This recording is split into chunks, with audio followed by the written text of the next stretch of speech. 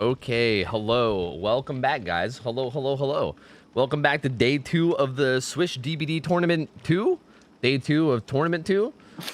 Bit confusing, but you know, it's cool. It's cool. So we're back again. I'm joined with Ralph and Justin as usual. We're all good in here this time around. Also, we're starting stream now. Oh, also, we're on a 20-minute delay now. 20-minute delay. So I'm gonna be trying my best to make sure that everything is like, you know, set up properly. Me and Swish are gonna be working, but if something does end up going wrong, like if Ralph is muted or something, I know he's not right now, but if Ralph ends up being muted or something and we don't fix it, 20 minutes. You know, 20 minutes you guys are gonna have to wait. So hopefully nothing goes wrong. I think it'll be okay. But we're here. We're ready for day 2. If you guys missed day 1, it's already up on YouTube. But we did 5 of the matches of the first bracket. You know, I might as well give you guys some information while we're waiting. So here's the bracket. We've already done the first 5 matches of the winner side. So those guys moved down to the losers bracket. This is a double elimination tournament. So the so we've already done 5 matches. We're finishing the last 3 of the winners bracket. And then we're also doing 2 out of the 4 matches of the loser bracket today. That's what's on the schedule. I can just show you the schedule. Bam. This is what we're doing. So we're doing 3 winners and then 2 losers brackets. Just to explain the format of the tournament quickly before this match starts, if you guys maybe haven't seen it or if you guys like want a little bit more clarification, we do have like this information as far as like a setup. It's basically 16 teams. It's double elimination. Essentially, what happens is that each side picks a killer, and then that team plays that killer against the other team's survivors, and then they flip flop, and then they do it the other way around, right? And then you get points based on your performance. Killers get points per hook states as well as deaths. And the first hook state on each survivor is worth an extra point. It's worth 3 points as opposed to every other one, which is 2. Also, survivors get points for doing generators as well as escaping survivors based on how many health states they have left. So, for instance, a survivor that has never been hooked is worth more points escaping than a survivor that has been hooked twice. So, it's kind of an interesting scoring system. There's a lot of strategy that goes into play from the survivor and killer side as far as like how to get the most maximum amount of points based on like who to go after, who to not go after, and everything. And you guys will hear us probably clarifying it more in game whenever we talk about like who they're targeting and why. As far as the killer selection goes, we'll cover that real quick as well. Basically, there's 3 pools of killers. Pool 1 is like mostly like the S tiers, as you can probably tell. Pool 2 and 3 are kind of a mix of like you know, still strong killers, but not like amazing. Essentially, the way that this works is teams have to play either 5 or 6 matches, depending on whether they go to the losers bracket or not. And you can only choose 2 killers from each pool. So essentially, a quick way to sum this up in a way that makes sense as to why we're doing this is it makes the picks interesting, right? All the S tier killers are in pool 1, and you can only use them twice until the finals. So you kind of have to tactically decide when to use them. For instance, you can see right now in this first match we have the picks up right now. Eternity is picking Blight, and Aberration is picking Billy. So Eternity is actually going with one of their S tier killers in this first round, which is actually interesting because we haven't seen that out of any team yet. Every team that we've seen so far today, or so far last week, was using a pull 2 or pull 3 killer for round 1. This is the first S tier killer we're seeing in round 1, which is really interesting because again, that makes it so that they only have one more round that they can bust out an S tier killer at any point in the tournament, right? Like they can't continue to pick from that pool for the rest of the tournament. At some point, they're gonna have to start picking out a pull 2 and pull 3. So it's kind of an interesting like little mind game of like when do you bust out your good killers, when do you use your kind of like weaker killers, right? And I don't know, it's been really fucking interesting to see. And these are the killers we have for the first match. The first match we have today is Eternity versus Aberration, and I'm excited. We actually have a lot of strong killers scheduled to play today, and it's really fucking exciting, man. Really, really heckin' excited. It looks like we're almost getting into game already, so I think that's probably good. God bless. God bless, dude. Schedule moving right along. Justin, do you have anything to say about these teams? Like, do you have anything? I think Eternity is a pretty well-known team, right? If I'm not mistaken. Yeah, we're loading in right now, but really quickly, Eternity is a pretty veteran team. They've won a few tournaments. Spanish team. This is the team that's going to bring El Hugo, if you guys remember from. El Hugo, yeah. His name. So we might see some. We might see some juicer plays from the Survivor team that we're about to see. Looks like Aberration is going to be playing Hillbilly on Sheltered Woods first. They're actually a console team, our only console team that we have in this tournament, and they've been they're a newer team, but they've been around for a little bit, and they've got some experienced players. So. Excited to see this first matchup of the day. Dude, yeah, I'm fucking stoked about it. I am stoked about it as well. Okay, I didn't know these were the juicers. Yeah, these are the El Hugo. See, it's a bit confusing because they're okay. There's a team in this tournament called Eternity, and then there's one called what's the other one? Yeah, Eternal. There's Eternal and Eternity. So I was actually racking my brain the other day, and I was like, wait, which one were the Spanish juicers again? I was trying to remember. I knew one of them was the Spanish juicers. I just couldn't remember exactly which one. But yeah, so but like it is Eternity, right? So like we're not wrong about that. Yes, this is El Hugo, and you know these guys, they're all veterans and they love practicing 1v1s and all that stuff. So they're all going to be very good in chase, and they're pretty formidable team here. So yeah. Surprised if they don't perform pretty well here. Cool, that's really exciting. Also, again, we have perks revealed this time around because of the 20-minute delay, which is awesome, dude. Again, we have a Billy. If these guys are really El Hugo gamers, they're going to be probably experienced against a Billy player, so it really shouldn't be a problem. But hey, we can talk about his build, dude. We can talk about his build. Thank God. Bamboozle, which we're already going to see right now. He's got No Way Out, No Ed, as well as Corrupt Intervention. So, I mean, I think that's like a pretty standard stuff type of a build. I was gonna cycle through the survivors, but like we're already kind of in there. I thought maybe we'd have a second. I guess I should have known better against Billy, but we're already kind of in there. And he's already in there too. It's normal add-ons. This is the expected add-ons, Yeah. These are like this is definitely pretty standard. It's just Doom Engravings, Low Pro Chains, which are just really good add-ons. That was a really good prediction on that double vault, by the way. That was actually really solid. He takes CM one hit before he could throw the pallet. Kind of interesting they chainsawed to the side there. I guess he was just trying to break line of sight to like keep him guessing. Yeah. But the Adam just leaves. He's just like, fuck this, and he just leaves, which is probably the smart play. Get to a tile that actually has more LOS. And this pallet is not extremely safe, especially with low pro chains. But even without low pro chains, it's not extremely safe. Yeah, that's not. That's tough. That was really good Billy. That was really good Billy play there. You can kind of like just zone him, and no matter what he does, like if he vaults the pallet, you can chainsaw into it and then hit him with low pro. If he doesn't, you can go for a play like that. That's a very Billy is very in control in that situation. Something I've realized from casting these games is how fucking crazy low pro chains is, man. Like, low pro chains really opens up so many more plays for you, dude. Like, you could really just zone out so much, especially if a survivor's injured. Like, that situation would have not been nearly as bad without low pro. But, like, low pro just makes it nuts good for Billy. True. I agree. Yeah, we talked about this last week in the Billy matchup, that Shelter Woods is such a strong map for Billy, especially with low pro chains. You can kind of just use that to zone survivors with the threat of being able to saw through the pallet. As you see here, like there's a lot of space in between the filler pallets and the jungle gym tiles, so it makes it a little bit more tricky for survivors to navigate around. Yep. He is going after the Adam. I want to do a quick. Oh god, I maybe shouldn't have done it right now. He doesn't have DS. He's not the DS survivor, so that's really important to know.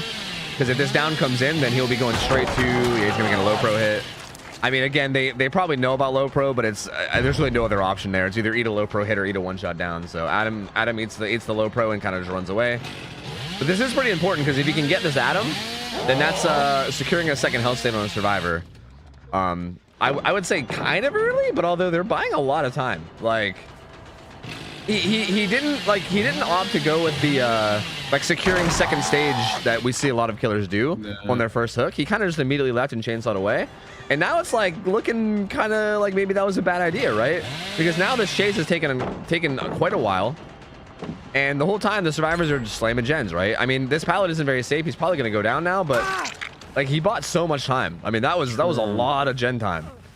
I wonder, I guess I wasn't paying enough attention. Did he just immediately get into see an opportunity to get into another chase like immediately after hooking, or what happened? No, he chainsawed across the map to like another gen to like check on it, basically. Yeah. And I'll tell you, like already we're seeing a difference in between the first week and this week's matchups for Billy, right? Last week we didn't see the bamboozle picks really from Billy, and this week we are, but he hasn't really gotten any value out of that. Last week we saw Deadlock, which may have ended up actually buying a lot more time for those who ended up playing Billy.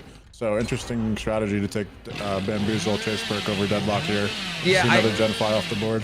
I feel like that kind of goes into his strategy as well, right? Like I think the idea behind taking Bamboos over Deadlock, like I feel like you slap on Deadlock if you're okay with just sitting there and watching someone go to struggle, because it buys you more time when you do that, right? Whereas I feel like Bamboozle is more of like a, hey, I'm cool with not doing that. I'm cool with just getting in there and chasing people because I'm running an extra chase perk. Like I can probably get downs faster. Again, unfortunately, we didn't see it happen here. Like unfortunately, the dude played pallets. He played them well. He played them smart. Like I mean, Bamboozle didn't really come into play very much, and Deadlock would have come into play. So I think it was just kind of like a different idea as far as strategy goes, and it just kind of happened to not play the way that he maybe might have expected. Although he did sit here and secure this kill, and 2 of the survivors were kind of setting up for this. So that was a lot of wasted time from the survivor side. I mean, they probably have a 3rd survivor on a gen already, but that, I mean, he at least got some time there. He can maybe still make a play happen. He might try to curve this afterwards. Doesn't quite get it though. Interesting that they were both over there with like how little time the gamer had left on the hook. Yeah. That they both chose to show themselves and come out. That was a lot of information that he had there. He actually made a small mistake there. He should have recognized that that pallet was already gone. He probably would have had a quicker down. Yeah, I was just thinking that. Yeah, but his Noah does get activated. It comes into play. He only has 1 stack of No Way Out though. They haven't activated it yet. So if he can hurry up and hook her, he can get a 2nd stack. Oh, he got it. He got the 2nd stack. Sure. Yeah. Okay. 2 stacks of No Way Out. That's gonna make the gates what, 36 seconds? Or they're blocked for 36 seconds, which is solid. There it goes. It activates. That also gives him information as to where they are. Not really 100% where his no-ed totem is. Like, I haven't seen it, but he did find a meg here. Next to the person he's got on hook. Oh, they just unhooked too. He has bamboozle, but I don't really like bamboozling LT walls. I mean, I don't know, man. I guess if anything, I would probably bamboozle T wall, not the L wall. But either way, he gets it, and then she ends up getting to a jungle gym. Like, I feel like that was in my opinion, that was a pretty rough misplay. Like, you kind of had her isolated at a TL wall. I feel like with no-ed, when someone's isolated at an LT wall like that, you should be able to squeeze out an M1. Like, that's not a very safe tile. He kind of like bamboozled the window the wrong way, like, you know, like into like giving her the space to go to the next tile and get to a safe pallet. But it's okay. I mean, he did come back to defend no-ed. He found the Claudette again, who was the person on the hook. She does have decisive strike though, although it's going to be running out relatively soon, so that probably won't end up actually doing anything. Should be a free now on Meg. Yeah, he definitely needs to prioritize the Meg and David right now since they're worth the most points. They haven't been hooked yet. Yep. We did talk about this earlier. Oh, there goes no-ed. Oh, that hurts my soul. Yeah. And now, and Claudette's also up now, so this is looking a little rough. I imagine that gate down across the map is probably going to be being worked on, and it's just a matter of Meg being able to basically slowly kite her way down there while not getting chainsawed. Oh, I thought he was going to hit her with a dancer. Interesting that he's not really going for it. I mean, he went for the safe low pro hit. Oh my god. Oh my god, that had spawn though. Oh, like right in between them, dude. That's unfortunate. Hey, I think he's actually gonna get the Meg here though. He's actually gonna get her for sure. Yeah, which is gonna be a lot. That's gonna give him what, 7 health states total?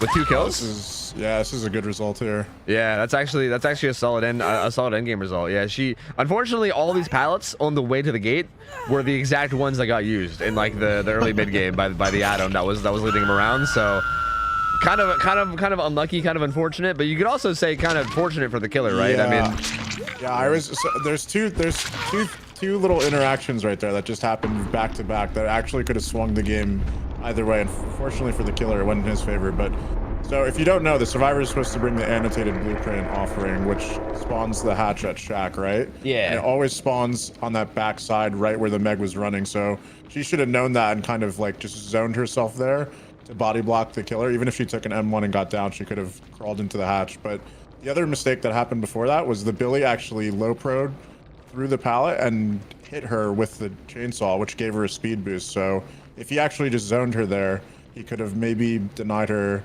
from getting to the hatch so quickly. And I mean, it was a pretty close play. Fortunately for the killer, he got there before she did, but those are the kind of little intricate things you got to watch out for. Yeah, like that is kind of interesting. It was actually a big misplay from both of them. I actually forgot about the hatch being at Shack. Like, is that for every map, or is that just for some of them? I'm pretty sure it's for every single killer in map. We're having the survivors bring the annotated blueprint and the killers bring the bloodied blueprint for basement and hatch. So yeah, like kind of an RNG factor. Yeah. I imagine it's good for like eliminating RNG. So yeah, that's interesting. They actually both misplayed that then. I didn't even realize either because I kind of forgot about it. But yeah, they kind of both gave each other space at hatch, and then the killer ended up just being in the right place at the right time for it. But yeah, it's interesting. you can say from either side, I mean, like the survivor probably could have like gotten out and got like secured a lot more points, but overall, honestly, pretty decent result. I'd say decently solid. I mean, 7 kills, or sorry, 7 kills. Yeah, he killed 7 survivors. 7 hook states, 2 kills. Not too bad. None too shabby, I'd say. So, what killer do we have up next? Did I already forget? Is it Blight? Yes. Oh. Eternity will be playing Blight, and I believe it'll probably be Yvonne, who I think he's been playing Blight in a couple of tournaments recently, so he should be pretty warmed up on him. And Blight's going to be played on Gas Heaven, if you guys have any thoughts on that. That's interesting. Gas Heaven, huh? Yeah. Huh. Like, what is... Okay, is that... Like, is that a weaker map on purpose? Like, I thought maybe like Azeroth's would be better than. So, here's the. So first of all, I think they're just in comp. We want a little bit of diversity, right? And generally speaking, you want killers on harder map. Better killers on harder maps. So, Nurse, for instance, right? She's usually played on Groaning Storehouse. It's a bigger map, more distance to cover, but she's obviously a stronger killer. So she'll make up for it with her mobility and her, chase potential, right? Same thing with Blight. He's got the ultimate mobility in the game, better than almost any other killer, and his, downing potential is super, super high. Gas Heaven is a really, really big map, and if the survivors split up enough and the chase is long enough, I mean, I think we saw Billy play it on that map last time, and I think it was like very track disco. Had one bad chase against GPU at the start, and like 3 or 4 gens flew because it's so hard to cover the entire distance of the map. So you kind of the thought process, or what you want to have in terms of balancing, is those stronger killers that can cover more ground on the bigger maps. And it's not an easy killer map, that's for sure, just because of its sheer size. But it's a pretty balanced overall map. The one thing that you got to watch out for is that middle RNG. You can get a hill or something, and it takes a lot of those filler pallets in the middle of the map away. But overall, I think this is it's a pretty good Blight map, considering he's got a lot of space to work with and he's got that mobility. True. Like, I do think something that's good to say, or something that I think I want to say about bigger maps too. Like, I feel like bigger maps are usually just like automatically associated with being hard for killer. Which again, I think there's like truth behind. But again, Blight is someone that has insane mobility, so he kind of gets around that in a somewhat of a way. And I think people sometimes forget that big maps can also be hard for survivors too, right? Like, survivors also have travel time, right? Like, for instance, say like 2 downs happen on like one side of the map and the other 2 survivors on the other side of the map. That puts them in a really weird situation where they have to hike across the entire map, and it takes them a while too, right? Like, they also have travel time, So I don't know. It's kind of a double-edged sword in that way. And because Blight has such good mobility, you can say that he negates the size of the map while the survivors don't. So I can kind of maybe honestly see why Blight on a big map could be okay, right? Yeah. I still think that Gas Heaven is definitely still like a harder big map, but I mean, I don't know. We'll see how it goes. We'll see how it goes. I think if anybody could do well on it, it definitely would be Blight. Yeah, I agree. He makes up for it with his mobility, but it's just extremely punishing whenever he fails, which is fair because it is Blight, and he does have a even like messing up once. It's not like it's like completely game over for him regardless. Yeah. Do we have like a list of like banned add-ons, or like do you have an idea of like what he's gonna run? I'm assuming I'm assuming things like Alchemist Ring are probably not allowed, right? Yeah, we didn't even mention that for the Billy game, even though we had a Billy game last year. I think this is our first Blight game, but it should be noted. No ultra rare add-ons. Some, like, in my opinion, literally the strongest add-ons in the game. Compound 33 and Eerie Tag are unbelievably strong. And then Alchemist Ring is also banned, but everything else is open to him. Interesting. So okay, so you'll either see the double speed combo of Blighted Crow and Blighted Rat, or Compound 21 maybe if killers prefer the aura reading. Yeah, that seems pretty likely. I mean, speed is definitely going to be involved. Like, there's definitely going to be Blighted Crow. I don't have a single doubt in my mind.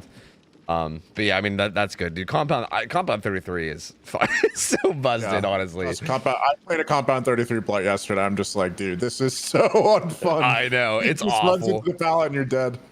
But another thing worth noting, actually, but other than add-ons, is perks.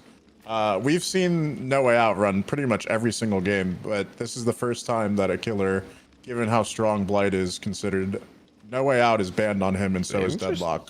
Interesting, so, kind of forced into a position to run a little bit of a different build here. If I was, guessing, I'd say perks like Thanatophobia, perks like, you know, Ruin Pop Undying, you're going to see a lot more of that gen slowdown stall kind of build rather than the end game make up your stages in the late game sort of build that we've been seeing on all these other killers. Yeah, that's interesting. I feel like it's pretty likely to see something like Ruin Undying then at that point, which is kind of cool.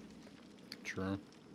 This is okay. Something I'm like, again, like this is just me being a turbo nerd, but something I'm really interested in, again, and like I've been nerding out about this the whole day one too, is the fact that they picked, like one team picked Blight and one team picked Billy, right? The fact that there's like, I would argue an S tier killer versus like a non S tier killer, right? That's what has me so interested in this, right? Because like hypothetically, this killer should be at an advantage just in terms of like how strong the like killer character is. So I'm wondering if that's gonna be like a big deal here, like.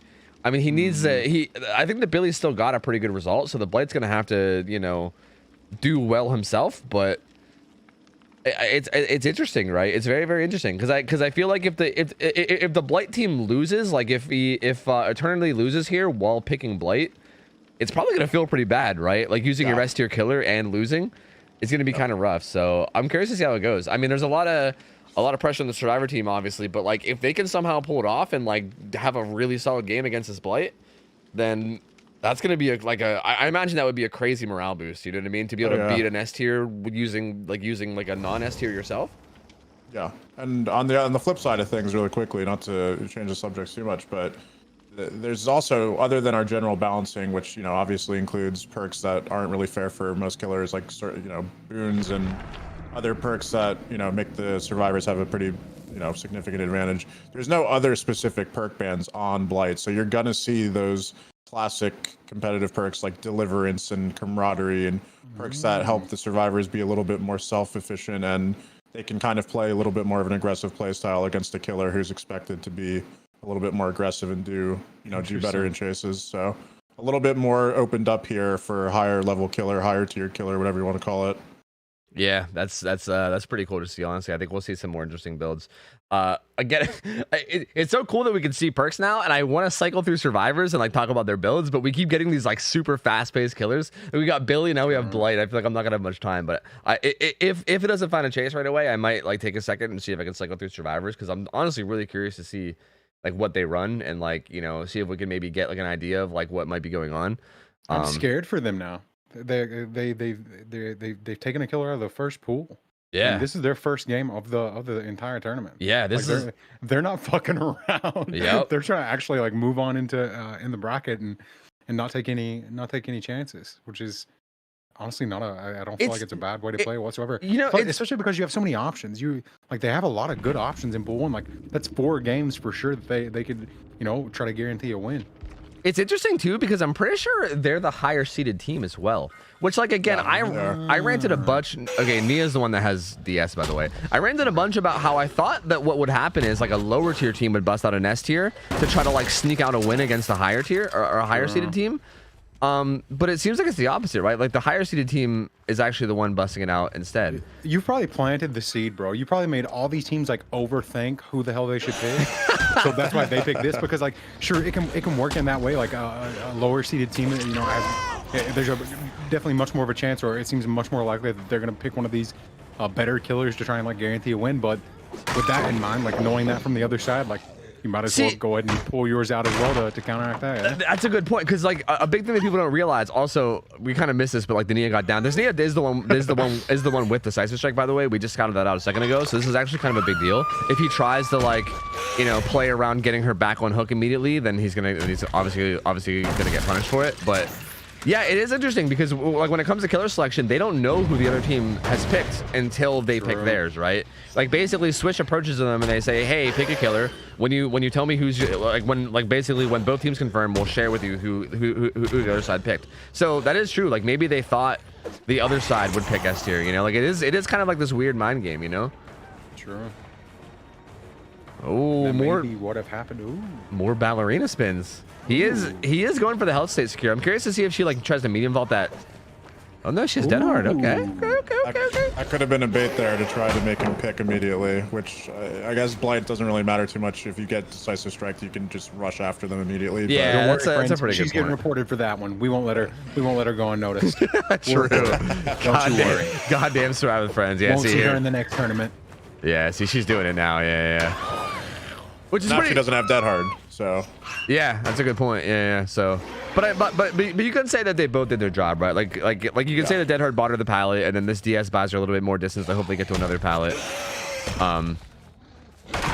Interesting that she decided to stay here. I mean, I guess there is a thrown pallet, so it's guaranteed at least a little bit of bot time. But I mean, she did come from another direction. Maybe there was no pallets over there, and I just didn't realize it. Also, I just want to say it's really interesting to see Thanatophobia in his build. That's really interesting. I didn't even notice that. Yeah, that's. Why? I mean, what happened? Why? I mean, we'll see. Like, maybe he'll be able to spread damage really well, but like when? Yeah, that's. I mean,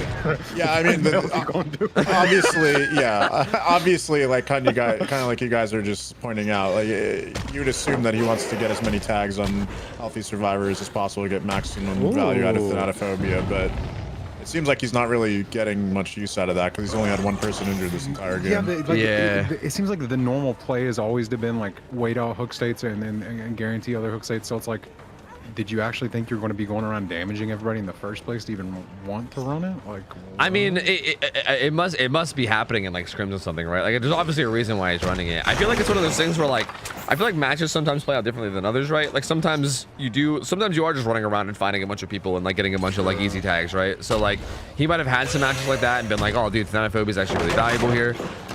Right? Like maybe people were staying injured against him and slamming gens, and he was like, wait, I can counteract this by running that. You know, like I'm sure it's probably something they ran into in practice and then maybe thought it was a great idea. But yeah, you're not wrong. It does seem like in most matches, it's like the opposite, right? It seems like most matches is kind of like this, where you're kind of like hard focused on one survivor, and then like you can't really spread damage without like, you know, giving up that pressure.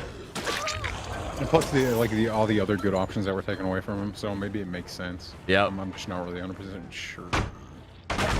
Yep. I mean, at this point, the Nia's on death hook, so like he basically just has to chase her down, essentially. And you know, like the teammates are coming in to take hits, which is good. Like basically trying to buy time, and like the longer she stays alive, and the longer it takes for well, someone drew that, but but the longer she was able to stay alive, the more gens they were able to get done. I mean, they're down to one left, so. True. That Thana pick is like, so what all was banned? Deadlock was banned on him. No Way Out's banned. Yeah, Deadlock, No Way Out, the standard combos of Bitter and Noed and Rancor and Noed. So I mean, interesting. I don't know. Like I said, like maybe Ruin Undying or something other than, you know, it just seems like the strategy hasn't been necessarily the best for the way it's played out so far. Yeah. Like even in scrims, I can imagine like coming to the conclusion that this is the play, but I don't. Maybe who? I'm not the one in the tournament. What? Again, like these guys, like they were doing practice and stuff. They were doing scrims. I'm sure I'm sure something probably was happened or something was talked about in the sense where they probably thought this was a good pick. Like I mean, and like matches of DbD play different, right? Like it's hard to like. I don't want to judge it based off just this one performance. Obviously, in this game, it looks silly, right? In this game, it looks stupid to run, but I'm assuming there's a reason. I don't think you'd slap on a strange perk like Thanatophobia just for no reason at all. I'm sure there was like matches where Thanatophobia would get insane amounts of value, and they were like, you know what? Like maybe we should try this. This is actually a really interesting situation because the last killer got seven hook stages and a kill, and right now there's someone in basement and he just got it down. He currently has 4 hook stages.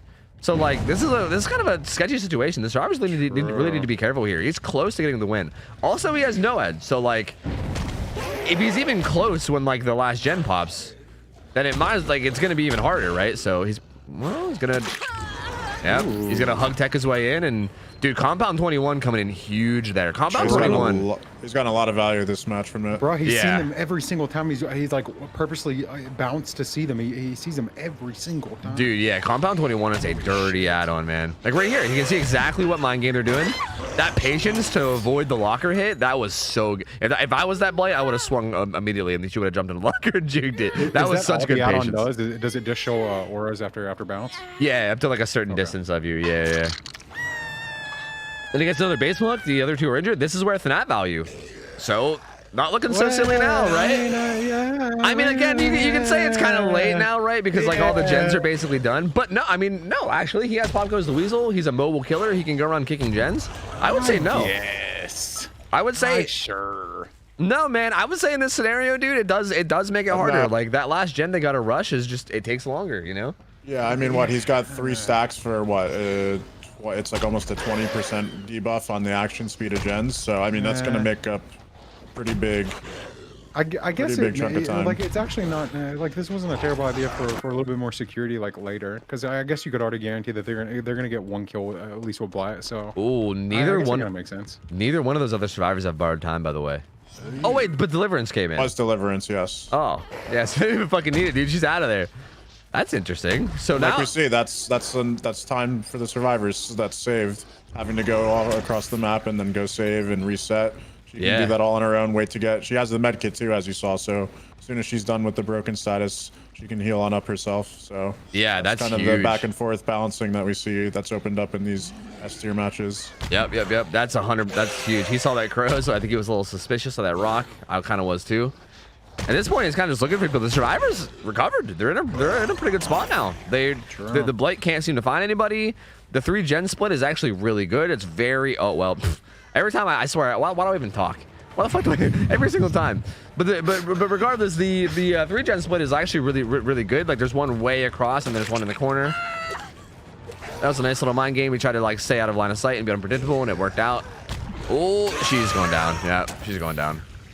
I'm gonna do a quick look. Oh, yep, the final gen's gonna be done. But see, this is where it gets tough. No one's gonna activate. Wait, this is kind of hairy, because if she dies, that's like if hypothetically if she dies and everyone else gets out, I think that's like a tied result, is it not? It's gonna be pretty close depending on how many they get out here. Yeah. Do we know where Noah'd spawned to? It looks like it's in that back corner over there, across the other side of the map. Yeah, pretty far away. Yeah, kind of like center map, but like on that side. Oh no! She tried to greed the pallet. I think that was one of those indecisive moments where she was like running past it and she was like, wait, I should probably throw this, and then she came back, and that's gonna hurt. That's gonna hurt a lot. That's not good.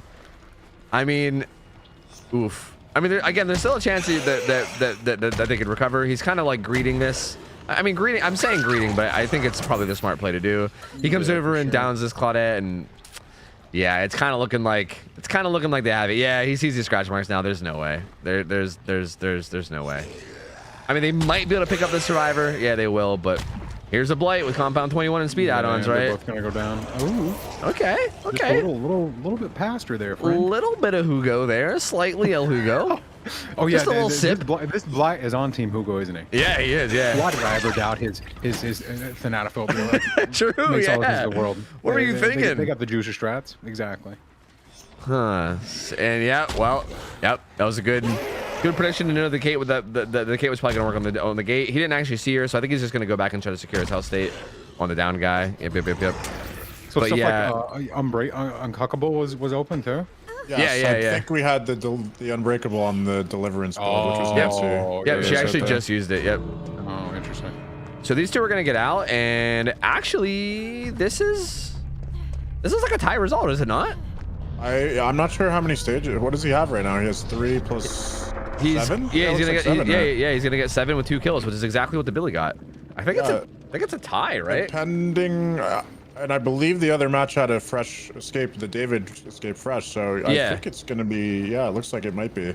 I think it's. Wait on confirmation of the score here, but it looks like it might be. Yeah. Wait, what happens when they tie? Oh God, I didn't think about this. Oh no, that's a good question. Actually, I don't even know. What is the procedure? Do we fucking rock paper scissors and just fucking? I don't like. What is this?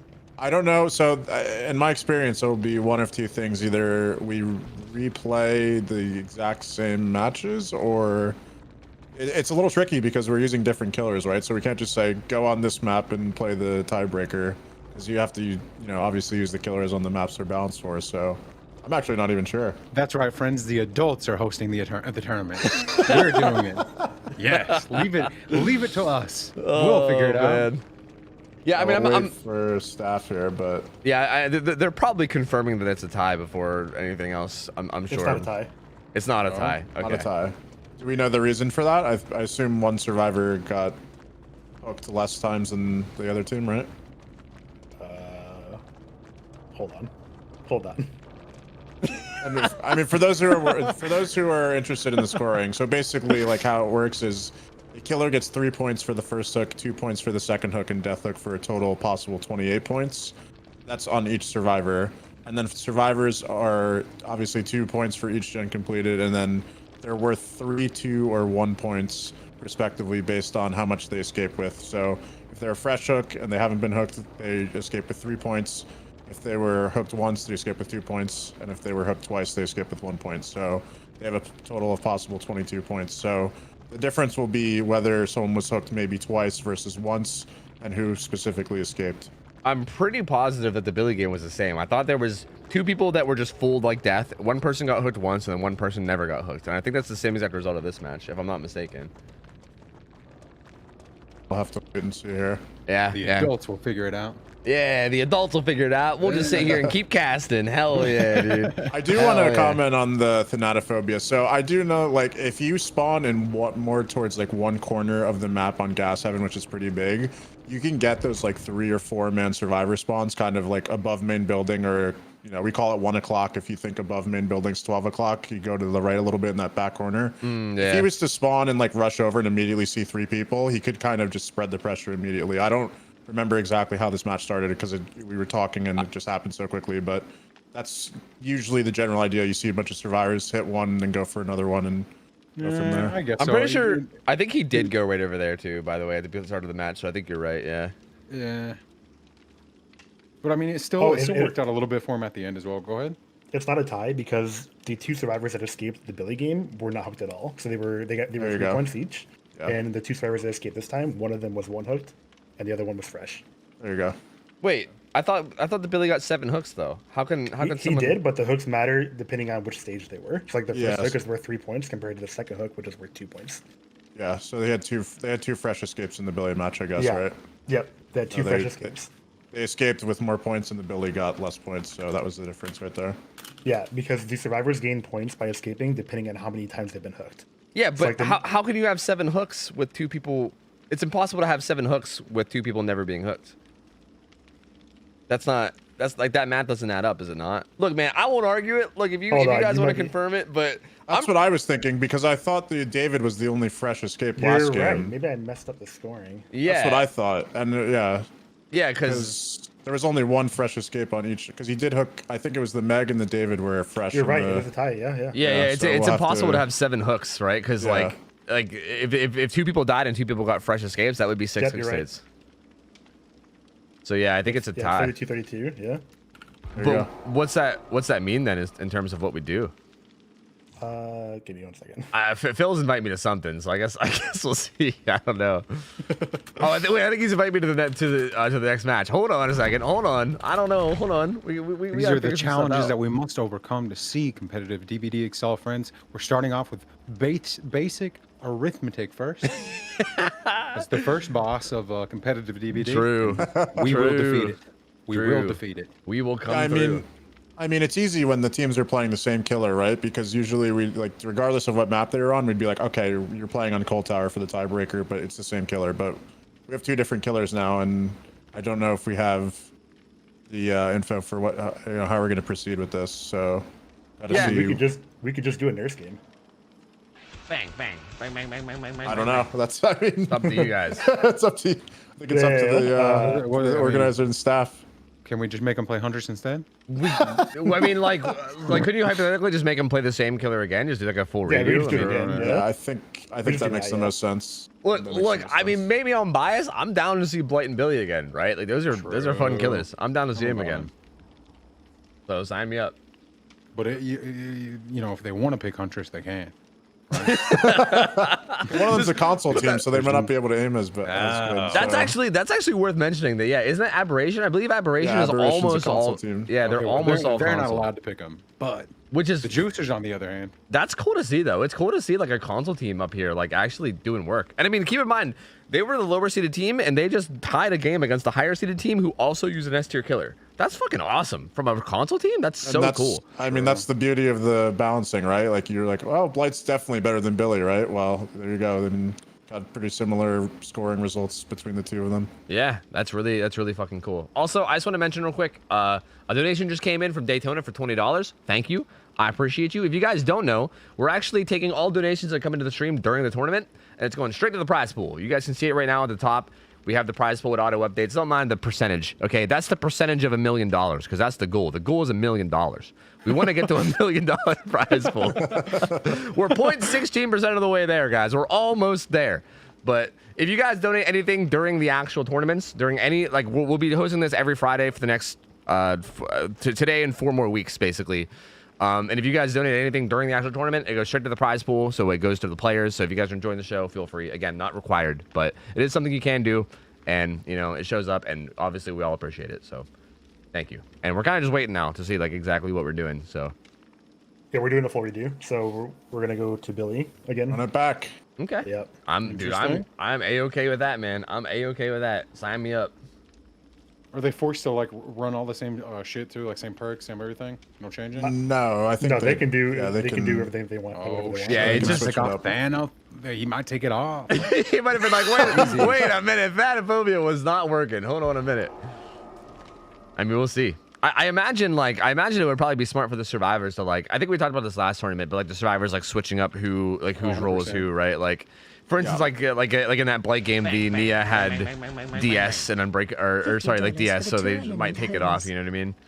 So or I you don't could know. do the reverse psychology and let everyone have the exact same build and make the killer think that they swapped. So True, a like little bit of mind games in there. Surely they wouldn't run the exact same thing, and then they actually do have the exact same thing.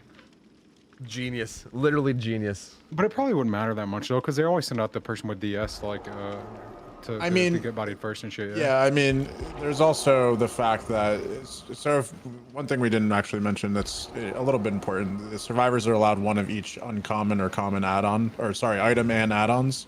So they're gonna have medkit, toolbox, flashlight, and actually they're not gonna have firecracker because there's a bug right now.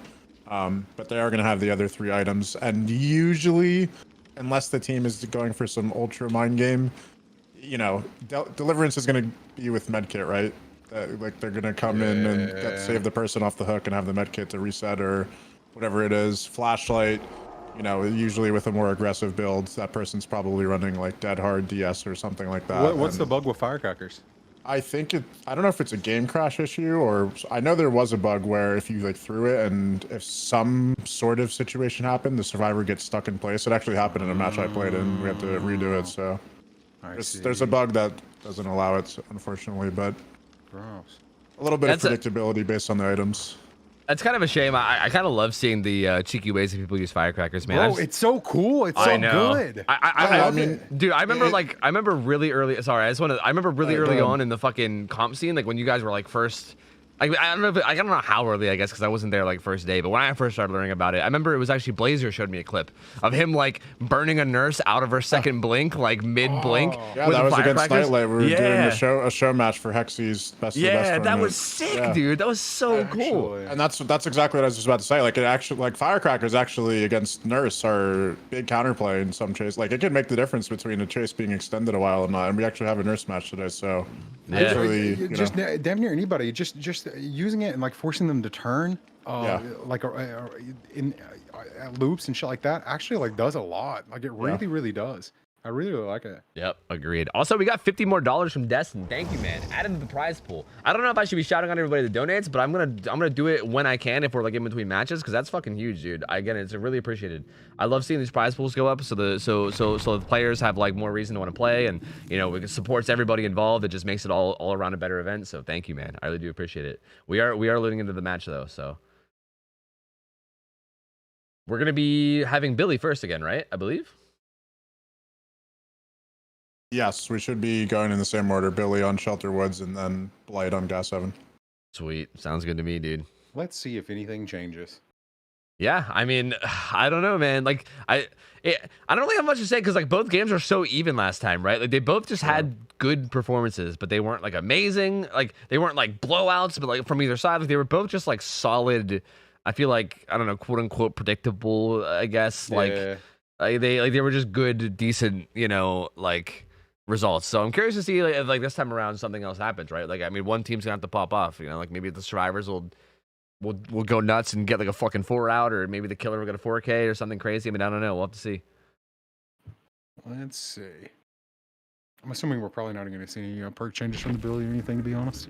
Yeah, I wouldn't bank on it. Maybe no bamboozle. Maybe. All right, we got Claudette with Decisive Strike. I think that's a pretty big one. Dude, some of these builds are interesting. Like fucking Totem Hunter over here with like Detective's Hunch and fucking, I believe that's Small Game. I don't even know if that's Small Game or Counter Force. They both look so similar. But yeah, builds the exact same build. Same add-ons, same exact everything. I mean, hey, it worked the first time. You know what I mean? So we'll see. See if we can find anybody anywhere. Oh, he finds Claudette. Again, there's the DS survivor, so this is actually kind of good, right? I wonder if was she like the only one on gens at the moment? No, the others, there was at least one other one on gens. I wonder if I was kind of wondering if that was a strategy that they use, where like maybe the only person to hop on gens right away is the DS survivor, and then once they get chased, everyone else is like, yeah. I mean, to be fair, he did leave her, and now he's chasing somebody else. So if that was their idea, he kind of just low-key countered it. So that's interesting. Like that probably is part of the idea. Yeah. It's obviously like purposeful that they want to get her caught first if anybody's gonna get caught doing it. It seems like it'd be pretty easy to basically force aggro in that way. Interestingly, he didn't. Low pro is so good. It really is, yeah. I find it interesting that he didn't really like go for a juke. He might have maybe he thought it might be one of those like he thought that they thought that they would go for a juke, so he didn't juke to try to. It was one of those like non-juke jukes, I think. But he kind of like deer in headlights that chainsaw. I'm gonna be honest. He does get some bamboozle value here though, but I imagine the survivor's just gonna use the pallet. But low pro could be a thing. Oh, he's gotta be careful. This is a dangerous side to loop. He can even put away the chainsaw and just. Yeah, I was gonna say like that's just not really a good side to loop at all. This pallet's gone. So he's just gonna go to the corner. Yeah. Down he goes, yeah. He's going to the corner. Yeah. And only gen done during this yeah. time. And Corrupt is still up. Corrupt is still running out. So like, I mean, Claudette's on a gen that's almost done. That's a different gen. So yeah, there's 2 more gens about to pop. So it looked like there was only 1 gen, but it's really gonna be like 3. But still, yeah, not a terrible start. It's still good information too. Yeah. He's heard the other gen pop, so it's at least two other survivors here he's aware of. And also, I didn't see the corrupt split, but most likely 3 of the last 4 gens are probably pretty close because of corrupt. Probably. I guess I didn't see exactly where. No, yeah, they are. Yeah, back in that corner. You see that right there? Yeah. That's a pretty that's a pretty decent like 3 gen to work with later on if he needs to. Stop him from committing to the save. See, this is kind of where like it been like he kind of tried to do the same play last time where he immediately left the hook and then like. You know, and like last time we were kind of talking about how it got punished a bit because they just got the unhook for free and then he kind of ended up chasing him around. This like here he did the same thing, but it like the timings were like a little bit better. You can maybe say the timings were better, or maybe he was just lucky because the survivors weren't directly well. Yeah, it's kind of both. Actually, he saw it on the gen, then the other gen popped, so he at least knew where 2 were. Yeah. It was pretty unlikely that 3rd one would just be around that hook already. I mean, I guess they could have, but I think it just worked out in his favor this time, and he could actually do that properly. Yeah, I agree. I think a lot of it was the information about the gens popping. Yeah. He gets the guy that this is not the one that was on the hook, so this is a fresh hook, which again, fresh hooks are worth more. So this is worth more than downing the Atom again. But obviously there's the benefit of like if he gets the Atom again, he gets him closer to being out of the match entirely.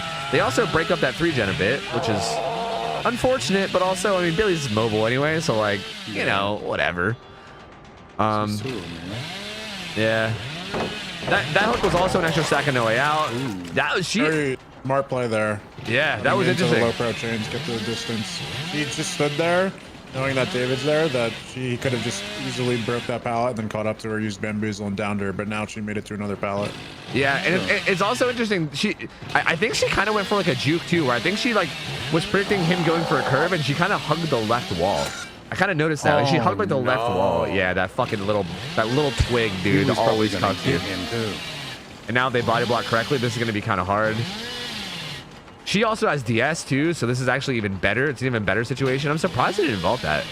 Yeah, there he goes. Sure. Like even here, like once if he downs her, he's not gonna be able to pick her up without getting DS'd. He probably doesn't know that. He's gonna go for it, and he's gonna get DS'd, which is very unfortunate.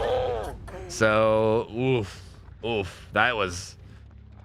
I would say that was unlucky for him, but also very good play from the survivor side. I mean, that was the perfect survivor to be able to take advantage of that and like kind of, you know, get in the way and get that David out.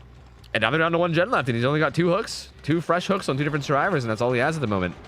He does have 2 sacks to no way out and no ed though. True. Where are the other legends over there? Let's see. Yeah, this sucks for him. Yeah, this is But, definitely he's a bit not in rough. the worst position because he's Billy, but Yep, and he still does have his endgame perks that can exactly. that can help him as well. Like it's, I mean, trying to play the LT wall here, he ends up bamboozling it. He probably, oh, that was tricky.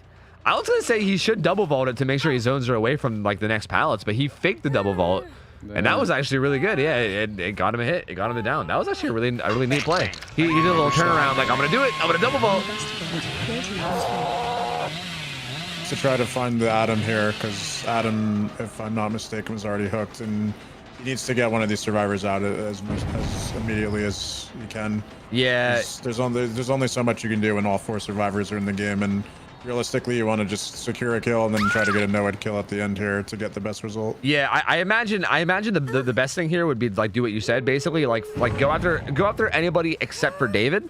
Yeah. But now that we're in the end game, I would be looking for David. I'd be looking for that. I'd be looking for that fresh hook. Yeah, you have no end. If you find a David now, it's a fresh hook. You can most likely secure it.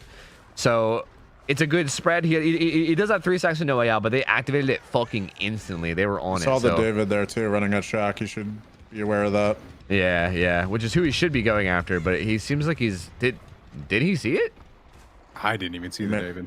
Yeah, I saw his white shirt running across the left side of the screen there at Shack. Yeah, I don't know if you noticed that. Yeah, he might not have seen it. I imagine if he saw it, he would have been there. Like it's odd that he's not. Like that was like the perfect target for him to go after.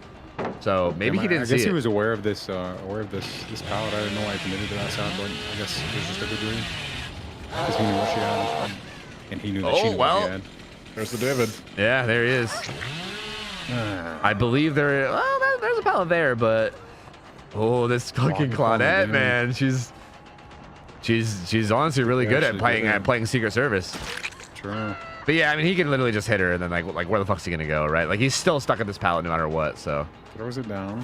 Oh, man. That seemed really unnecessarily risky for me. El Dorito. Yeah, that like why? Like I'm not sure.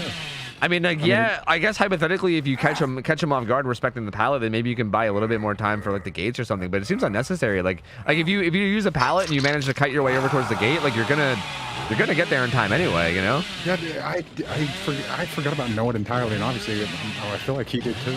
Because there's no reason to risk that there whatsoever. Like I forgot about Noah. There's no way they forgot about Noah, dude. There ain't no way. That's such a gate. I don't think they would have forgot. But like, what did you expect him to not have one with Noah? Yeah, I don't know. I mean, hey, that was close to the last result, but a little different. He got a 1K, and everybody at least had one hook stage. I think he got a 1K with 7 hook stages that game. So it was like the same amount of hook stages, but a 1K instead of a 2K. But he did spread the hook stages really, really well. So honestly, pretty good. Honestly, like, and again, with the way the scoring system works, that first hook stage on every survivor is worth a little bit more. It's worth 3 as opposed to 2. So him actually spreading and getting 1 hook stage on every survivor is really good as far as points go. So that seems like a very solid result to me. I mean, that seems very, very good. True. So we'll have to see you. Concerned. Yeah, it's again. It seems like the exact. I'm concerned about another tie at this point, man. That was close. that was really close. I mean, that was a really close result to the last match we had. So, if the Blight ends up doing the same thing, if he also has just like a close, decent result, then I don't know. I don't know, man. I feel like the Blight's probably gonna take it here. Yeah. Number 1, just because he's Blight, and number 2, especially now that they're like warmed up, it's kind of like nice that they tied. Like I wouldn't have been upset at all. Yeah. First game nerves, first game of the tournament nerves, get all that out of the way, get more comfortable, get to play another game.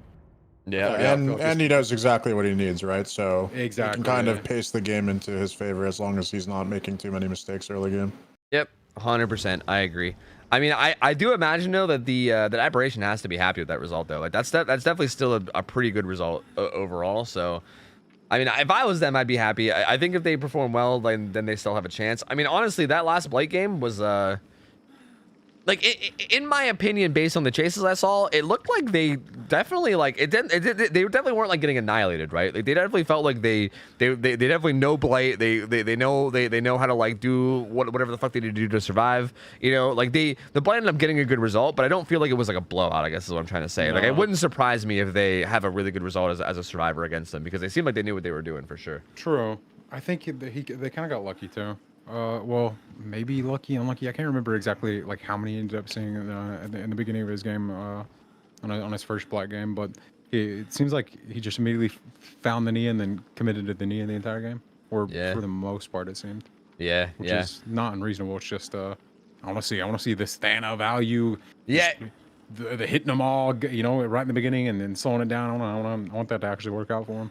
Yeah, it definitely was like not the strategy that you expected to see with his build, that's for sure. So I'm curious to see if like the build is different or if maybe the match plays differently. Like I feel like something needs to be different there because that definitely was a little bit weird. Like it didn't really make much sense. It didn't really go the way I expected it to.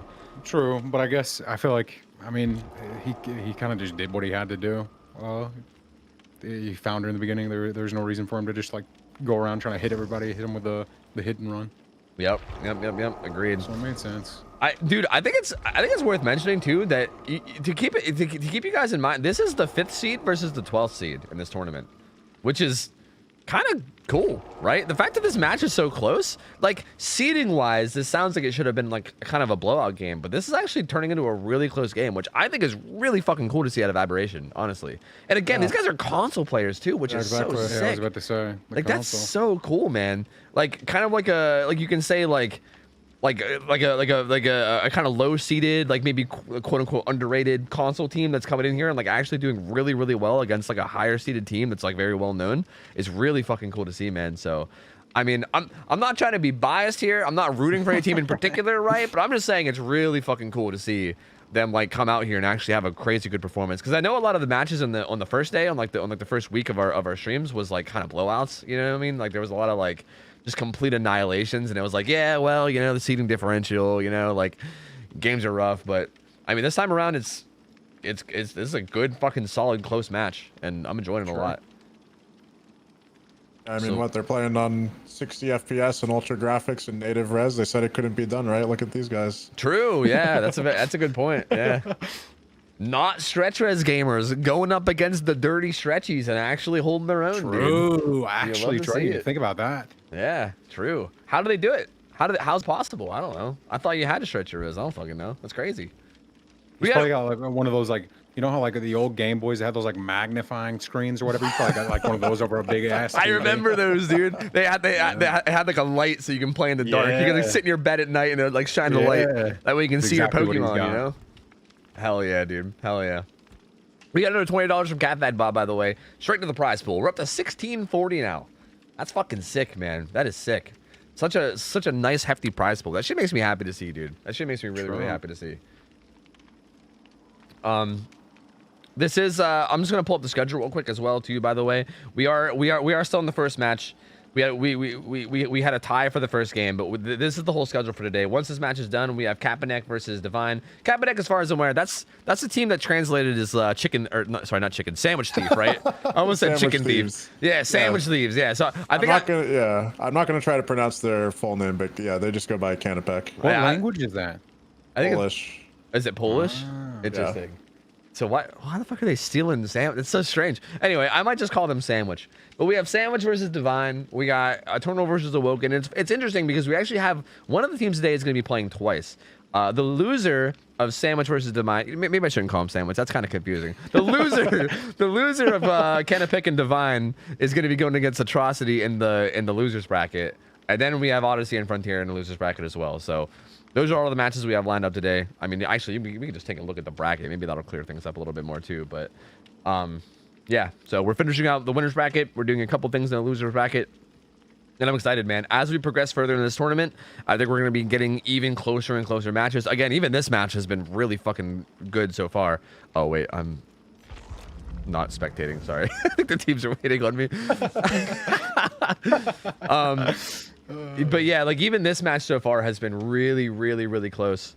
And yeah, I mean, it's super exciting to see. I think the matches are just going to keep getting closer and closer and better as time goes on. I think we're going to be seeing more and more S tier killers being bust out as people get like, you know, closer to like elimination, you know, like in the losers brackets and shit. So That's what I'm interested to see. For all the teams that have like already started to pull out these pool 1 killers, I'm interested to see what they're going to pick like when it comes down to it later. Yeah, exactly. Like I can't believe that like this match. I'm actually still very surprised that Eternity busted out a pool 1 killer. It's very interesting. Again, I mean, it might have something to do with what you said, right? They might have expected the other team to do it as well, so maybe they just wanted to match them. But it is interesting, right? Because then it's like, well, what do they do later, right? Like when do they use their other pool 1 killer? Like what? Like I'm sure. True. Like so, let me ask this: how many games would they have? Does somebody have to play if they literally win all their games? 1, 2, 3, it's 4, 5. So the only team we actually I sat down and figured this out the other day because I was confused too. The only team that gets 5 killer picks is the person that wins the entire winner bracket. Every other 15 teams has to go through 6 picks, so they have to do 2 picks out of each pool. So I don't know why all of them wouldn't immediately like start trying to like use like I guess because you're under the impression that other people aren't. So if you do, you're potentially wasting yours and you're just gonna get cucked later. But damn, I mean, if you only got to win 5 games in the beginning, I'm going straight down pool 1. Black first, Nurse. See, then but the twins. Well, no, you can only do 2 from each pool. That's why. Oh yeah, your son. Yeah. See, we don't even know the rules of the tournament, people. I'm just happy to fucking be here. Just happy to fucking be here. Holy shit! This is why Rouse on a team, dude. He'd be like, what do you mean I can't pick a pool 1 killer again? The Wait, second what? boss is reading comprehension. Like fuck. God help me. Lord. But yeah, but like now that you know that, that's the idea now, right? Like they used one of their 2 S tier picks right now. Yeah, that makes it even better. Yeah, you're right. Holy shit. Yeah, so that makes it spicy, right? Because like if they no matter where they go, if they go to the losers bracket or the winner or the winners bracket, they then can only use an S tier killer 1 more time. So it's like when do they bust it out? You know what I mean? Especially if they're in the losers bracket, because you lose in the losers bracket and you're out. You know what I mean? True shit. It is the Nia. Actually, that makes it like even crazier. Yeah, that's what I'm saying. It's very, very interesting that they went with it. I find the whole killer trap system to be super interesting, and I'm like super invested in it, honestly. I like it. I'm about it. Right off the board, look at the difference in the build we have here. Yeah, hey, goodbye, Thanatophobia. We got a listener, huh? Yep. Finds a hit on Nancy here, like right off the bat, which was good. She's not the DS survivor. I just took a quick peek, and that's Nia. I'm at least trying to figure out who the DS survivor is right away. I feel like I don't really have much time to cover the builds exactly, but this old dumbass add-on. Oh no. Yeah, he did a nice like little hug tech there and like predicted the. Well, I guess I shouldn't say predicted the vault. He reacted to it because of Compound 21. But he unfortunately the game prioritizes pallets over hits for like every killer that breaks pallets with their power. I still hate that that's in the game, but it is. But this is a fucking fast down. This is a very fast down and a basement hook immediately, dude, against a survivor that doesn't have borrowed time. And they got 1 gen done and another gen's at about half, and that's all they have right now. That is a really good start. Because he has a run and die, so he can really afford to go somewhere else if he really wanted to. And that was like extremely, not extremely early, but a rather early. Yep. And here he is, right? Like he chases him off. He chases him off the gen, so that gen's gonna progress. He can still make it back to basement in a timely manner if they get the unhook right now, which I imagine they will most likely be going for. Yeah. He gets a hit on her, and he'll probably be going right back to the basement, right? And if he decides to go after the Nancy who got unhooked, she doesn't have DS, so it's 100% possible that this could someone could get out of the game very, very fast. He finds the blood trail. He's going right after the Nancy as well. Yep. This is unfortunate for them. This is actually a pretty. Oh god, my fucking anxiety. What the hell was gonna happen there? I was gonna say that's actually a pretty hard time to play as Blight, but then I don't even know what happened, and now I'm still not sure what's happening, and he ended up getting the down. These guys are all up at each other's brains. Bog-champ, dat Sheffield. Damn, it's really unfortunate she didn't have DS. This actually really sucks. Yep. They found Ruin though. It's interesting that he didn't opt to take her back to basement. I feel like it was close. I guess maybe if they body blocked, he maybe wouldn't have made it, so he didn't want to risk it. Maybe he probably just wanted to save time overall. Yeah, it's definitely possible. But she's gonna be on her second hook now. They got rid of Undying, but Ruin is still up. Oh, yeah, there's the Dead Hard. But even now, like again, he knows now too that she doesn't have DS. So he's like he's got the bloodlust, right? He's got the eye. He knows, dude. They're trying to get in the way, but I mean, Blight's a slippery bastard, so at this point, it's going to be like Operation Keep Nancy alive for as long as possible, so we can get gens done. But if Which he one gets of them her, does have DS? it's Nia. Nia has it. Okay. I mean, they're doing a good job. Like, honestly, that fuck. Again, if you play Blight, that fucks you up a lot. When you like slide off of a survivor, it like messes with your whole like, I don't know, your feng shui. Okay, but he ends up getting the down anyway, and this is that's gonna be a survivor out with 2 gens left and Ruin still up, and Pop is still there, like in the pocket, I guess you can say, if they get rid of Ruin too. This is a really good spot to be in his Blight, I would say. To pop the gen for free, doesn't do it yet. Well, he can't. There's still Ruin up, so he can't yet. Yeah, fuck. Yeah. But that's what I'm saying. He has Pop. Like, even if they get rid of Ruin, he still has Pop. He kind of went for some cracked out like hug tech shit there, but he ended up not even getting the right angle and ended up going flying away. But he comes back and gets the pallet anyway, so it's fine. At this point, they're going to be trying to just buy as much time as they can, because again, if he has free reign to just run around the map and press your gens, it's going to be bad because of Ruin. It's going to be real rough. He does get the hit on her. Looks like he's full committing, which is interesting. They got rid of Ruin. Good. I mean, good jukes, dude. Good jukes so far. They're honestly doing pretty well. Like, I would expect, like, in that, like, kind of a situation right there, like an open field against Blight, I would expect the Blight to get the down. See, but in that situation, I would expect the Blight to not get the down, so I don't know what the hell's going on anymore. She did a really good job of not getting down in the open field, but then at that pallet, she kind of, like, misplaced and throws a little bit late. I mean, you kind of do have to react to his spazzy, super fast fucking rushes, but still. She's the DS survivor. I'm gonna go look around real quick. They're about to get this gen done. Neither one of these survivors have borrowed time, but she does have DS. Does she have deliverance too? She does not. He gets a hit at Shaq. Sorry, I kind of switched away right as it happened, but they basically popped the gen as he got a hit. So I think for the survivor team, that's worth it to eat that hit to get that gen done. They don't know he has pop yet, but I mean, if they, especially if they knew the other one as well. Yep. So that's a lot of information. He's gonna slug. Yeah. He's gonna slug for sure. This is over. There's no way. Why didn't he slug? I'm very confused. Yeah, even not slugging, I guess he like knows where she is. If she stays on the gen, then she's fucked. So she had to go save. Yeah, I mean, maybe he just wants to, like, maybe he just wants, like, I guess maybe this is the safer play, right? Like, I guess hypothetically, if that survivor gives you the Dickens and then like runs you around, and then this survivor, like, again, Unbreakable's in play too, at, like somewhere that he doesn't know, so maybe he doesn't want to risk it. I guess this is probably the smarter play, right? Like, hypothetically, something could go wrong if he slugs there, but I still feel like, I don't know. It seems like a good slugging play to me in like most situations. I don't you know? disagree, but if she had like if that one would have had Unbreakable, then that would have been a big shot. And she was a fresh hook too, so it was probably worth to just go ahead and get the points. Yeah, and especially because how many points do they even need? Like, what does he need this game? He needs, I think, 2 more stages since he already has. Well, I mean 3 more stages. He needs to get 8 stages with 1 kill to beat the other score. Yep. Yeah, and I mean he does have pop too, so like getting these hooks also gives him the opportunity to go for pop if he wants to. He hasn't yet, so but yeah, I think that was just the more safer play. I think, like, again, it's easy for us as casters to be like fucking go for it, because I don't think that guy had Unbreakable. But again, yeah, like they don't know, you know what I mean? Like the dude might have had Unbreakable, and like if I was in his shoes, I would go for person too, just to be safe. Because if they would have been uncuckable, then you would have probably just cried about it. Yep, exactly.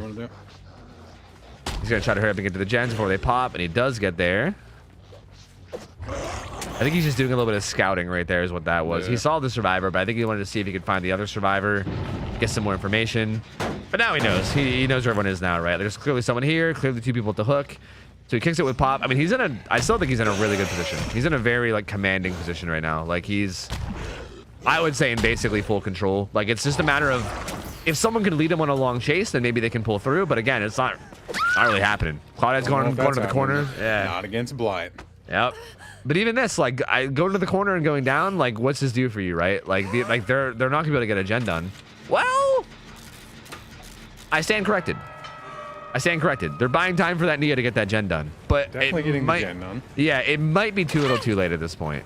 Maybe. It's not really gonna do much. I mean, especially because he found this Kate too. Like the fact that this Kate didn't stay hidden. Like I think if this Kate stayed hidden, then maybe there would have been a chance of this working. But the fact that he knew where she was, adrenaline does exist.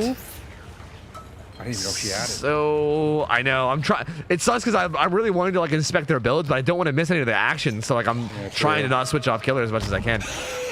I mean, so yeah, that kind of ended up working out.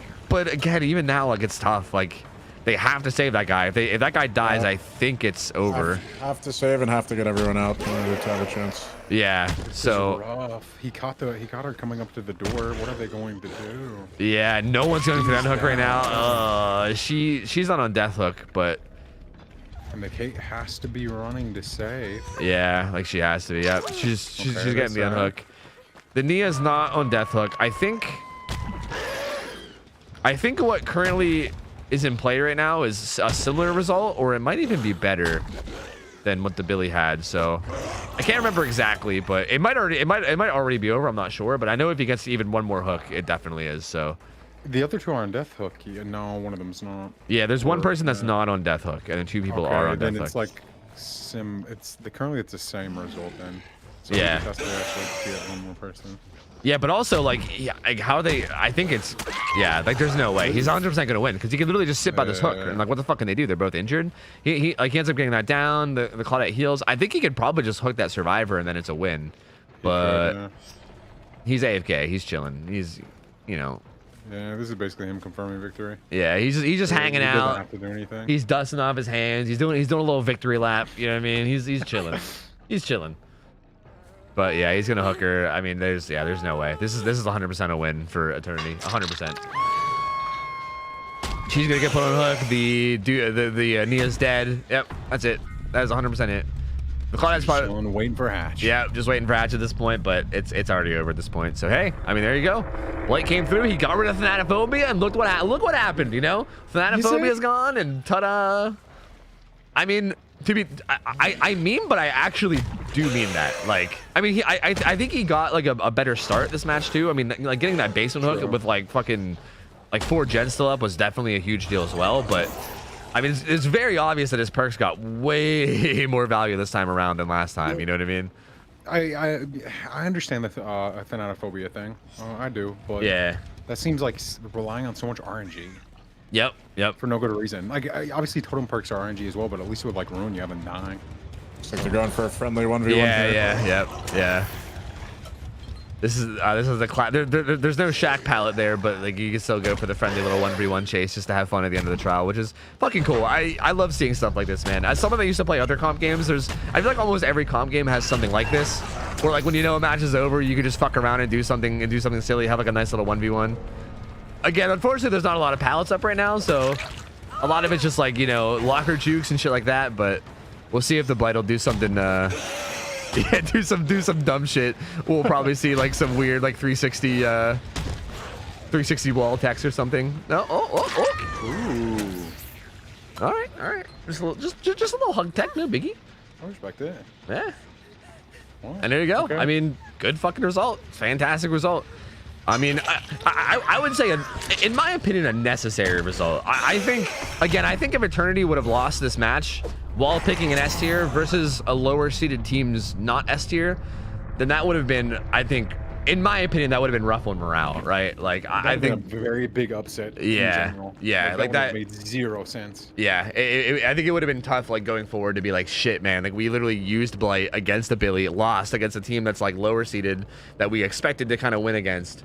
So, I mean, good, like very good result. Obviously, I'm not trying to take anything away from either team. They both played phenomenally. Aberration played fucking out of their mind again, especially considering everything involved, like you know, especially considering they had like a lower tier killer and also were like a lower seeded team. They played out of their mind. That was overall a fucking great match. Honestly, that was super cool. Sure. That was a good, like a first match of the day. That was a good one, dude. That was a real good one. Yeah. Yep, that was the first out of 5 matches we're doing today. So thank God. See, this is taking some time. We're getting in it. It's yep. I hope shit. Last time we were just done. Yep. Bored. We fucking flew through it last time around. Yeah, this time we got some investment. I mean, we're already like an hour and 12, actually like an hour and a half in or some shit. Ooh. So yeah, I mean, thank God.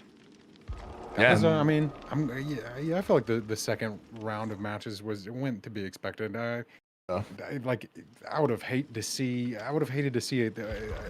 that Black game go poorly, because I don't know what that would have actually entailed, but I assume just a lot of Black failing. But, yeah. But Yeah. I feel like that wasn't exactly to be expected, to be honest. People often ask, what's the expected result of like, the best killers, since, people think that survivors at a high level are OP and nothing killers can do. But with the right balancing, and if it's a good killer, realistically, more times than not, a nurse or a blight or S tier killer like that should be 4King most of their games. Even if it comes in the end game, they should be getting close to a 4K almost every single game, just if they're playing well and not making too many mistakes, which is pretty much what we saw there. He was kind of in full command right from the start. Yeah. Like the second he got that first down and started snowballing off of that, like it was hard for the survivors to really like make anything happen. Just exactly what you said, just like full control. True. And just as a reminder, because clearly I needed to know this in the first place. They can only choose one more killer from that pool. Yep. So the team that just picked Blight, they can only choose one more killer from pool 1, which is the pool that Blight's in, for the rest of the tournament. So obviously you're assuming at this point the next killer that they do bring out of that pool is probably going to be Nurse. However, they can only bring one out for the rest of the tournament from that pool, period. Speaking of that, I just pulled up the screen for this next match, and spicy picks, dude. We got a lot to talk about here, don't we? Yeah, so it's Kaepernick versus Divine. Yeah, Canapec. Yeah, sorry, Canapec.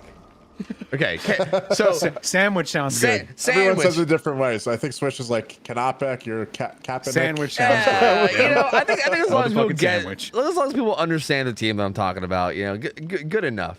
But Canapec, they chose Spirit, though. Spirit. That's a good fucking killer, dude. Yeah, this is they'll be surviving first, so I think we're gonna see twins. Wait, yeah, we're gonna see twins first. Wait, is this the right team that we have here? Yeah, it is, right?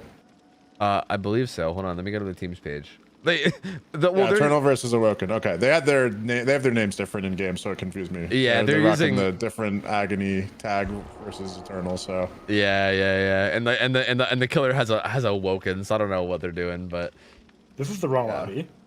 Is it the wrong lobby? Yeah, it's Canopic versus Divine, not Eternal versus Awoken. Okay, it is. Everyone's getting confused. Yeah. So we're blaming Phil, is what we're saying, huh? So it is going to be Spirit and Twins, but it's not going to be Eternal playing just yet. I think they're a little bit eager to get in there. Yeah. I love swishes. Thank you guys so Yeah, much. so I think we're going to see Canapec playing Survivor first, and we're going to see Divine playing Twins against them. So yeah, that's going to be a little bit of a background. Canapec, pretty old school team actually. They've been competing for a while. Divine is a little bit newer. I think they're primarily, if not all, from North America. Canapec, as we mentioned before, is a Polish team. They're both good teams though. I've seen both of them play. So never mind. I'm wrong. It's Eternal versus Awoken. And never mind. And we're going just forget everything I just said. We're going back to the other ones. Professional tournament, baby. True, dude. True. Honestly, man, if things weren't scuffed, then like it wouldn't fit my brand. So like, I appreciate you keeping things on brand. Thank you, man. It is still going to be Twins, but I think we're seeing Billy first and then Twins. So it'll be Eternal versus Awoken. To give a little bit of a background for the teams, Eternal is... I don't even know how to really describe this team. They have a bunch of comp veterans on their team, though, and they're kind of just a bunch of players who have played for various teams, and I think they're mainly playing as this roster now. They have a lot of veterans, though, who have been around for a while and can play both sides really, really well. Awoken, on the other hand, I think is a little bit of a newer team from North America. They have a lot of people who I've seen in public matches, but I've actually seen these guys play in a couple of recent tournaments, and they had some upsets. So curious to see how this one goes. But like I said, I think we're gonna have Eternal playing Survivor first versus the Billy from Awoken. We already saw Billy played, so you guys kind of get the gist of how that should go. But we can talk about, since we have a little bit of time here while we're getting the lobby set up, is Twins, which we haven't seen Twins this tournament, but we saw it plenty last tournament, and those were some pretty wild games. Yeah, it's definitely important to know. I also was like, I'm vaguely seeing chat. I know we're on like a 20-minute delay, but I'm vaguely seeing chat, and something I see from chat often is like people going, "Why is Twins in S tier?" Dude, Twins is not like, they are nutty at like higher level. It's actually crazy. In our last tournament that we held, again, you can find all those up on my YouTube if you missed it, but. In our last tournament, we had a lot of Twins matches, and I think every single one was a 4K, except for the very final match. Well, wait, this is kind of a spoiler, isn't it? But you know what? Whatever. Minor spoilers. Minor spoilers. Every single one was a 4K, except for the very final match, in which the team that won the whole tournament was the only team to not get 4K'd by Twins. Yeah. So. And they were all 4Ks like easily before endgame too. Like it was domination. like 3-4 gens. Yeah. Like it was nutty matches. Like it wasn't even it wasn't even close. The reason you might ask, well, like why? Well, how could they do that with so many perks available? Well, it's because they don't have so many perks available. Pretty much every single healing perk or perk that would help against slugging or anything like that is banned. So no body knowledge, no deliverance, no inner strength or inner healing, leader, self-care. We're gonna live forever. Really good anti-slug perk. None of that's available to the survivors because obviously it hinders the Twins a lot if you give them those perks. But that being said, Twins, as we were just saying, they are one of those killers where once they get the ball rolling, it rolls fast and it rolls hard. And it is very, very, very difficult to come back from, when you're in a hole, if you're playing against the Twins who's kind of, controlling the pace of the match as they want to. Yeah, something I do want to say, though, is I think in that last tournament, watching I'm trying to be as spoiler-free as possible. Watching the team that won actually go against Twins and watching like how they went about counterplaying was so fucking cool. Like to me, like it was my first time ever seeing it, and it was so cool to me. Like there were so many like interesting little things that I was like, I didn't even think to ever do that. Right? Like it's so cool. Like little things like jumping in the locker and then having someone stand in front of the locker to like block Victor from being able to do anything except for pounce the guy that's blocking it. Like just things like that where you basically force Victor to like do something that he doesn't want to do. It's such like a big brain, like I don't know, just it's such cool strategy to like come out, and I think that's what I love so much about Twins is you see such interesting gameplay that you don't normally see other places, Yeah, it's interesting because in most public matches when it's mainly solo queue or just random players playing together, everyone's like, this is so miserable, Twins, I hate them, this sucks. In comp, at least for me personally, I can't speak for everyone, but this is like the most fun that you can possibly have. It's the ultimate coordination for a survivor team. If you make one mistake, the game is going to roll straight out of the out of your favor. And to me, like it's those cool intricate plays like you said, the body blocking, the locker plays, all that stuff where it makes for really cool interactions between the killer and the survivor. And really there's a back and forth between Twins that's kind of like unlike any other killer. It's really up to the survivors to play, perfectly coordinated to stand a chance to not get, snowballed as we've seen so many times. Yep, dude. It seems so punishing too. Like you make like one or two mistakes and literally just the game is over. Like it's so rough. Like it seems to me from what I've seen, it seems so much more punishing than like other killers in that regard. Where like, if you make a mistake, you could still maybe like manage to get yourself back to like a full reset. Whereas I feel like against Twins, man, like you make one mistake and it's most likely just completely gone. So we are loading into match right now, though. So we're almost in. Also, and again, it's going to be Billy, just to clarify, not Twins. Oh, wait, yeah, this is a whole separate match, right? Yeah. No, we'll see Twins second, but we're starting out with Billy for the first half of this match. So it's Billy versus Twins instead of Twins versus Spirit because it's a different set of teams. Yeah. So up first we got Billy, and he's running a kind of similar build. I mean, he's got interestingly, he's like hugging the back wall before he starts chainsawing. He has the purple. I forget. It's not Dad's boots. It's the boots that give you extra turning, which is a really, spike boots. Very interesting. What is happening, dude? So Bill got the stun. He then vaulted into him. The old ala duct, the old ala dumb tech or whatever you want to call it. Interesting. Yeah.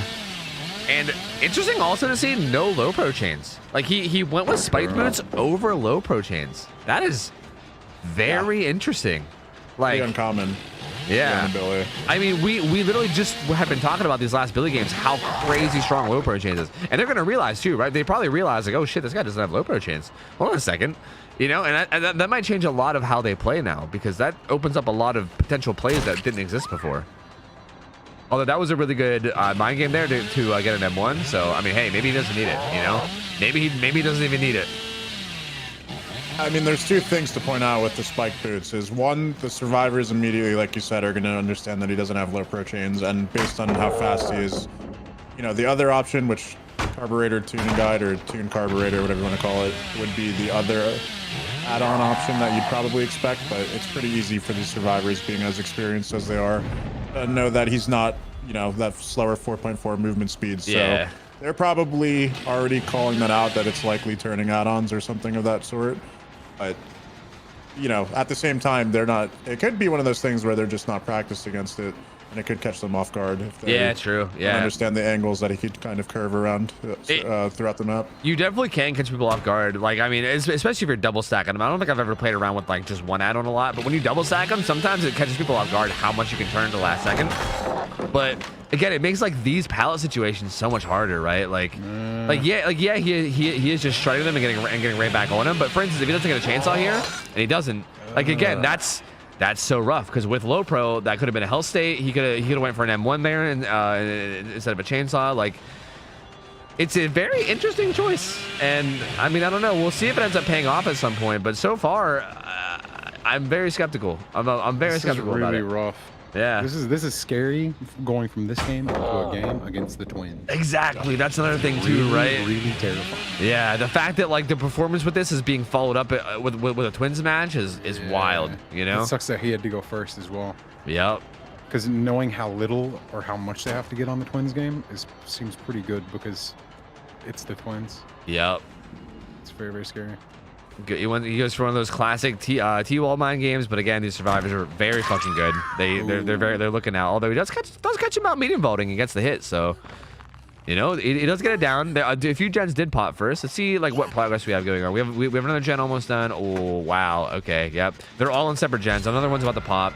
One's at about 70, and one's at about 50. So there's definitely a lot of gen progress. He should be able to chase. He should be able to chase him off. His ruin's gone. So he's just a bamboozle. His ruin's gone and his corrupt ran out. So he's just a bamboozle and future no-ed killer now is all he has. So brother, why didn't this man bring low pro? What happened? Yeah, it's such an odd decision to me, man. That's so strange. He is gonna be staying after the Claudette now. I didn't actually manage to see if she had DS. I wasn't paying that much attention. She might have, but I guess we'll, well, you know, assuming certainly seems that way, doesn't it? Certainly seems that way. And yeah, there's the DS. She did. So that's a really unfortunate first target for him to get as well, on top of everything else. This is turning into a very rough game. I mean, obviously no-ed's still on the table, and there it's activated, but that's not really like only one hook leading up to it. He did eliminate a lot of pallets though. I think it is important to note that a lot of pallets are gone. So that does open up the potential for no-ed to do more, right? As opposed to if there was still a lot of pallets in the map. Ooh, caught her on the no-ed as well. I'm wondering how much progress she had on it, because I imagine she saw him coming and was just like, maybe I can get it, you know? Yeah, it was probably pretty fucking close. Even here though, if they can get these gates open and just leave, right, that wasn't a fresh hook, right? Like, if they can hypothetically just leave and it's just one dead survivor with 3 hook stages, that's a crazy good result. So, I mean, it doesn't look like it's gonna happen. Well, maybe. I mean, we'll see what they do. The no-ed is right beside the hook. Yeah, I don't know what's going to happen. Doing a quick cycle. They open a gate. It's hard to tell because they're all looking at the ground. Yeah. But it would not surprise me right now if these guys all just bailed. Exactly, yeah. He kind of does. See, this is a weird situation. He has his fang at this T-wall, and he could go for a down on her, but this opens them up to unhooking. Ooh, she vaulted. Yeah. I mean, T-walls are kind of just coin flips. She lost the coin flip, goes down. This is a better situation for Billy now. He has someone at the exit gate. They're probably going to break no-ed, though. But still, if he just, like, hard camps his hook with a chainsaw, I'm surprised he's even going for this. Hey, he got there in time. Oh, he would have committed to that. See, but even this, like, he's giving up a fresh hook to go after, like, you know, like, that's, like, the least valuable survivor. Yep. Yeah. Like, they can just leave Claudette. It doesn't matter. No, he gets still out. no win, He gets but, out. He gets out. And now also hatches at Shaq, and she knows it, so she'll probably. I think they're gonna 4 out. Yeah, that's probably gonna be a 4 out. Yep, that's a 4 out. Oh no, dude. This is not looking good going into a game Against with Twins? The Twins. Yeah, dude. Oh man. Like the amount of effort that it will take for them to ensure that none of them die in a game against the Twins. Yeah, dude. It's so unrealistic that it kind of hurts my soul. And I kind of feel bad for them because they probably have that same mindset going into this game. There's no way they're that delusional. I refuse to believe it. Oh yeah, I'm sure they're aware. Although, okay, this is where I start to get nerdy again. Okay, I mean, obviously, again, we can just go ahead and say that was obviously a fucking amazing result from the survivors. Not the result that the killer wanted to see at all. I hope I explained it well enough with the casting, but there was a lot that went into that where like he didn't want to kill the Claudia at the end because she only had 1 hook state left. If he kills a survivor that hasn't been hooked, that's worth way more points because they have 3 full hook. They have all their hook states left, which is more points for him as well as less points for the survivors because they get points based on the amount of hook states left whenever they escape. So he tried to like basically make the right play, but it was too late, and they ended up all getting out on him, which is just really, really bad. But again, if we're just gonna talk about seeding and everything, this is like this is again it's another one of those weird situations where the survivor team in this game is a significantly higher seed than the other, and they're the ones that picked the S tier killer. So it's again, it's kind of like the last situation, right? So it's very strange because this is seed 3 that picked an S tier killer against seed 14 who picked a not S tier killer. So you can kind of say that this is kind of like the expected result in a way, right? Like it's the number 14 seed going up against the number 3 seed, so it's kind of expected that they'll do well. So this might honestly, like at this point, as much as like okay, like you were saying, like the survivor team is like, or the killer team that game. I'll just say Awoken. Like Awoken is now feeling like shit. We now are going into a Twins game where we all have to 4 basically survive, or we have to have like a crazy good result. But also, like at the end of the day, it's like, well, you know, maybe this was kind of like the expected result going into this, right? Like I feel like maybe the second that they saw that they were going up against such a good fucking team who also picked Twins while they picked a not S tier killer themselves, they might have went into it being like, most likely this is gonna happen anyway, right? True. Like it might be like one of those, you know, we use the lower tier killer, we're gonna go to losers bracket, but you know, like but you know, I say that as if the game's already over. You never know. These guys could pop the fuck off. I don't want to call anything over just yet, right? Like obviously it's gonna be hard, but I feel like that's what happened though. I feel like you planted the seed with these fuckers, and you got all like the higher seeded teams scared that like these gamers are going to start going ahead and like pulling out the better killers. So they're like, hey, well we don't want to lose. Let's pull ours out as well. Good, I hope so. You might have cucked everybody. Dude, I hope so, because it makes it so much more interesting, because like what's going to end up happening is that these like for instance like Eternal right now, again, like I'm someone that has like very little knowledge about teams in the comp scene, so I'm going like I'm just trusting the seeding 100%. The seeding so far has been pretty fucking accurate, so I'm trusting the seeding 100%. And Eternal obviously is the number 3 seed. So like with that being in mind, they're a very high tier team, and if they move on here, they're obviously going to be continuing to go against other high tier teams. But now one of their pool 1 killers is gone. I'm just gonna quickly explain this again because I know some people maybe are here that weren't here earlier. Teams only get to choose 2 killers out of each pool throughout the tournament, right? And you can see all the strongest killers are in pool 1. So if they choose, like hypothetically, if they choose, well, they did choose a pool 1 killer right now, they only get 1 more opportunity to choose a pool 1 killer throughout the tournament until the finals. The finals is like a whole different format, but like they have more matches to play, right? And they're going to be going up against stronger and stronger teams. And now they only have 1 more opportunity to use one of these pool 1 killers. So there's probably going to be a situation now where they're going to be going up at some point in the future. There's going to be a situation where they're going up against another really strong team, and that team is going to like, and they won't be able to have a good killer, right? Like they'll have to be choosing from pool 2 or pool 3, and they'll be like, well, shit. I mean, let's just hope for the best, you know? So I don't know. I find that to be super fucking interesting. Like I love that. I love that entire like mechanic, as far as like when to bust out your killers and when not to. And I really want to see situations later where like one team kind of has to play at a bit of a disadvantage because of playing, you know, I don't know if you want to say greedy earlier on in the tournament or whatever. Yeah. But I don't know. I feel like the next tournament day we're going to be seeing everybody. I feel like everybody's probably just going to go ahead and start pulling out their nurse or whoever they have left in pool 1. I really do. Yeah, maybe. I mean, it's going to make it super. It's going to be super interesting. Yeah. Yeah. Again, it's funny because it's all going the exact opposite that I expected. I expected the lower seeded teams to be the ones that bust out S tiers, and you're right. I mean, it might be like this reverse mind game thing where they like. I think so. Yeah. Like, why else would they pull out twins this early? There's no reason. Yeah. Like I would only do that assuming that somebody's gonna pull out something really good on me. And they honestly, I don't know why nobody has yet. I'm fully on team mind game picks or you thinking a shit ton about the picks now. Yeah. I don't know why like majority of these good teams just didn't go ahead and like get it out of the way, because I would absolutely expect that if I was like a high seeded team going against like a much lower seed, I would absolutely expect them to just bring out the nasty of the nastiest. Yep, same, 100%. But like you would also think that the higher tier teams would be like confident in their ability to win anyway, right? Like even with that like slight disadvantage, you know what I mean? True, but I feel like to a certain extent you have to be realistic. Like, obviously, like I agree with you. They can also be a lot more confident, but how confident can you be in like something against like the nurse? Especially if you pick something like what you randomly one of your huntress games and then they pick nurse, like how or like plague or something. Yeah, exactly.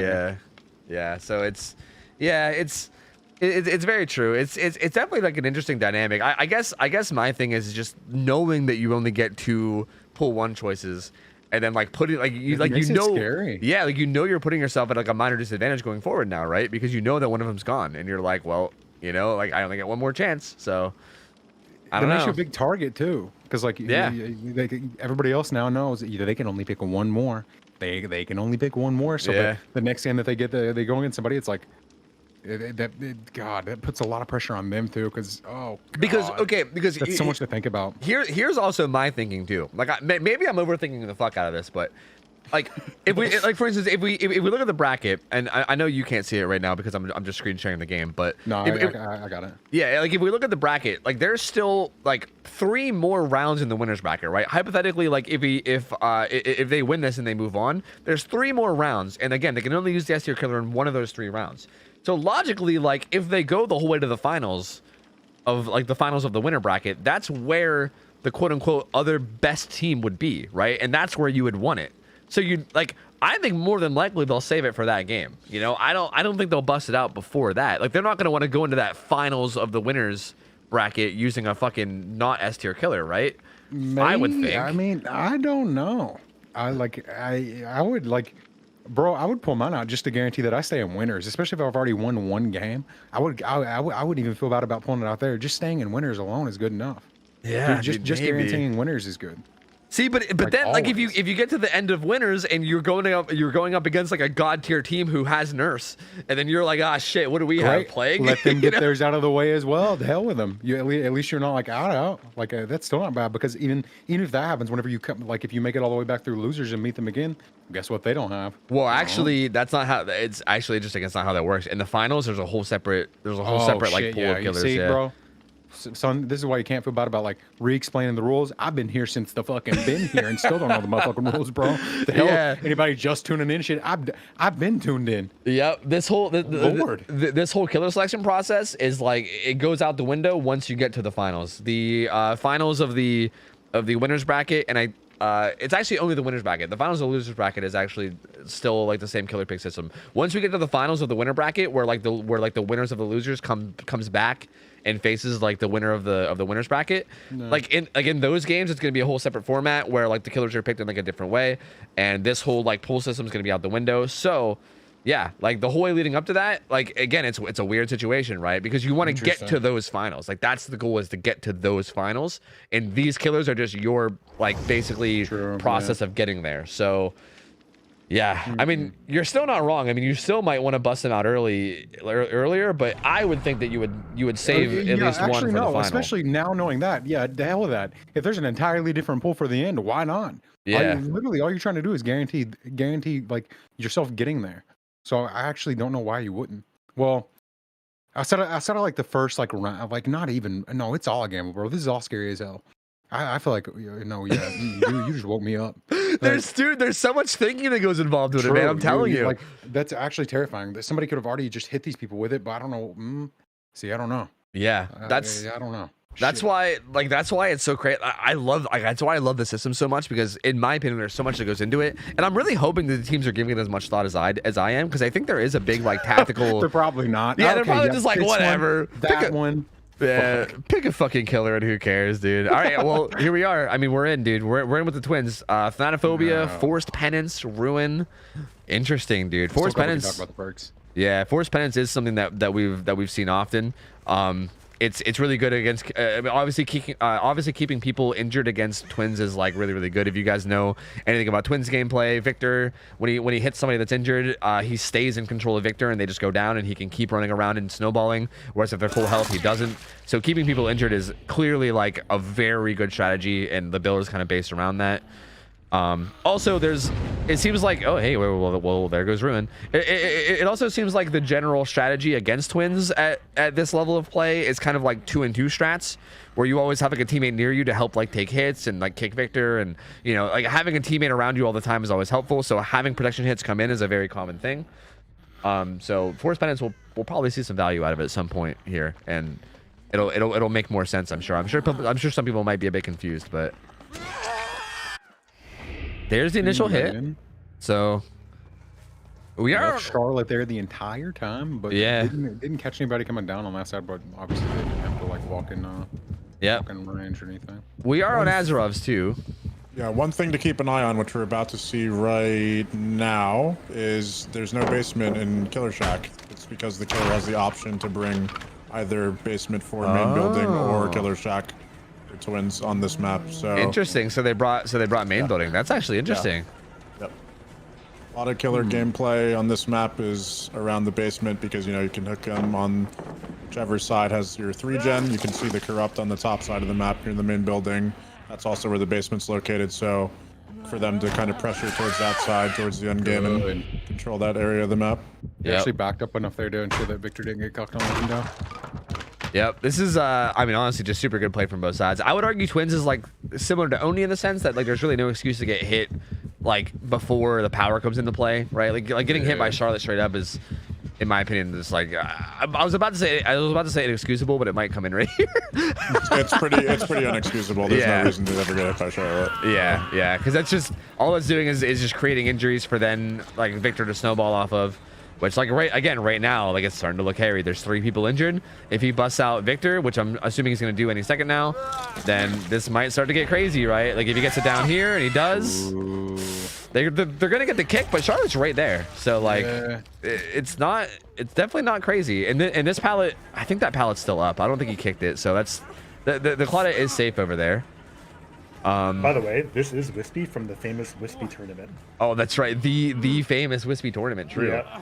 Which I was trying to avoid talking about because I don't want to talk about it while we're live in a tournament, but I still want to talk about that shit. All right, I do want to talk about it, but I'll save it. What's the lore? We got gamer lore. Was that the Wispy, no holds barred tournament basically? Yeah, Wispy hosted the tournament where basically everything was allowed. They didn't have any restrictions whatsoever. Oh, I see. Which there's a lot we can talk about, and maybe I will talk about it in between games, because there is a lot that I want to say about that, and like the potential of doing it ourselves in the future at some point and everything, but. We'll cover that later. So far, an unhook came in, and looks like he's gonna be going back after the Jake. Was it even the Jake that was hooked? Am I done? It was the Jake that was hooked. Yes. Oh, he kind of went for like a prediction Victor pounce there. It was kind of surprising. You're just laughing at the kick. It honestly never gets old. Seeing someone run up and fucking kick you in the face as Victor. Shit. But that was a surprising play. I'm surprised that they weren't more patient with that, because like they kind of went for like a risky prediction as opposed to just like getting the guaranteed hit. But again, they are still in pretty good control here. I mean, there's still 3 people injured. Like they could even this Jake's about to go down without even going down to Victor. What happened? Oh man, like that's not great. Who has DS? I mean, I think he tabbed the gen anyway, so I don't think it's him, but. Let's do a quick check. Well, actually, it is him, but it's deactivated. He does also have Unbreakable, so I think he's going to be getting himself up. So it ends up being kind of okay, but that uses their unbreakable, right? Which is not really okay. Like I would say that's a kind of a waste of their unbreakable because that's a very invaluable perk against twins. Super fucking valuable. I'm assuming you use it. Yeah, I think so. We can go back and check later maybe, but I'm pretty sure he did. Oh no, not being patient whatsoever. I guess they really just thought they had it. Yeah, yeah. Oh, she's using the corner. Interesting. I mean, does this even do anything for her? Is there not just a hook like right here? I mean, it just buys a little bit more time for Charlotte to have to go over. It's like very min-max type stuff, but it does buy a little bit of time. But again, here's like the snowballing, right? He can leave her down. There's a bunch of injured people here. Although I actually got the heal. That was a yeah. That's probably like best case for Survivor. Again, I think I would argue there that it might have been smarter to get closer and well maybe because the survivors could then body block and get in the way. But I think they could have maybe tried to force the down on one of the injured people. But I guess either way, he's getting kicked afterwards. So I think you just run in, get value, and then get the hook. I mean, they are getting hook stages. Again, there's still 4 gens left. Twins games usually end up being, from what I've seen, they're kind of like slow crawls. They're not like those like fast-paced gens all get banged out. Like sometimes they go for long ass amounts of time. So I wouldn't expect this to be much different. And also you see the forced penance value right now, right? Jake is broken. I believe that's from forced penance. And you can kind of see the value of that now, right? Because if Jake gets found, that's a potential for a down. That's some snowballing, and you know it ends up coming through. good. Was actually patient. Yep. Getting more people injured, and again, like it's one of these weird situations where they don't want to stay injured. So like against other killers, it's like you can just slam gens while injured, and it's not that big of a deal. But against twins, it's you don't want to really stay injured, man. You know what I mean? It's very dangerous. So. Like these hits might seem minor, but it's kind of a big deal. It's a bigger slowdown than you might think, and it also, again, if they don't heal, it then just creates opportunities for you to snowball. What the fuck is happening? Son. My eyes, my lord, my brain. All right, probably just gonna use Victor once his off cooldown. Yep. I don't know what he's gonna use at this point. Hey, just go straight for it, dude. I mean, this is ambitious. I gotta say, ambitious Victor play. Like, there's no hesitation. It's just I'm in there, right? Like they've punished it a couple times. I'm wondering if like if able to start to pick up on it, because I feel like almost every single Victor pounce has been pretty much instantaneous. Also, I thought I saw blood beside that gen, but maybe I was hallucinating. Yeah, I did. I guess they didn't see it. And this should be a down. Fucking Victor. Yep, this should be a down. And this, again, this is what happens when you stay injured. And we're not really seeing that like 2-2 strategy that we were talking about before. And I think this is where it kind of, well, there it is. That's actually it right there, where the injured person crouches in the corner, and then the healthy person stands in the way, and Victor has no choice but to go into healthy survivor. That's kind of the kind of stuff that we saw whenever twins were able to be beat last tournament. We saw a lot of that kind of stuff. But that's really the first time we've seen it this game so far. And I mean, this is looking really fucking good. This is looking really good for Wispy here. Like, they're in a very rough spot. Like, they, again, like the win condition is not even that much too. Like they're close to the win condition already. But even if the win condition wasn't there and we were just talking about general results, this is still looking pretty good. Everyone's injured. Yeah. They did manage to recover though. Okay, I'm pretty sure what happened right there is the Jake that got down had tenacity. And sorry, I shouldn't say tenacity when I'm on tournament stream. Tenacity. They had tenacity. That's how I say it. That's how I say it too. Like, you know, start like.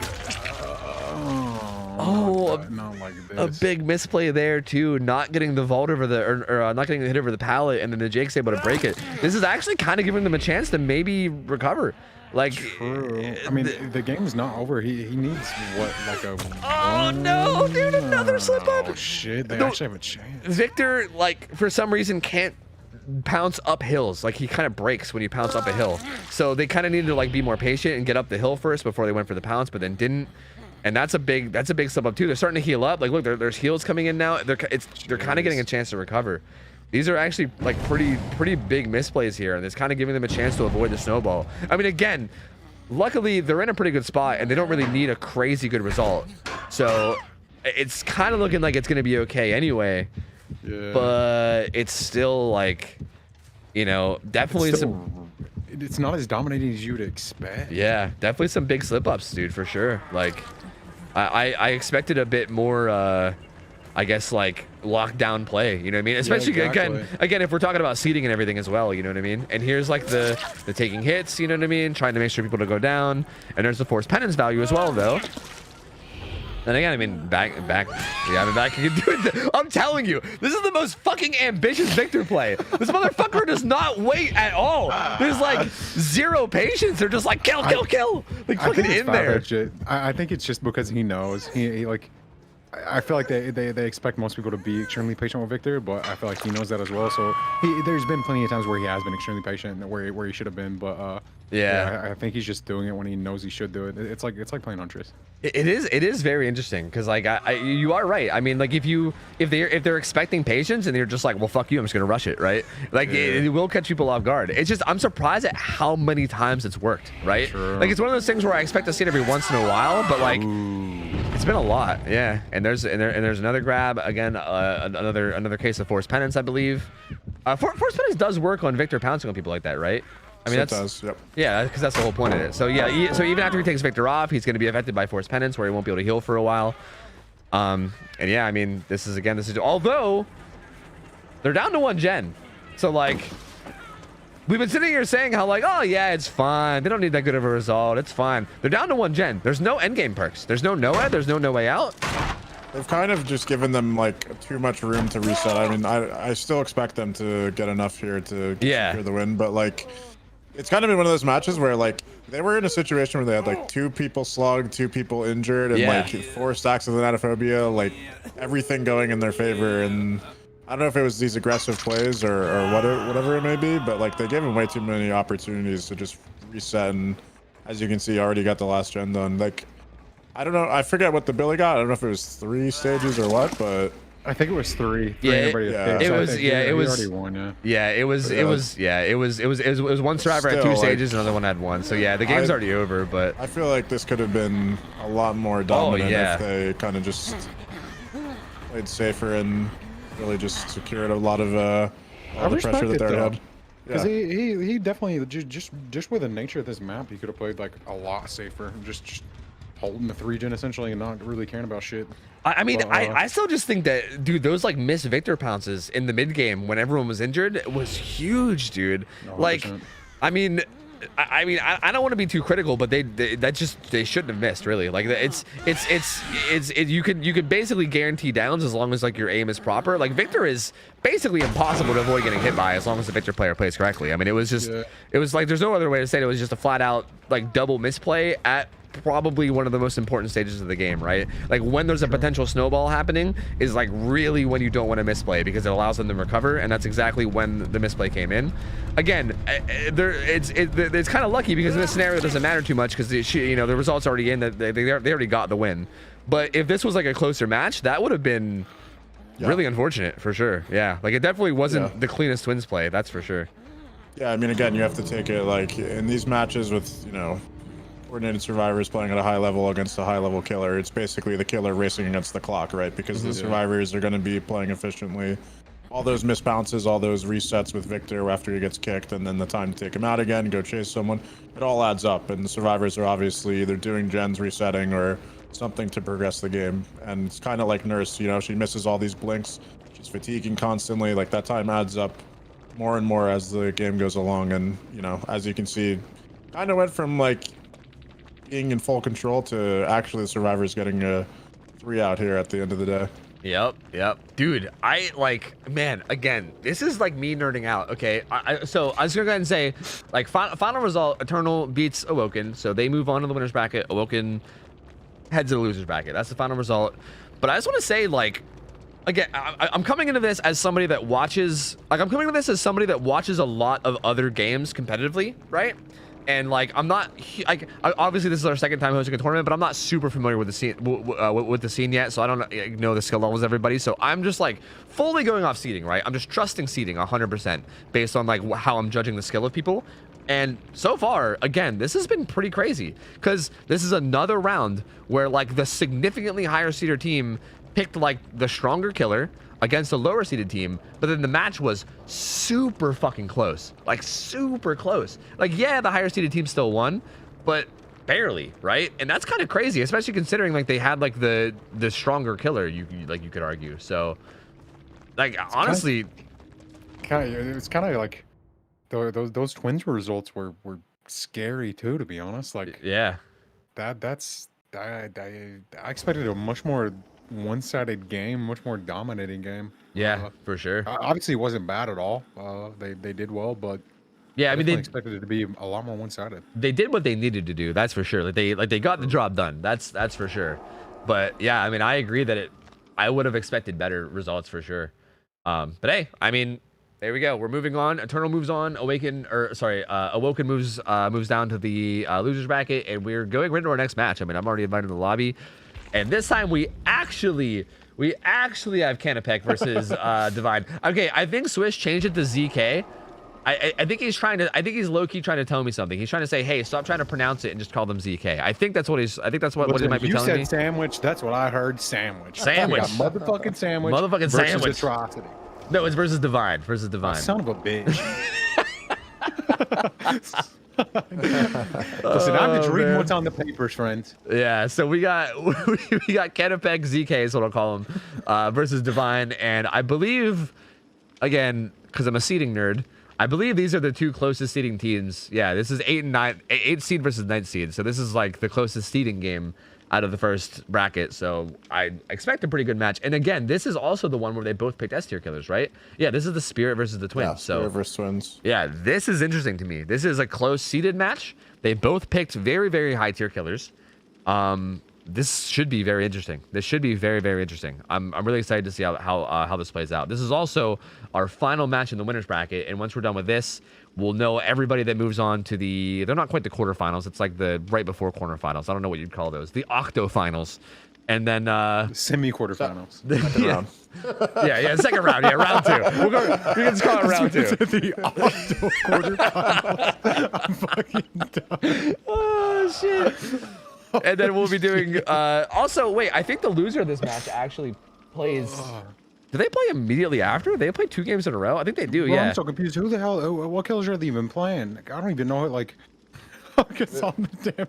Okay, so we're gonna Discord. We're gonna have Canapec playing each other. Yeah, on the side. Canapec is playing Survivor first against Twins, and then Divine's playing against Spirit for the second half of the match. Okay. So we're going right into another Twins game. So that's interesting. Everything that we just said about Twins, just again, essentially, because we're going right back into it immediately. So yep, that's pretty cool, man. It's interesting that Azeroth is the Twins map. It's very, very interesting to me. I don't know, like, because I obviously understand like how you guys like determine which maps to pick, but damn, it seems like Azeroth is like rather in her favor. Or in my head it is. Yeah, but I guess where it's Twins, like what map isn't? True. I mean, really, it's like a big map like that where she can't really, I guess, secure an area of the map as easily, right? So I've seen her play it on Wrecker's Yard. It's a disaster. Just the same thing, kind of like what we've seen with Huntress. She gets an easy hook next to the basement. It's GG. Yeah. And then I've also seen her on a map like Blood Lodge, which is way more spread out. And I don't know, maybe that's less in her favor because the gens are naturally further apart since of the size and the shape of Blood Lodge. It's not really that middle choke point. So clearly, regardless of whatever the fuck I think, like clearly, like people are capable of playing against her even on a map that I, in my brain, just sees it being like extremely in her favor. But yeah, I don't know. Yeah. I'm interested to see how the next Twins play. If I can take a second to rant real quick about, I said I wanted to cover it in that game about that tournament. I mean, I know Swish brought it up, but Wispy was who hosted that tournament in the past. That a lot of people still reference this. It's a tournament where they basically anything was allowed. There was no restrictions. I know a lot of people constantly ask me about the restrictions of this tournament. Again, I just want to throw out there as well, if you guys are watching this live, if you type !tourney in chat, you can get like a little document that shows you all the restrictions and basically all the screens that I'm pulling up. You guys can see them in that document. Or if you're watching on YouTube later, it should be linked below. But like a lot of people ask me like why the restrictions are there, and as far as I'm aware, and Justin, you can completely correct me if I'm wrong here, because I'm sure you probably know, but from what I understand, like that tournament that Wispy did, the results were kind of okay. Like the final results, like as far as I'm aware, there was like an above 2 kill average across the whole tournament for killers. Like they were able to perform okay, and it was relatively like balanced. But from what I understand, it was not really fun for the players. Like players, I don't think really have fun with like. I shouldn't say that one wasn't fun, but I think that format, if it's played all the time, is not fun, right? Yeah, it'd be like playing like a public match basically, where it's, you know, team SEAL Team Swift or whatever you want to call it versus sweaty comp nurse playing in pub matches with the best add-ons and Exactly. everything else they can bring. So it gets tiring. Yeah, I just kind of want to like clarify that the restrictions are there, like they're there for balance, but they're also there for like they're mostly there for fun. I think is what it is. It's mostly there to make everything more enjoyable. It's there to diversify builds. It's there to make like the players themselves have more fun playing. So like I know a lot of people are talking about like, oh, why is there so many restrictions? Why is there this and why is there that? And it's for a good reason. Like it's not just like. And also, it's not this is just like the game is so broken that you have to have them. It's just that it's better with them is the reason why. So I just wanted to clarify that. I have talked to Swish in the past about possibly doing like a very short tournament or maybe like an individual day with everything allowed. Just if people want, if that's something people are interested in seeing, I guess you guys could let me know. Because I do think it is interesting, right? Like I think people are interested in seeing the results of like matches that have no restrictions, but generally speaking, that's not a format that we want to do constantly. We don't want that to be the standard format because it's just not fun for players, and we want to keep the players happy, right? Like if the players aren't happy, then there's no comp scene to even cast at all. You know what I mean? So yeah, I just want to clarify that real quick, but we are getting into the game, so. True. Yeah. Seeing that all the time would be boring anyways, because we know what to expect. Like, I mean, it's gonna be like 4 syringes versus range recharge nurse with an ebony mori and 4 slowdowns or whatever. No idea when it's gonna be the same thing every single time. Yeah. Yep, I agree, and I definitely think it would make the gameplay a little bit more stale. I guess I would enjoy watching it just solely to see the results from like a analytical point of view, I guess. But yeah, the actual gameplay itself, I think, would definitely be more stale, and I definitely think that like all these restrictions are good for the overall like experience, in my opinion. I just know a lot of people are confused about it, so I wanted to at least talk about it real quick. Restrictions are definitely better for something that's constant.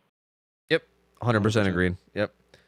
And dude, these matches have been good, man. Like I am still blown away at how much I've been enjoying this. Like when I first like agreed to comment a cast for a comp tournament, I was a little bit skeptical, but dude, it's been so fucking fun, man. Like this shit has been so good to cast. And here we go. We got a twins with Forest Stew and Toy Sword, so just really fucking good add-ons. We didn't even really talk about add-ons last game, did we?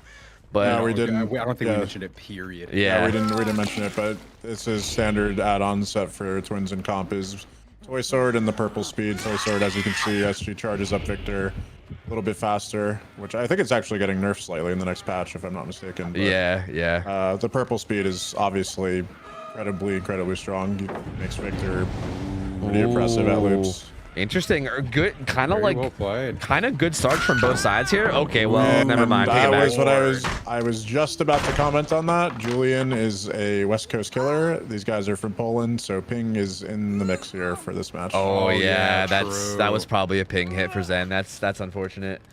Yeah, just a big ping sandwich. That's a crazy. Big start though, getting it down that early. I mean, they did manage to find one of the totems early. I was about to say good start for both. Like they found survivors early, and then they also found a totem early. So it was like a decent start for both. But I would say this is a very good good start for twins now. Like getting a hook this early. Ruin's still up, so he can kind of switch back and forth. He can keep harassing gens. Scratch marks too. He knows somebody's over here. So he knows someone's on that gen in the middle. He knows someone's here. He's getting information using Victor. He's also chasing people off gens and regressing them with Ruin. There's a lot happening right now. A lot happening. And yeah, I mean it's a pretty good position for the twins to be in right now. We'll see what he does here. I mean, yep. And now he's chilling by this hook. Like they're in this tough situation. This guy's most likely going to struggle. Like it doesn't look like anyone's even setting up to get the save unless they snuck by without him seeing. Yeah, even if they do, like he kind of has an idea as to where literally every single person is. Oh, that's fucking huge, actually. That's actually huge. If she managed to break that totem, she might make that hook before struggle though. She did. I believe that was before struggle. We didn't see the blood. Yeah, okay. So the blood point events are popping up. Yeah, that was before struggle. So that was kind of equally huge from the survivor. I guess that was a interesting trade-off. That was like they saved him like last second. That's actually kind of bad for killer. I don't know if the Lori's the one that has DS or not. We'll see in a second. I'm assuming. Nope. No, well, I'm assuming not. Nope. But again, this is a whole other hook stage. 60 more seconds that they wouldn't have had before. So that unhook was huge. Like honestly, if that came like 2 seconds later, she'd be dead right now. She'd be dead at 4 gens. So that's a a pretty clutch like unhook, and they get the totem here in the end anyway. But it's still looking hairy, honestly. Like, as much as I say like good job, it's still like there's twins. There's someone about to die on a hook behind them if they don't make a play. There's a slug situation. They didn't follow up with a kick on Victor too, so now they can continue to run around. This is a really good situation. Really good situation for the twins here. So I'm very curious to see how ZK like handles this now at this point. I don't know. This is, I'm not sure either. Like, he's got two. He's extremely far ahead. Like, it would take a pretty good amount of just unfortunate, unfavorable events to happen for him to not be ahead anymore. Like, he is rather ahead. They healed the slug guy. And he's he's even on the lookout now for that. Was a good long range hit. They can't get the unhook. That guy's dead. Like the other two ran down across the map, and he saw it. He knows that they're all across the map. He can safely just walk away. Yep, one gen done. Someone's dead. This is looking more like the Twins results that I was expecting, honestly. Yeah, I agree. Like that one misplay early game of like, you could even say it was just like a ping misplay, right? But like the Lori going down so early, and then like this whole snow. Ooh, and he caught her too. Damn. Oh, Pretty far from the window there. Yep. Yep. But, I mean, look at this. I mean, they're resetting. We know they have no gen progress right now. This person's about to get hooked. They're on 4 gens, and this Twins is playing with 1 perk right now. Yep. That's the perfection that you need to have when you're playing Survivor. You can't have these early game mishaps, or else this happens. He's playing with 2 perks, but we can't see that 5th one. It's called Ping. True. Fucking true. Yeah. It's called Ping. Yeah. I mean, like the ping advantage, it is painful and it does suck, but like, it sucks because like it's still something they're both aware of, and they're both going in knowing about it. Yeah. So it's still something they can at least like actually try to be mindful about somewhat. Yeah. Again, I don't know if this is the proper attitude to have or not, but I used to play in a comp scene in a different game, and very often you'd play against like foreign opponents. Like I would go against people from like Australia and stuff. And part of like being a skilled player was being able to perform on high ping. Exactly. You know? That was like part of being a skilled player, is like being able to adapt to it. And I would argue that's probably the same thing here. Again, that doesn't make it any easier, right? Like saying it doesn't make it any easier. So I still don't blame them for their mishaps, but it is a part of competition. You know, unfortunately there is international competition, and there's really no way around that. But I mean, that was a good kick, but again, like what do they do here? Like what do they, like the Charlotte's here at the hook, like she's basically putting them in a position where if they do unhook, it's like a forced 1-for-1. Like right there, the Survivor goes to struggle, so now the 1-for-1 is probably not even worth it anyway, because the hook state just reset, so they're probably gonna leave. She gets to sit here. Victor gets to go on and do what he wants to do. Yeah. Oh, did he actually catch the other person coming? Yep, caught him right back, dude. Jesus Christ. He'll likely get the 1-for-1 now, but like at this point, it's like it's less valuable because the hook stage just reset. What the fuck just happened there? I think I saw Nia get some airtime or something. I think there was a fucking Tony Hawk Pro Skater for a second, but. Yeah, I mean, it's just such a tough situation. The Nancy's doing a gen across the map, but she's gonna have to be. She's got to be going to get the unhook. The Nia does not have decisive strike. It's just, man, this is such a tough situation. I think at this point, in my opinion, the Survivors might have to just figure out a way to get gens done. Because again, you get points for gens. So like, there's a difference between 4K'ing with like 3 gens left and 1 gen left, right? This is again like the play that we were talking about. Injured Survivor jumps in a locker. Healthy Survivor stands in the way, so Victor can't block the locker, and he's forced to just pounce the full health guy, which then kicks you back to Charlotte. So that's like really. This could basically be it too. These are the last 2. Yeah, he's down there. Like he knows exactly where these 2 are, or at least has a good idea. Yep, that's like the staple counterplay that we've seen. But also, again, at this point, it's kind of too late, right? Like Victor's gonna be coming back. He's gonna be able to recall very, very soon. And it should be right now. Yep, there's the recall, and now he can take control of Victor again soon. And everybody's injured, right? So like, it's tough now. Like probably best result for Survivor is like Victor gets it down and then they immediately kick him. But then again, they're back at square one, right? They're back at square one. It's hard to break out of that cycle of having 1 Survivor on the ground at all times, you know, unless the Twins player fucks up and misses a dash, I guess. But even here, the Survivor isn't there to follow up and get the kick. So now Victor is free reign. I would he played this super duper safe too. Yeah, he could have victored like much earlier, like coming down the middle of the map. But yeah, but I think going for the safe play is so much. You're basically guaranteed to hit if you play safe. Yeah. And I would argue that this is a bit of a misplay from the Survivors. Although at this point you can, oh man, at this point you can say maybe the misplays don't even matter as much. Oh, the Unbreakable comes in though. Oh shit.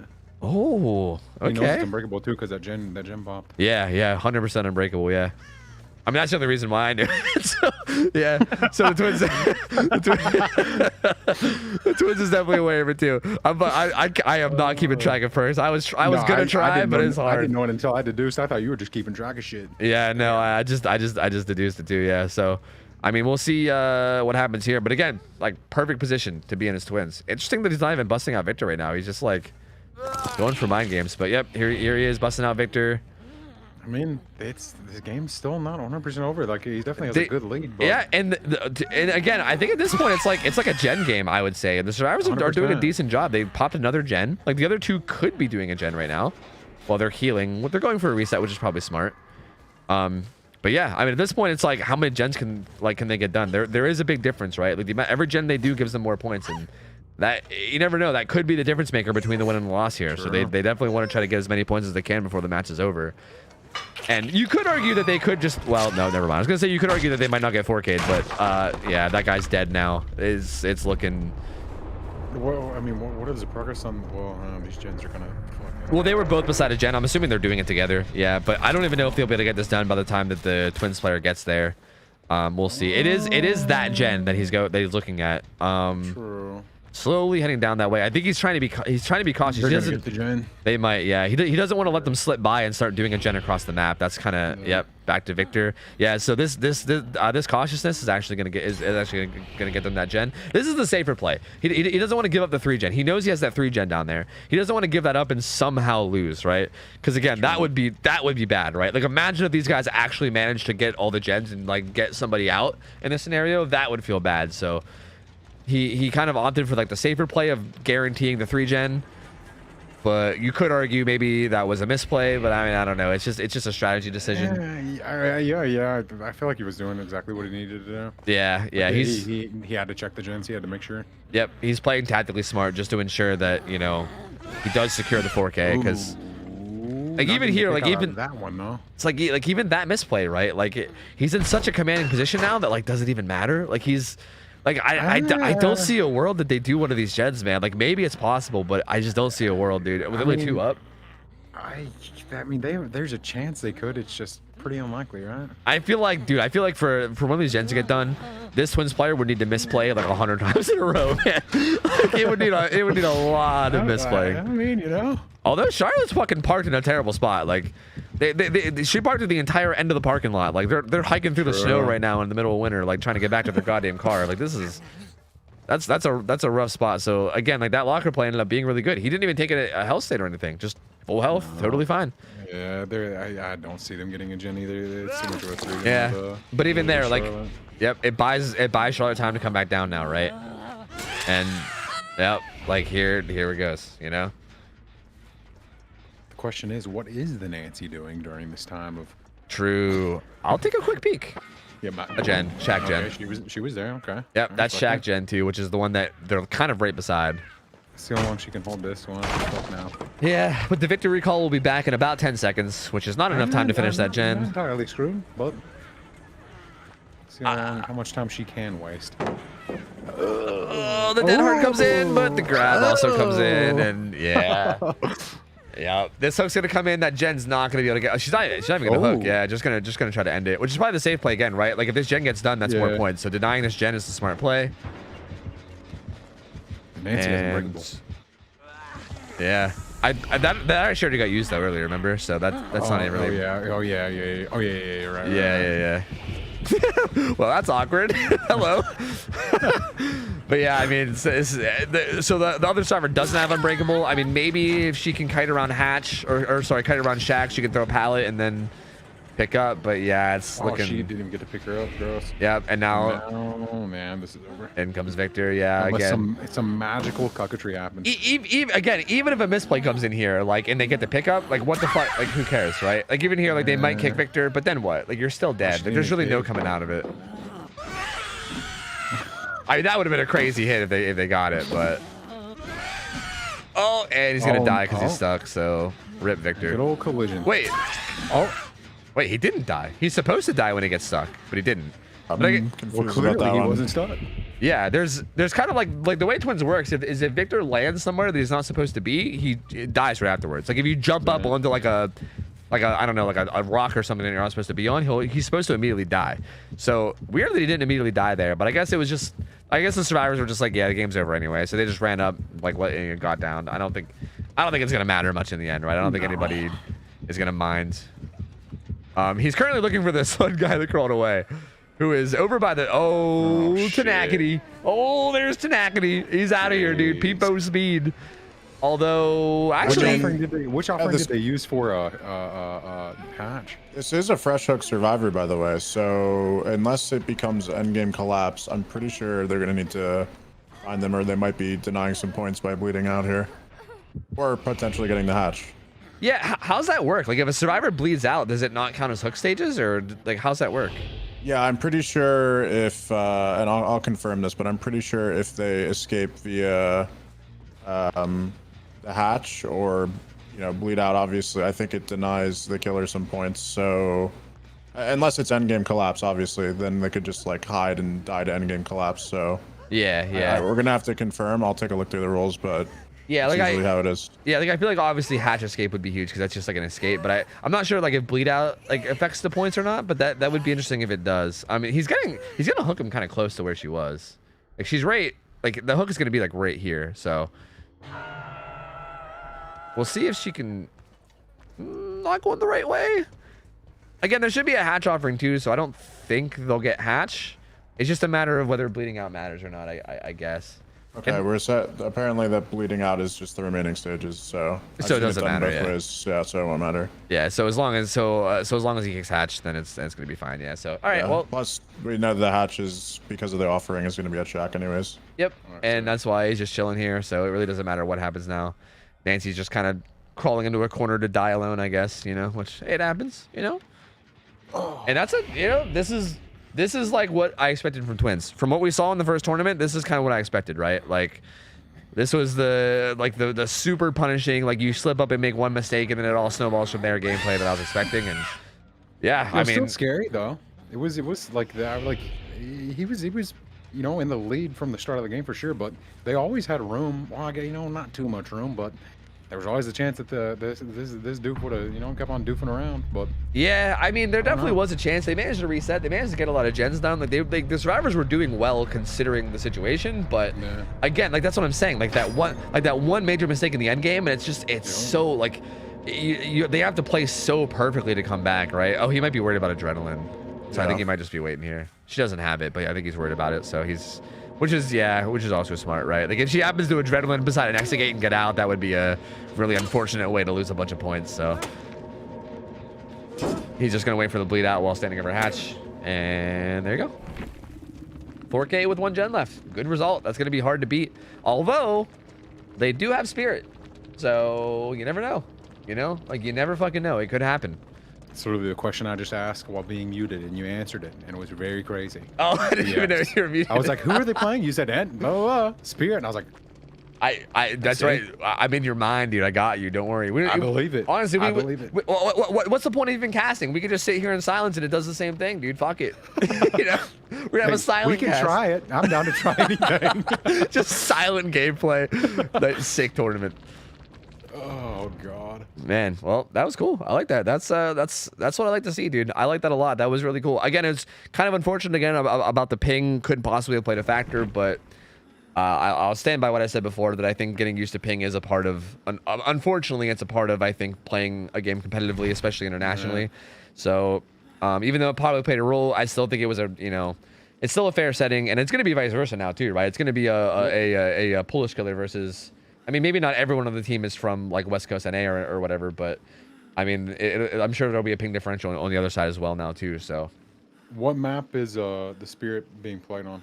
So she's on Wrecker's Yard, which has always kind of been her map. I've seen her played on other maps, but this is I mean, generally considered a pretty balanced map, right? It's like not that big. It's pretty standard tiles all around. I mean, you can get some good or some bad RNG depending on, you know, how the map loads in, but overall, this is kind of like her map. And before we saw her changes or nerf, whatever you want to call it, and now she has directional phasing. She was, I mean, you were at least an experienced Spirit, the expectation was you 4K before the gates are opened, or that's a bad result. But now, and I think we had one Spirit match last tournament, and we saw her get kind of stomped by survivors who knew what they were doing. So kind of in this weird different position from what we've seen her, you know, in the past. And she's, just for information, she's also not allowed deadlock or no way out too. So she can't really rely on those two perks, which we've commonly seen throughout this specific tournament. But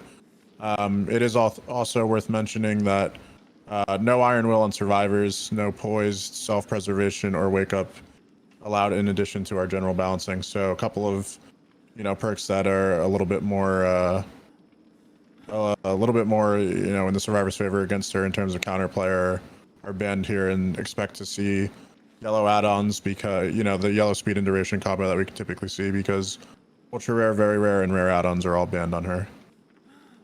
Interesting. Yeah, that's pretty interesting. I feel like basement play is also going to be huge again, because Wrecker's Yard, I mean, that seems to always be a thing with that map, because that's just a staple of that map is, you know, like basement being in the center. So curious to see how that plays. And again, I said this last tournament, and, you know, obviously we can talk about the results that happened in that tournament, but like, again, I am still very curious to see how Spirit performs in comp nowadays, because I still think that nerf she got where there's directional sound is a pretty fucking significant nerf, man. Like that's a pretty decent like hit on her power. Like if you actually having a general idea of where she's coming from, there is still a lot you can do, right? Especially if you have like any add-on that gives you extra speed in your power.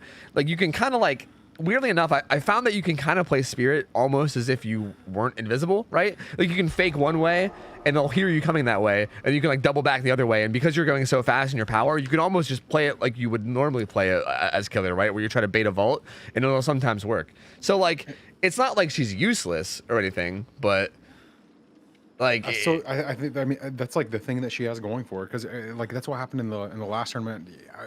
There was only like what, like 2 Spirit games in the last tournament. Yeah, it was in the and finals. In one of those games, that person kept on like not just using that to their advantage, and using the movement speed, and actually like they would end up cucking themselves and mind gaming themselves out of getting any hit. Because even though you can hear her now, it doesn't really matter whenever she's right next to you and she moves at Mach 10. It just stops the whole nonsense of whenever she's going to gens and doing it from a distance. But in chase, I think she's fine. Like honestly, I don't know what to expect, but I feel like this could be a close one, to be honest. Because I think she's very much capable of achieving the same thing that Twins just did, for sure.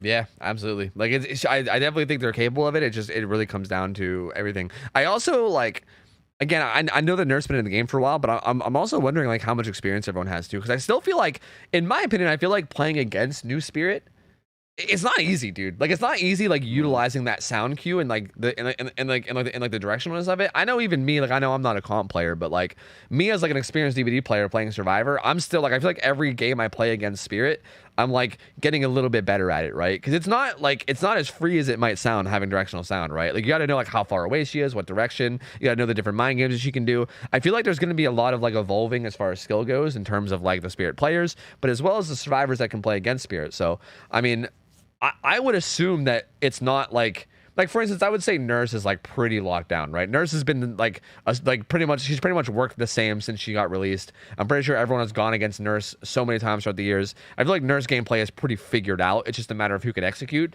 Whereas I feel like Spirit, especially new Spirit, I think there's still some things that might not be fully figured out yet. And I'm curious to see if that like matters, right? Like I don't know, like it might like I think some survivor groups might be like, you know, a little bit further ahead in terms of like how well they've adapted to it, and other survivor groups might not, you know. And same thing with Spirit players. Like Spirit players might have, like some might have adapted more than others, and you know, I'm curious to know if that matters or not, or if it will matter.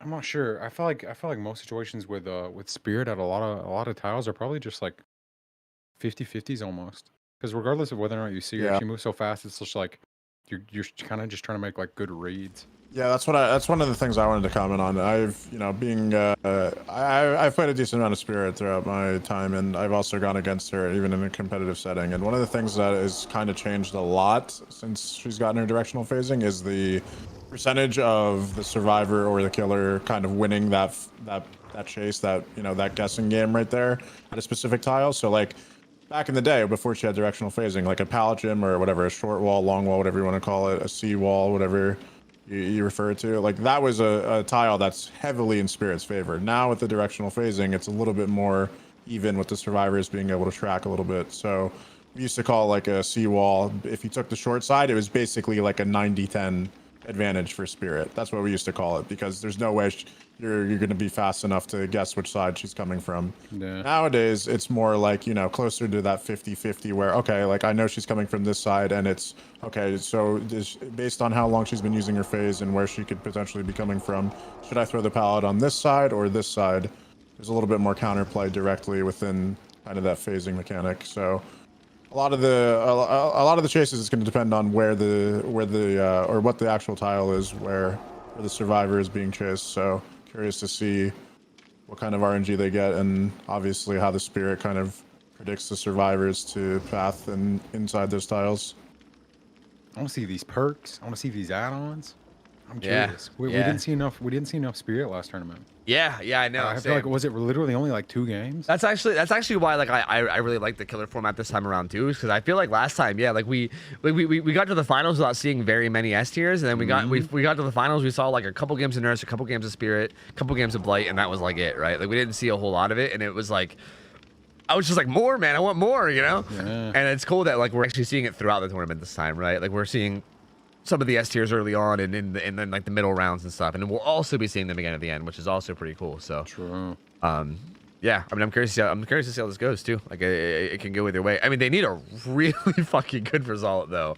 Like, True. I mean, but it's at least likely. I'm glad they didn't end up picking like plague or like something. just somebody that just wasn't, probably didn't have much of a chance. I'm probably triggering everybody because Plague is I keep going back to Plague as my go-to for like every time we bring up a shit bad example, killer. playing somebody worse out Plague. True Plague. I'm sorry, God. I will die on the hill that I don't think Plague is that strong, dude. I like out of the killer selection, I think maybe Doctor might be worse, but I think out of the killer selection of this tournament, I think Plague might be the weakest. I don't know. Which again, I think a lot of people disagree with, and I know that's probably like it might be a hot take for a lot of people or whatever. But I'm gonna keep her. If we're ever talking about a weak killer, I'm just gonna keep going right back to Plague. I'm gonna keep doing it. That's gonna be my go-to. I don't care if people get triggered. Fuck it.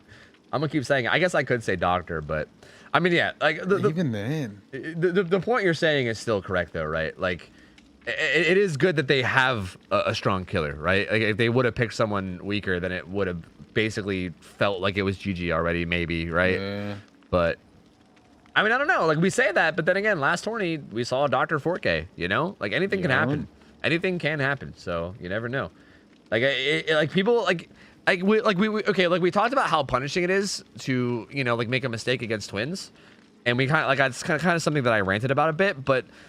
Something that maybe people don't realize is that it's punishing against all killers, right? Like if you make a big enough slip up, like say someone's hooked in the basement and then you just make a fucking like a dumb play and then go down beside basement and then you get double hooked in basement, right? Like that's against any killer, that's like practically GG, right? Like it really is crazy how like really against any killer a slip up at the wrong time, like a big enough slip up at the wrong time could make a game GG like instantly, right? Like obviously against twins, like it's a little bit more extreme, right? Like you don't need to have such a big slip up for it to be snowballed, but really even against any killer, even against like a lower tier killer, you make a big enough slip up and that shit can snowball out of control, man. Like this game is very snowbally as a whole.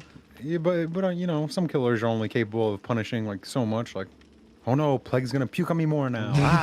Yeah, and like same thing with Doctor. Like Doctor really doesn't have much like one shot down potential. So like as long as you're like healthy, there's not really any major slip up that you're probably gonna make. You know what I mean?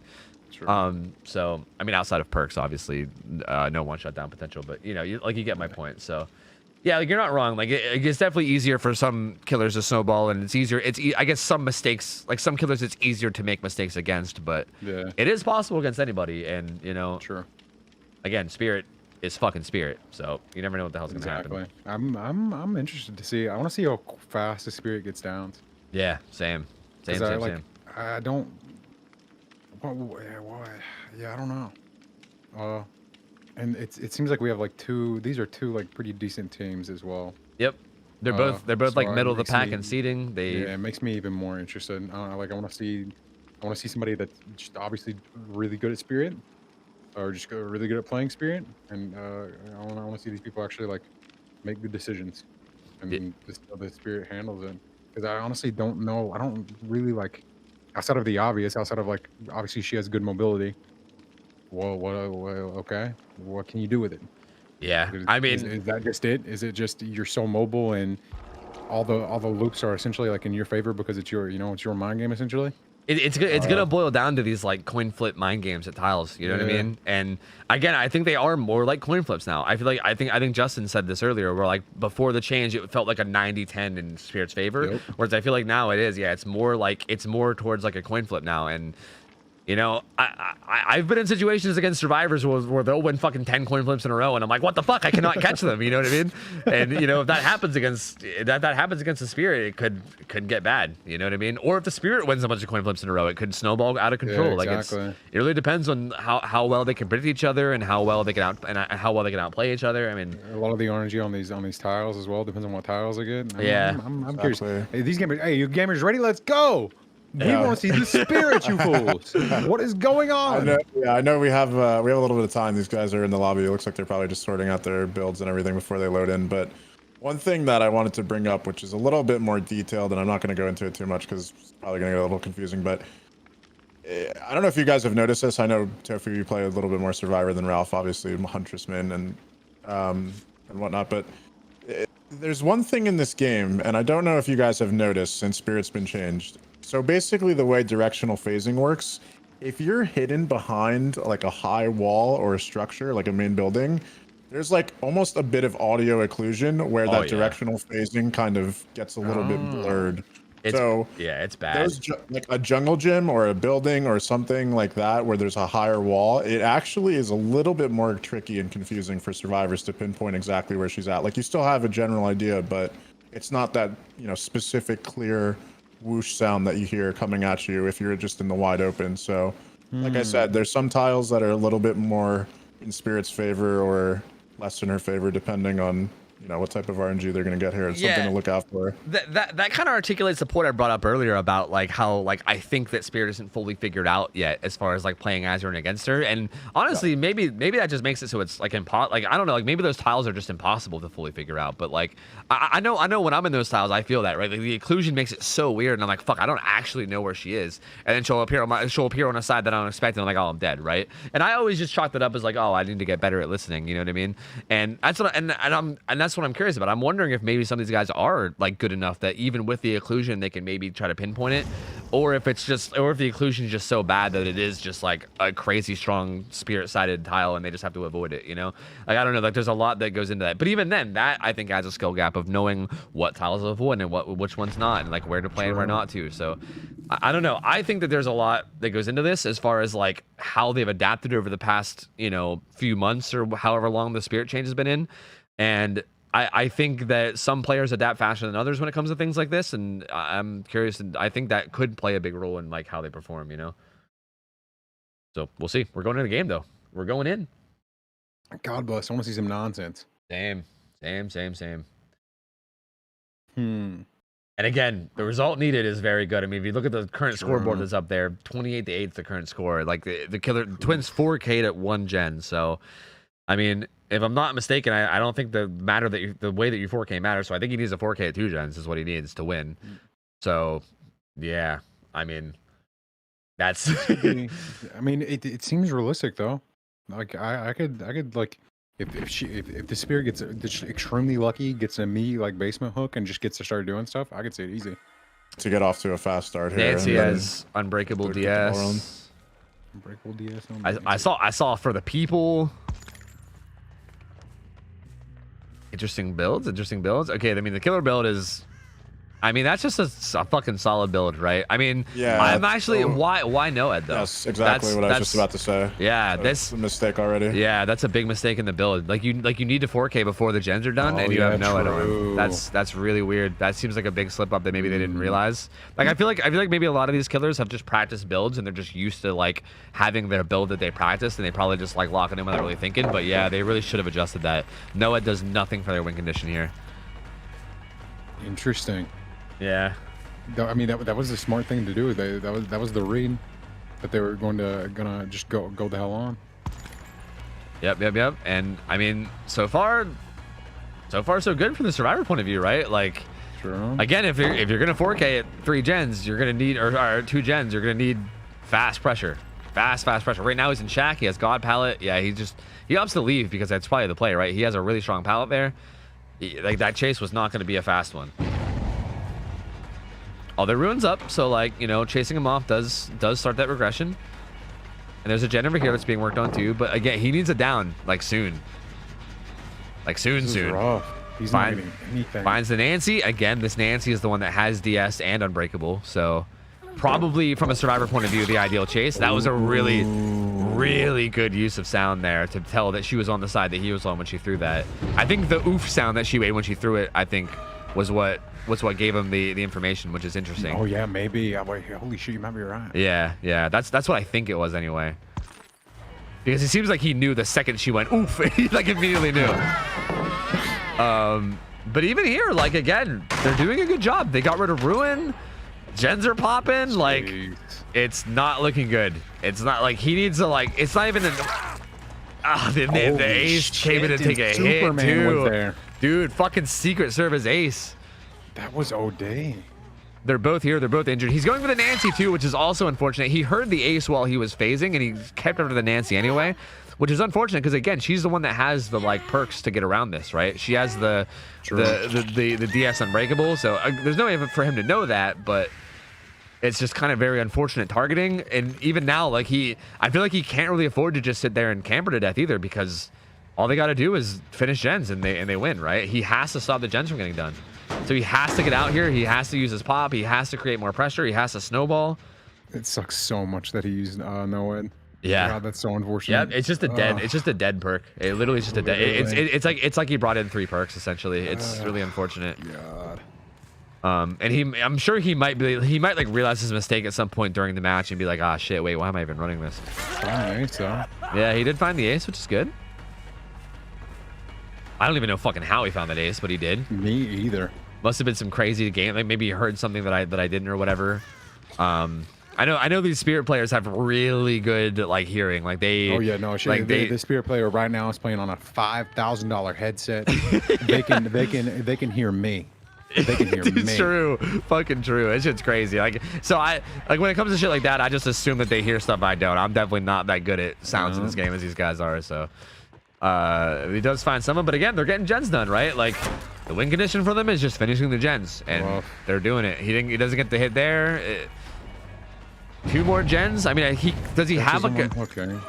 He does have a little bit of a 3 gen, but that one by the crane over there is kind of far off. Yep. It is a bit far off, and even then, the 3 gen is gonna. I feel like the 3 gen is really gonna be strong if he gets someone out. But again, this Nancy has. He saw the grass moving there. Yeah. He saw the grass moving after he threw the pallet. But here comes the DS. So like buys even more time. Well. Oh. Did she have DS? I'm pretty sure she did. Yeah, she did. I don't know if that was a vacuum or a miss. I'm pretty sure you didn't have time to always get it off before the vacuum. Yeah, I thought you did too. I'm pretty sure it cancels cancels. Like I know sometimes when I play killer, I'll like try to vacuum it and like the bar will start to fill up and then it'll get canceled by DS. I think she might have missed it. Might have been a miss or something. Maybe. I'm not sure. I don't know. I know you like you used to just. It depends on how far the skill check was on the thing. Yeah, it could have been. Yeah, I'm not. I mean, either regardless, it didn't come through, and now it's looking interesting. I mean, okay, I think bare minimum here's a tie. Like bare minimum result. Like I don't think that they can win, but yeah, I don't know. Because there's no way that the score would be different between a 4K and 1 gen. I mean, like you're getting all hell states. True. It's so yeah. Like if he managed a 4K right now with 1 gen left, I believe it would be a tie, and then we would get another match. Long day, baby. But that's only if he manages to 4K. If these guys even finish one of the gens, and he's kind of hanging out away from the gens right now. I mean, well, hey, he found both survivors, so Good play. Shit, they were both over here. Yeah. Oh no. They need to be careful right now. Yeah, they do. He can snowball like crazy. Like this actually could be where it turns. Especially, I mean, they should be smart enough to know this. But if they start running into those gens, another one gets hooked down there, they could be in trouble. Yeah, I think they do know. Like it seems like they're trying to stay on the other side of the map. Although that's kind of close, really. I wonder if the Laurie is like. I'm assuming Laurie's been on a gen this entire time. Yes, but she's injured and she's right next to the down. Yeah. And this is where those mistakes could add up very quickly. Yep. He sees the ace, so he's getting information. This ace has the medkit. I don't know if he's used it up already, but he needs to get away from everything and call for a reset, or this is gonna snowball pretty quickly. Yeah. We'll see. It looks like he's running away. Medkit is used. The Laurie's going in for the save. Yeah, and the Laurie's still by the crane too, so they're playing this really risky. Like they're just taking chances and staying injured, like right among this 3-gen where a spirit is. Like this is risky, very risky. This is extremely risky. Yeah, he finds the Laurie. It's funny because he might think the DS is still in play, right? Because I mean, I don't think it really matters. Like I mean, it probably won't change his decision making anyway, but he might still think it's in play. Oh, that was a insanely timed dead hard. Honestly, that gets me every time when someone tries to spin and then dead hard's after, because it's like, why would you spin if you had dead hard? You know? Exactly. It's such an interesting little mind game to do. But yeah, it worked out really well in his favor, and this time he got away from the gens. Like he's pretty far away from the gens this time around, so this is really, really good. It's also a fresh hook, so no crazy danger. These guys are resetting. Oh, they were healing. Did they fail that skill check? Does he know? Yeah. But they. Or what did he think it was? He might have thought it was like some weird bait. Yeah, I mean they did full reset. I say full reset, but it was, they both healed. Ooh, okay. Ooh. I thought she would vault. I didn't know what she was going to do after that. I don't know. He basically needs to hit this phase right now to have a chance. Yeah. Because I believe in him. Oh my God, that was good. Again, look where she's dying, right in the middle of that 3-gen. Yeah, right in the 3-gen, dude. Oh, fuck, man. Uh-oh. Oh, this is not good. This team is sponsored by motherfucking Sennheiser. Dude, true. Like, seriously. I honestly don't know how he made that. Like, maybe he was looking at grass or something. I just wasn't, but holy shit. Yeah, that was such a good call to know that she was there. That's nuts. I mean, and again, like, it's not even just the fact that she's hooked in the 3-gen. It's just he saves that much time going, you know, can easily check on the gens, has all the information in the world, knows they're on the other side resetting. Now he's got full control, and it's basically up to the survivors to get out of this pickle that they've caught themselves in. Exactly. This is also why getting someone out early is like such a big deal too, because the fact there's only 3 survivors, it's so easy for him to have the information, right? Like they unhooked across the map, they healed the whole time he was doing that chase, so he knew for a fact where they were. And like now he's just in control, right? He knew they were over there. He can now also protect this hook in the 3-gen and like basically either secure the kill or secure a 1-for-1, which then just leads to another hook in here, which he's gonna do. She's getting close to death, so he's just gonna hang out here. And yeah, this is. I mean, she's dead. And then, again, imagine if he's not running Noed and he has another perk to slow down the gens on top of this. Yeah, he actually maybe could have got the win if he did that, but it's honestly looking like we might be going to a tie. It depends on if they manage to. Sick. It depends though. I mean, if they manage to like you know, again, it comes down to these like coin flip situations and stuff. If they can end up like buying a lot of time while the other side does a gen, all it takes is 1 gen, right? Like it's all it takes. So like right now, I'm assuming the Laurie is. She just started it though. Like right there. Coin flip W. If he keeps doing this. He's actually keeping the pallet there too. Yeah, see the patience though. He's got to do it so many more times. Like she's debating right now. She's like, do I go back? Do I risk staying in this chase? Like, just commit, Spirit. I believe in you. Forcing the grab there to try to buy time for Laurie to get the gen done, but it's going to be pretty close. Yeah, I don't think it's going to be enough time. I was going to say there's literally no way, and they're able to communicate. There's no way that anybody thought that was going to save anybody enough time to do shit. The problem is that this ace is deliverance, and the Spirit should have recognized that, so he can get himself right off the hook. That's actually, you're right. That's a big deal. Yep. But she will be able to regress this with pop, so that's going to go down a lot, which kind of puts us right back at square one again, right? Like we're right back at square one of somebody needing to buy a lot of time, and now I guess it's up to Laurie, and Ace is going to have to find a way, but she's also getting chased now kind of near the gens, so she needs to get away from the gens and also lead him on a long chase while being injured against Spirit. They're screwed. I don't think they do anything here. There's nothing they can do. Yeah, she needs to commit to this. Unless the spirit gets just juiced all to hell, which I don't. That's not been happening this entire She does have game. Dead Hard. This is the Dead Hard survivor. I think she could have made that win. She could have made that window. Oh, look Bro, at the discount how? on this bitch? How? What the fuck? Dead Hard, bitch. What the hell? Did she use it already and I didn't realize? I don't think so. I think No. she was just being, like, I think she was just trying to waste time and just not using it because that was the expectation, or that she was going to use it. That was crazy. It's Like, she's gonna have plenty of time to go check these gens. Like, he's Yeah. not getting that done, and he's still injured from the deliverance. So I'm not really sure what the plan was, but it's looking like it might be a tie. that's crazy, dude. Holy After shit. that slow start we saw Yeah, too. after that slow start, I thought for sure it was done, dude. I was like, there's no way. Like, the start was too slow. They're not gonna have enough pressure. That's crazy. We know what Jenny's on. I Yeah, don't right. see- I was Yeah, Okay, wasn't there he it- is. I was going to ask the same I was gonna thing. say, yeah, she wasn't really like looking very hard at that one gen There off it is, of the okay. crane, but yeah, that's Jeez. Like for a his half player timing. now. Yeah, his He timing can was off. grab his deliverance is already up, so no DS. Even though we know it was on Nancy. Yeah, he was trying to There you time go. it and get on there. Yeah, well, another tie, another reset of games, dude. Damn. What a comeback. That was actually a crazy good comeback, man. Yeah, that was wild. I can't wait to see this thing. Yeah, until another Twins game and another Spirit game, huh? Yeah. Oh shit, dude.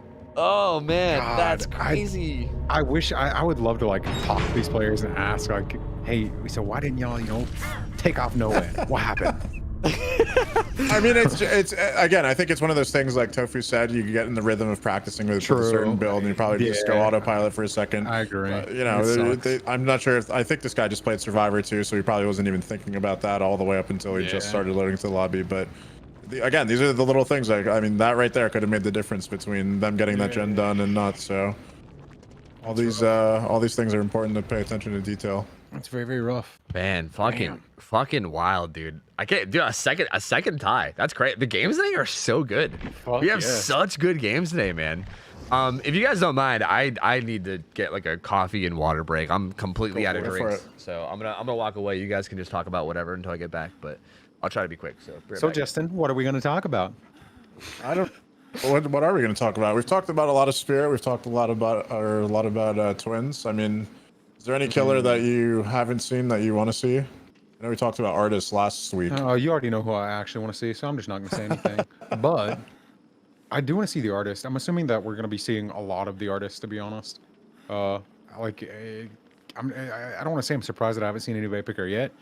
But I do think she might just be a really safe pick to be real. I feel like gamers are probably like figured it out, and they probably, especially like who Nyla, is it Nyla? Like Yeah, yeah. So he's a big fan of the artist. I'm interested to see how these people play her. God, now I want to see the artist. Shit. Yeah, I mean, I just don't know. Like she's been out for decently long, but we haven't seen her in tournaments really, just because she's so new and we're trying to figure out the balancing around her. I But don't like, know what perks they would use on her, or I mean, maybe they exactly, would, just yeah. like the standard, like some of the standard stuff. But are there any perks banned on her or anything of that matter? well, that's actually a good question. Let me take a look, because I don't know if I have looked at the balancing for her. I mean, I guess she's kind of looped into the same group as the other killers, where she has no deadlock, no way out. So, that's, I mean, if in terms of Survivor, it looks like, I mean, Dead Hard's banned versus her, Deliverance, Desperate Measures, Leader, Self-Care, Botany Knowledge. I don't know, just, it kind of, again, it's like, I don't even personally know that much about what to expect are from her. flashlights So. allowed against her? They are, yes, they are. And Interesting. something that I think is up for debate as to whether it I should think be it's or fine. not, but yeah, I think it's yeah. fine actually. Because I again, don't think she- it completely cucks her, Yeah. like entirely. Yeah, I think it's definitely something that can be used against her, but I think the artist can play around it too. It's not like she has. She's not like Hag, where it's such a commitment to place down a single trap, and she has like easy control and can place them down quickly, so she doesn't have to like put all her eggs in one basket and then just get cucked by a single flashlight. So I think it's fine. Yeah, and she is on Rancid Abattoir, which is like, I don't know, like, it's a small map, but like, I feel like those loops can be, I mean, granted, she can just play like the Trapper setup where she places a bird in a loop and kind of True. zones a survivor into it, but like, I don't know, man, like, I'm curious to see how a coordinated team plays around her with like Same. someone chasing with a flashlight, someone running into the birds or flashlighting them to get them away. I just want to don't know see what to how a expect. good artist plays against a coordinated team. Yeah. Like, Yeah. she has so much stuff you get to take advantage of, and just like her ability is just decent in general. But I want to know, I want to see the depth of that, and like everything that entails when it's obviously like a good set of players. Like I really want to see that. Yeah. Damn. See, I totally expect Nightlight to pick her at some point. I don't know if Oh, anyone else 100%. has any plans to pick her, but I genuinely I'd think she imagine. can be in that top, echelon of killers for sure. She's got the map pressure with the birds. She can use that for information. She can use that for pressure, or she can, obviously have the chase pressure that she has setting up birds at certain loops and kind of using that trapper play style. So True. very curious to see. Damn. I'm actually curious. We still have a couple of matches after this, so True. I think after this we have.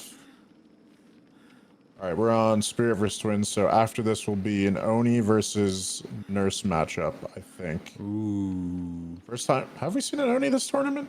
I think we have. Yes. Once, yeah, right? we have. Yeah, Yeah, we've seen one. Oh yeah, that was the one on Coal Tower with the crazy comeback. I think when they got like penalized a few times. So Yes, I believe again, so. I'm waiting for these survivors to actually prove my point that you're not supposed to be getting hit versus a powerless Oni all the time. But I everyone don't keeps understand. doing Like, it. son, I feel like if anything, this is what they like. If I was any of these players, I would have saved my Oni for like the last game, bro, grand finals, because they just be giving out hits against him. I don't understand it. I actually do not. I don't know what goes on in those games, but every single game we've had in Oni, they always get their power hella early for no good reason. And I mean, I don't understand. It's not like we're seeing them at like some, I don't know, like some unsafe palette that is just True. like you can't do anything about. Like they're getting hit at like jungle gyms, pallet gyms. It's literally these the filler most like, pallets that basic fail position. Yeah, I don't know. I don't know if it's nerves. I don't know if it's people just not being prepared. I don't know. It is like true. That's probably between these two tournaments has been the thing that's been most mind-boggling to me is just how people are so easily giving up these hits to killers where they shouldn't be. True. Dude, that shit has been frustrating me, honestly. Like, I feel like every time we have an Oni match, we always talk about it for like 5-10 minutes beforehand, right? About how like Oni has a really bad early game, and he, like the big thing is going to be like how quickly he can get his first hit, because that's what players try to do is they avoid it, and then every single time he just walks up and like gets a hit in 10 seconds, and I'm like, what the fuck? Like, why? Yeah, so I don't know, man. You missed our we're having like a little nerdgasm over just imagining the artist games to come. Oh, dude, I can't wait. How interesting that's going to be. Yeah. Just seeing like a good player on artist versus a good group of survivors, and just all the depth that could possibly entail. Oh god, I want that already. Same. I want that so fucking bad.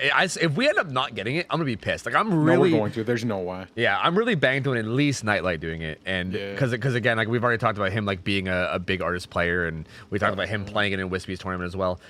So like I'm banking on him doing it, but even outside of him, I would like to see even others do it. Like I just want to see artist gameplay. Like I think it would be so fucking interesting at this level. Sure. You know? I'm kind of surprised we haven't seen her already, but maybe she's just like a super safe pick that we just don't, Yeah, I mean, some insider info. I'm close to a few of these teams, and I know a couple of them have been practicing or scrimming versus artists. And from what I've heard, even against the good teams, I've heard that she can be pretty frustrating to go against. So maybe it's one of those things where they're waiting to the later rounds where they know they're going to be going against a good team and kind of use that against them. That's kind of interesting if because they have yeah, I mean, we'll see.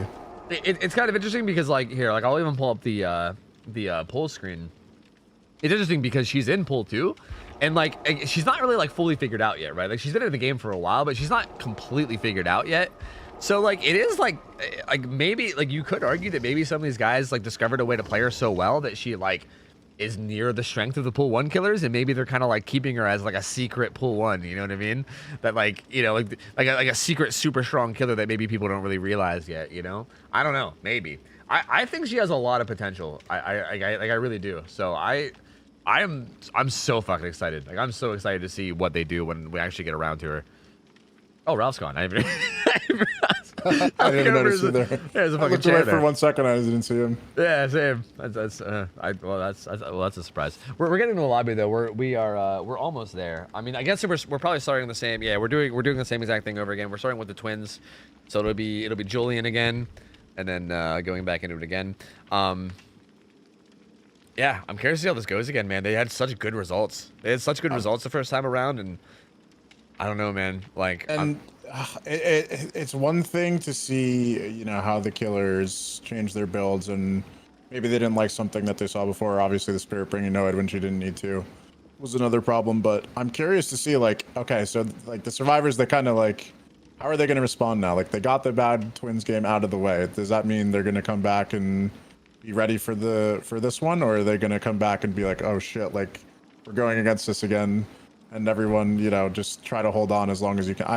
yeah, because to me this is like a fresh start, and I'm curious to see how the survivors respond. Exactly, because like I would also say too that it wouldn't surprise me. Like, again, I don't really know the attitudes of the players themselves. I don't really like know them personally, but like it wouldn't surprise me if that first Twins game, if it was like a frustrating, like, dude, we got fucked because of ping type thing, right? Like that first hit that like kind of caught, like the first down that caused the whole snowball was like that one pallet hit. It wouldn't surprise me if they if like maybe they're like, shit, man, like if I would have compensated for ping a little bit better, like maybe this whole game would have gone differently. Maybe now they're like they might be pumped now, right? They might be like, dude, now we can, like this time let's look out for it. Like, let's not try to like, you know, make any slip ups and like play extra safe around that. And you know, because I feel like, to me, that might be like a frustrating factor that they now feel like they have a second chance on. So yeah, I mean, maybe I like these ties. I like this. I like long sets. Yeah, same. A lot more than short sets, especially. I feel like long sets make like a lot more sense for a game like DbD2 just because of the amount of RNG with like tiles and stuff. Yeah, So I feel like it's kind of nice. Yeah, for sure. Yeah, I mean, I just also am enjoying casting. So like, True. I am totally down to do it longer, dude. No complaints here. No complaints Absolutely. here. That's definitely part of it. I agree.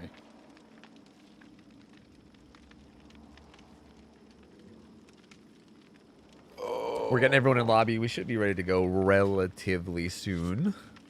So, here's a question that I'm afraid to ask. What happens if they tie again? Do we just keep going? Do we have like 5 matches? Then they have to play Huntress. I mean, Yeah. I mean, as far as I'm aware, I don't think there's an official tie rule until like the well, I guess the finals maybe, but I don't know. I guess we're just gonna keep redoing it and running it back. Yeah, that's really fucking interesting.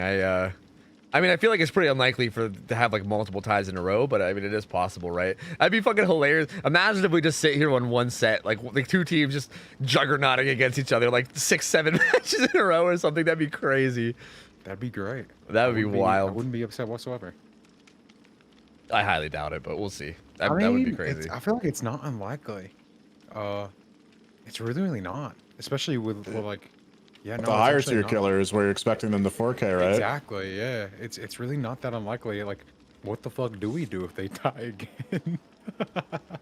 Are we just literally on the infinite of We are, yeah. We're just with these 2 teams forever. Hypothetically, we could be here 24 hours, man. You never know. They might just keep tying. It's possible. It's not likely, but it's possible, you know? Fuck. We might just be here forever. Also, we're I'm not complaining. yeah, we're loading in though. We are loading in. We're getting there. Full reset. Second chance, dude. Second chance for both teams, because I think both Twins first again. Yep, Twins first again. Yep. So it'll be on Azerov's. Actually, I didn't see if the I didn't see what side the basement was on, because I know they have the choice. But I didn't see it, but I mean, I wonder. So, I wonder why do they even have a choice? Like, I guess, yeah. Like, what is the choice even? Like, it's still just like gambling, right? Like, you don't know if that choice is gonna be better than the other choice. Yeah, I mean, yeah. At the end of the day, it's just whichever one whichever building you feel more comfortable Just playing feeling around. froggy. Yeah, it just depends 100%. Because you could get caught. Like, I'm assuming they're gonna be running corrupt, and that could just cuck you immediately, no matter what side you choose. So, Yep. I don't know. Let's see. Well, basement's in the main building, so we know that. I mean, his build is the exact same, right? Yeah. He had Ruin Dying, yeah. I mean, Good survivors. spawns, good corrupt. I kind of want to see at least who has Decisive Strike. It's Lori. Also has Unbreakable as well, which is also pretty important. Oh, did this Claudette start on the on her side? Sounds like it based on the terror radius, or maybe she walked into it. I'm not sure. I kind of want to see.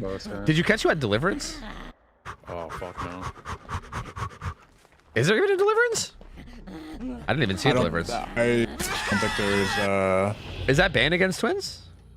Yes, it is. There's no deliverance for twins. Okay, so it was there for spear, but not for twins. I think that's where I got mixed up. Okay, well, I mean, he finds a hit on Nancy right away, which is good. I mean, again, twins is like it's one of those like slow burns. You know, you just gotta get it started. You gotta start getting hell states, and the faster you can start getting hell states, the faster you can start the snowballing. She actually could get hit here. This pallet isn't that strong. Wait, actually, it's the strong side. Oh, but it came through anyway. So, I mean, yeah, that's not a super strong tile. It was the stronger pallet side, but yeah, she's gonna play super safe now. But here comes Victor. Yeah, I was about to say there's really not much she's gonna do in the first place. Ooh, there's the protector there. Yeah. Protect, but Yep. That buys a little bit more time. So there goes Undying. So now they're down to just Ruin. Seems a little. Oh no, the slip up, dude. This is one of those situations. Again, I know I said this yesterday. I think I said this like last week during the during I think it was the trauma set, where I was talking about how like little pallet plays like this, like these little like micro pallet plays, are fucking hard with high ping, man. Like 100%. you have to vault like so much earlier because like it's not right. Like what you see is not what they see. So like that situation might have been like that vault like might have looked bad, right? Like from a spectator point of view, they might be like, oh, lol, survivors are so bad. Like from their point of view, that might have looked like a good vault. It's just so risky when you have high ping, man. Like you got to be really on top of it. Bigger commitment every single time. Yeah, like you got such a big commitment. Yeah, like you got to vault earlier to make up for the ping. Like it's. Yeah, because that's one of the most important things is knowing like lunge spacing and stuff like that, and knowing what you can get away with, but you can't be as confident on high ping at all. Yep. So some of these plays that might look bad are really not. It's just a lot of it just comes down to like needing to rely on prediction more. Yeah, the unhook came in. He gave up Victor, and then Victor got kicked. Kind of good for the survivors right now. He got that guy before struggle. He doesn't have DS, so like if he does decide to stay on him, he might need help from somebody here. Got her. Lori's there, but I think he'll get back in time to pick her up though and get another hook, which is where it's gonna start to get scary, right? Eek. Oh, they get ruined too. That's big. That's honestly pretty big. Yeah, but they know where she knows where 3 people are. Yep. She can't really immediately pick up because of the survivors. You gotta chase them away, although she has a pallet right here to keep her safe, so it's not actually committed. Oh my god, those hits, dude. God bless America. Yeah, that's wow. Even from like the spectator point of view, that looked fucking. Bruh, you could tell that one was paying. That even that hit had an accent. I heard it. Oh my god. Fucking please. Anyway, this guy's going basement. This guy's going basement, which is really unfortunate because he's on second stage. Oh man, you got me with that one. I'm sorry. I'm trying to stay composed and I can't. That was a good one. Fuck me, dude. Oh, shit. But yeah, that guy's in basement now on death hook. Doesn't have decisive strike. This is where it's a little bit scurry. A little bit scurry. Like, what the fuck do they do here? There's also a 3-gen here too, so like even if he just sits here and waits for it to die, as long as he protects his 3 gens, he's really not in a bad spot. He can give up all those other gens, and it's really not the end of the world, right? Like, it's not that bad, you know?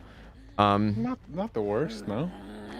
Oh, found the Claudette too. Damn. Yeah, gets a hell state on her. Now he can immediately go back to basement. He knows that there's only 2 people that are working on gens right now. He knows that if anyone even wants to go for this save, then it'll only be 1 person on gens, so he can just kind of chill. Really no need to rush this at all. This is extremely safe. Like, it's just a waiting game, waiting on her to die, and then move out and rinse, repeat, essentially. Yep. He's in a really good spawn. Yeah, he is. Dead? Dude, 4 gens left. There's a solid 3-gen on both sides of the map. Yeah, this is looking like it could potentially be even a better result than first time. Maybe. I mean, it depends on how it goes, but this is definitely a strong start. Like, again, I mean, we say that, but then again, we said that last Spirit game. We were like, oh, she's fucked. She had such a bad start, and then she ended up, like, pulling it through. So you never know. I mean, anything could happen. He already found another one over here, too. There's progress on the gen. He didn't know where they were. I don't know if they did this a lot earlier or if he actually has found someone. Yeah, I don't think he knows either. It's looking like it might have been earlier progress based on the fact that he's not finding anybody. Yeah, he's not No, too what? scared. Did you see that guy? He didn't see him. They were He behind didn't see the tire, him. yeah? Yeah, there was a movement behind the tire. Yeah, He I didn't saw see him. him. Oh, no. Oh, Shit. his res is not stretched enough, dude. Doesn't have the filters. Not like this. Wow, that was True. I think that was the Claudette. I think is who it was. I don't know. That sucks. Okay, I'm gonna be honest. I thought I saw the like gray coat, like the gray trench coat that Adam wears. I thought it was an Adam, but there's no Adam in this game. I didn't even see like specifics like that much. I just saw the movement period. Yeah, I think it was. Yeah, I think it was that Claudette. I think. Yeah, jeez. I mean, regardless, he's still like comfortable because he's on the side with all the gens. Oh, Yeah. what the fuck just happened? What did happen over there? Okay, I think it booted him out. I was curious to know if he had Locker on his head in the locker, or sorry, Locker in his head. If he had Victor on his head in the locker, because that was weird. That was some weird lag there. I don't know what that was about. But he did find the hit on Lori, but that did take a long time, right? That was a long time of just wandering around and not really doing anything, and like. That's True. kind of the chance that the survivors need, right? Like, I don't think a crazy amount of like progress got done on their side or anything, but like that's definitely like similar to what they like. That's kind of thing that they need. Is this on the side? That Yeah, I was he's about on? to ask, is she still on that side? There's no. Fucking No, I think that's the No, other 'cause he would've side. been over- Yeah. Yeah. that's a bit. Yeah. Or is it? No, I'm it- pretty sure he just patrolled those 3 gens and there was nobody on him. Okay, It's thank that God. gen. Yeah, it's that gen right there. Yeah, I couldn't remember if the hill was on the side or not, but yeah. Only stopping this. Oh. We'll get the kick though immediately. Charlotte's way too far away to follow up, so they'll just easily pick that guy up with no repercussions. At this point, it's just holding down the 3 gen. They're 100% gonna get that gen done across Yeah. the map, like 100%. I think worst result here for Survivor is 4K with 1 gen, just like last time, because they're gonna get that gen done. He's not gonna worry about that gen down there. There's no way. He'll probably harass him with Victor like he is now. Like right now, he knows that everybody's down there. He knows that Lori just got picked up. He knows that this is the 3rd survivor, so like he's free to do whatever he wants right now. He's not really concerned about his 3 gen.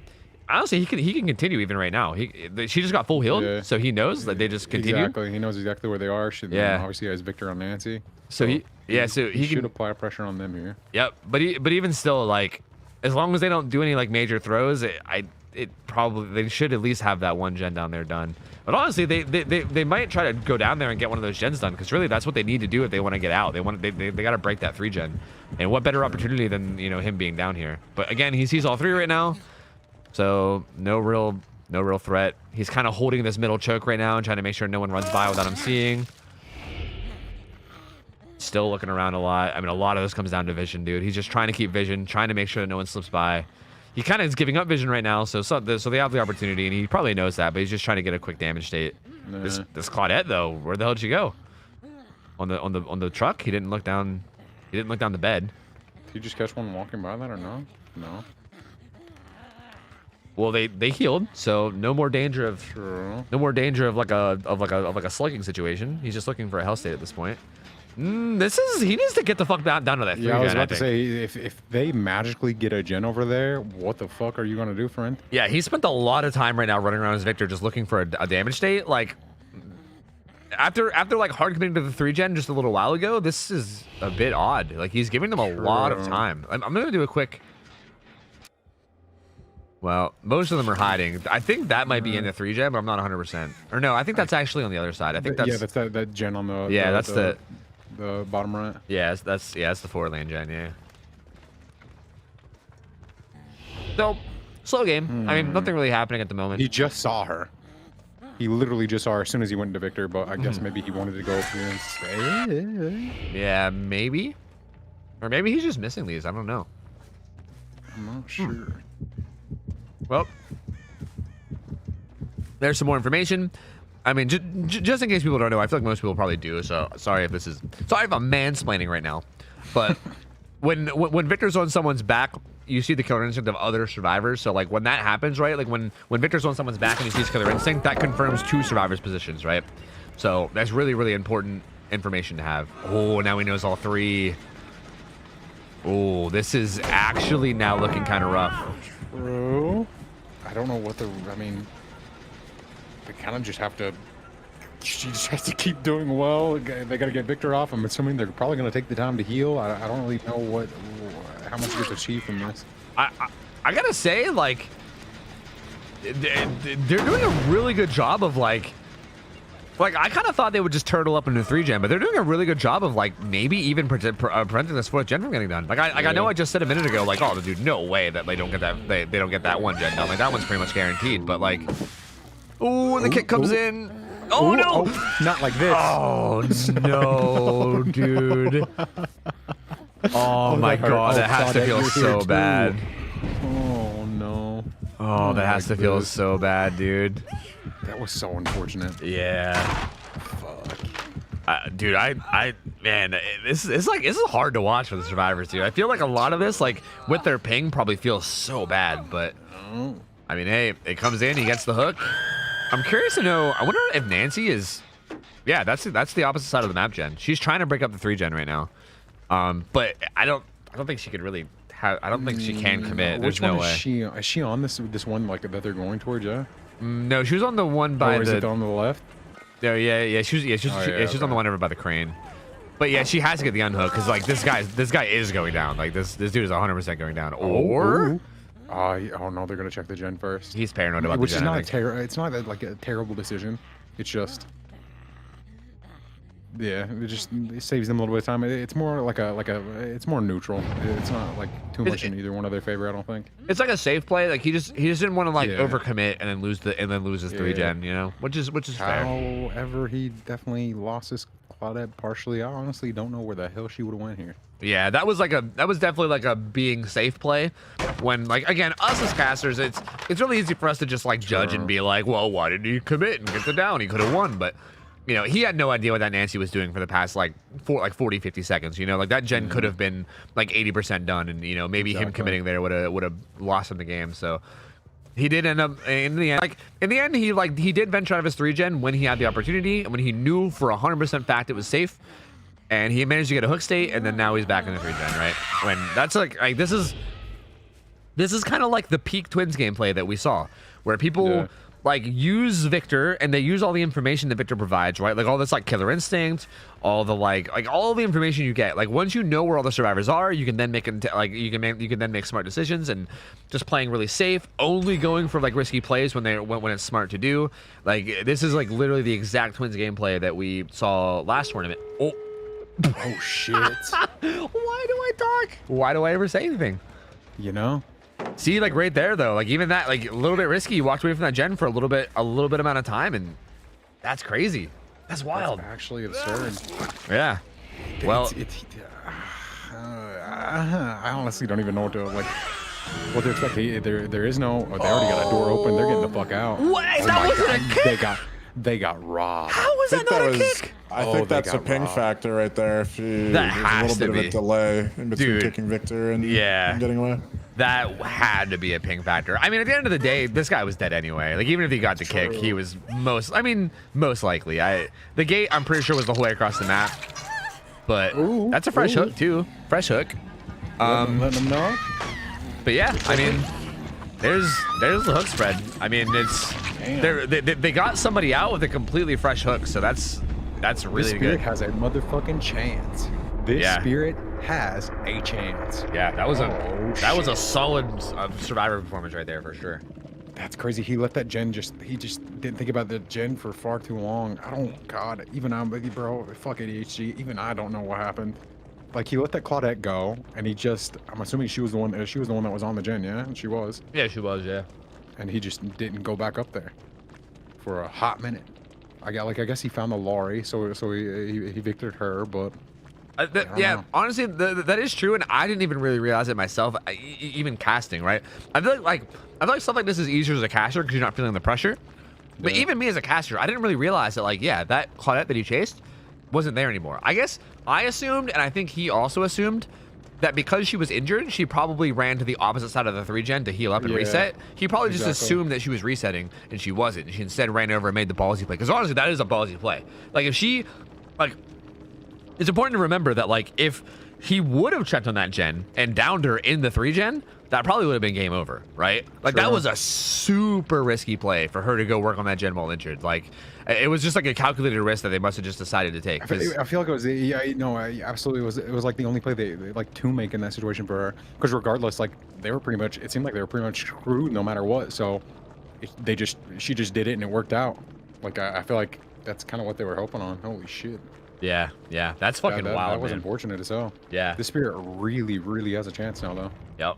That's like that was kind of surprising.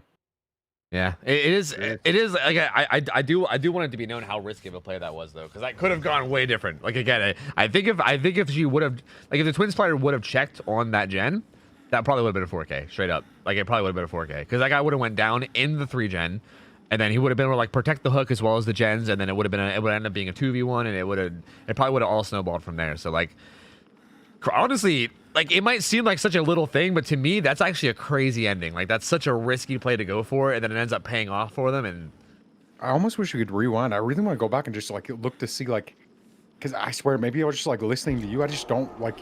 It just seemed like not that much time had passed whatsoever. that's like, what I thought too. just, Yeah, I like it seems so strange. yeah. It kind of threw me off. I was like, whoa, that Yeah, gen got done. What the exactly. fuck? I feel like I think the Twins player probably thought the same thing. They were probably like, wait, really? Like they had time to do that? That's crazy. It's that damn Claudette. He just didn't think anything of her. Yeah. Like, I don't blame him. I really don't. And again, I feel like in that scenario, it makes sense to just expect them to go reset. Like, you're twins. You're a 100%. twins in a 3-gen scenario, right? Like, it makes sense that if you're injured and you get away, the clear play is not to stay in the dangerous zone, right? The clear play is to go reset.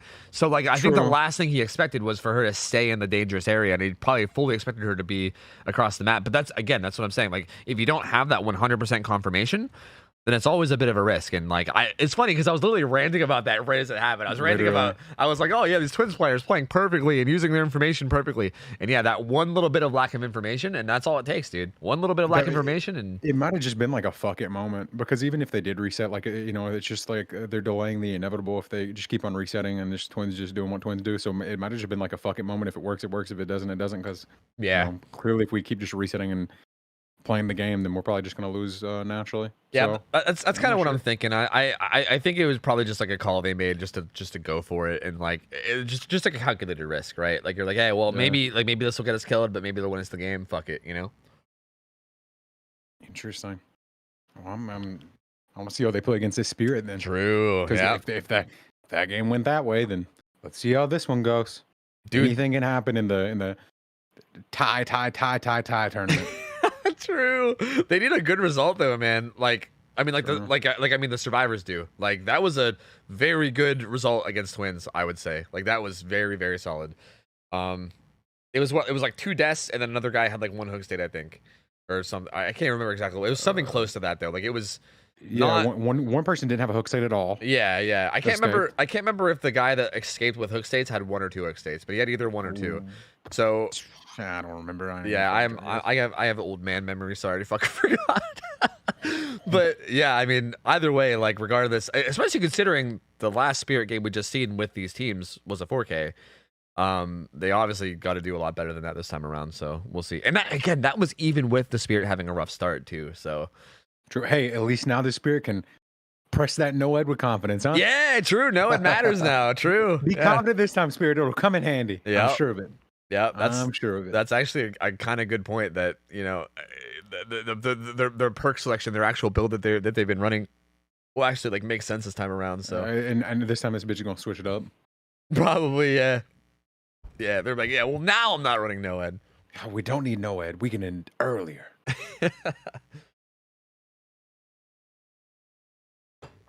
Yeah, very interesting though. I mean, I was gonna say it's insane that game went that way in the first place, or that this was gonna be close. But the first game was a fucking tie. What am I even saying? The first game was a tie. Yeah, it was. Jesus. And again, like, these teams are like, I'm not okay. One thing I kind of want to say, I know I keep going on about this, and I'm probably getting annoying, but I'm impressed with how well you guys like seeded teams. Like, these are actually, like, the results have been very like this, for instance, is like the closest seeding game, and it's been so close. Like, these guys feel so similar in terms of like skill.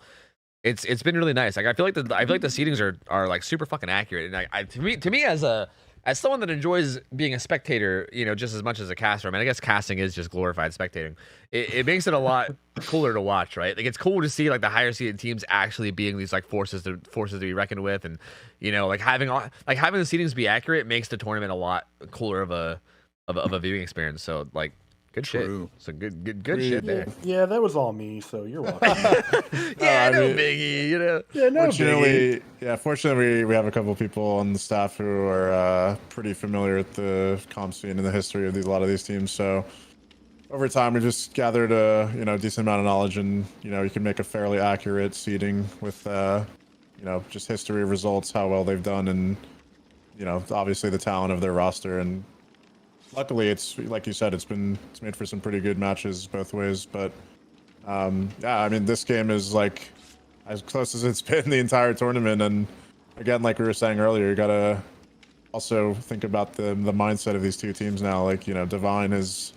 It looked like they were on their sure way for a victory before we even got to the rematch, and now they got to play a pretty damn good game in order to win this. Yeah. And you wonder if they're kind of a little bit down, or if they're still motivated. That is true too. Like I wonder how the morale is, because like that is true. Like at the start of that Spirit game, I was like ready to chalk it up. I was ready to just be like, "Yep, game over." I mean, like Divine's moving on, because like the Spirit needed such a good result. They had it was such a rough start for the Spirit, and like it looked like they were easily going to be able to get the gens done. Right, that's all they had to do was just get the gens done.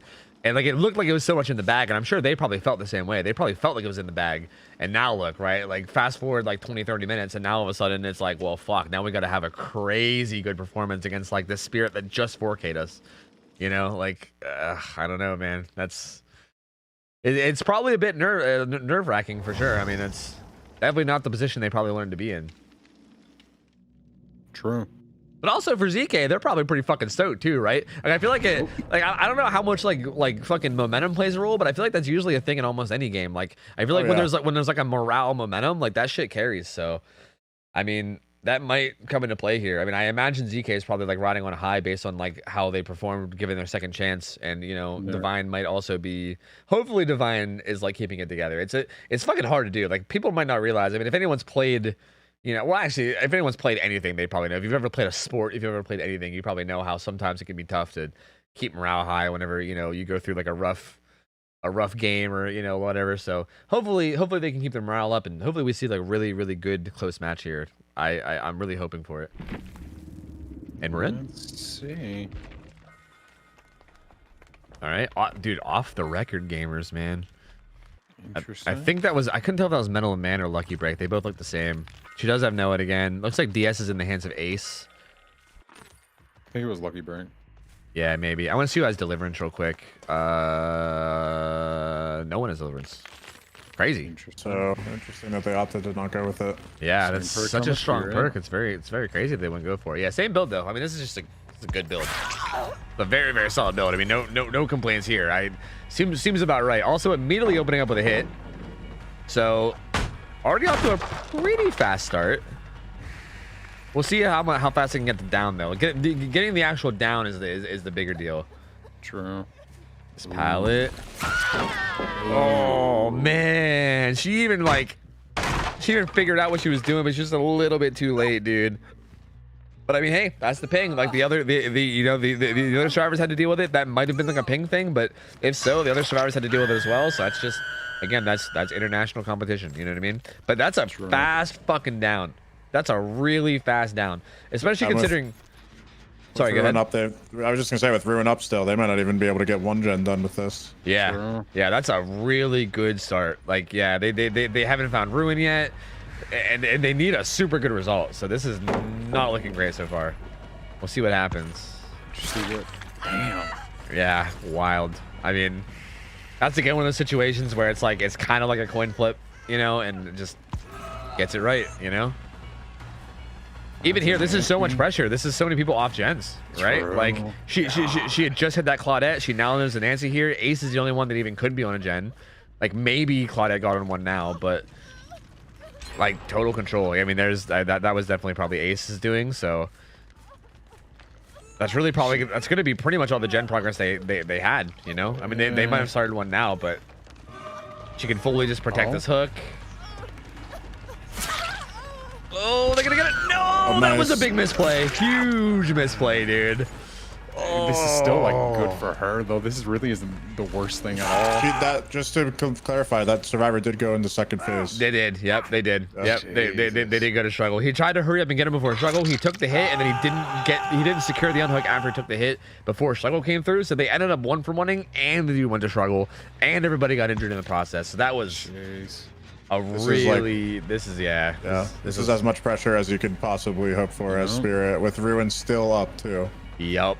Like the gen progress that is there is probably going to be gone. Like right there's 2 different survivors that they can see. The last one got the unhook. So yeah, all the gens are regressing right now. There's no one on a gen at the moment. Ooh, the dead hard. Still goes down. Yeah, down she goes. It's just so much pressure right now. There's literally like nothing they can fucking do. Like there's nothing that Claudette could do. All the Spirit has to do is sit there and wait. She got to like look in the grass to see which side she went on, so she automatically went to the right side and then just sat there and waited like for anything. Yep. Jesus.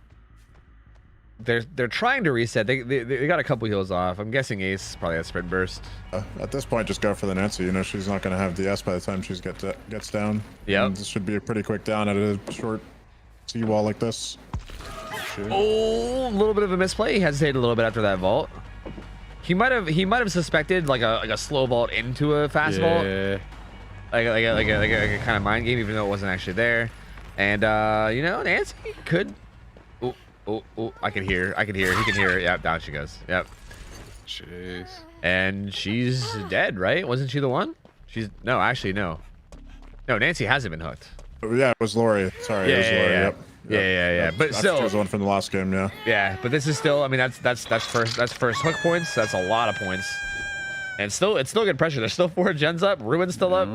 It's still so much pressure. I mean, they need to have a crazy like second half of this match if they want to have a chance. This is already looking pretty grim. Pretty grim. The window. Yeah, I mean, interesting. The good news is that she didn't find the Lori, so like, at least that there's no like what the fuck just happened? There's no immediate danger of anybody dying like immediately.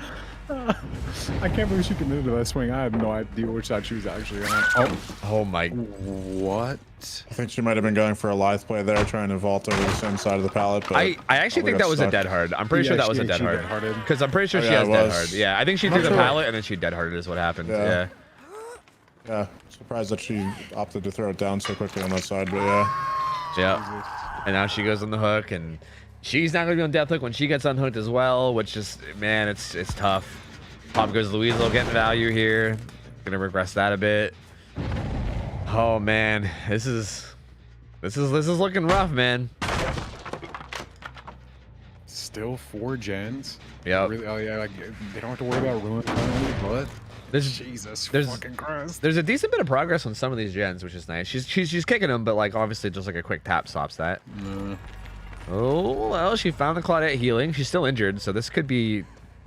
Oh yeah. Catch her right up and get a hit. Oh, at the end of the dead hard too.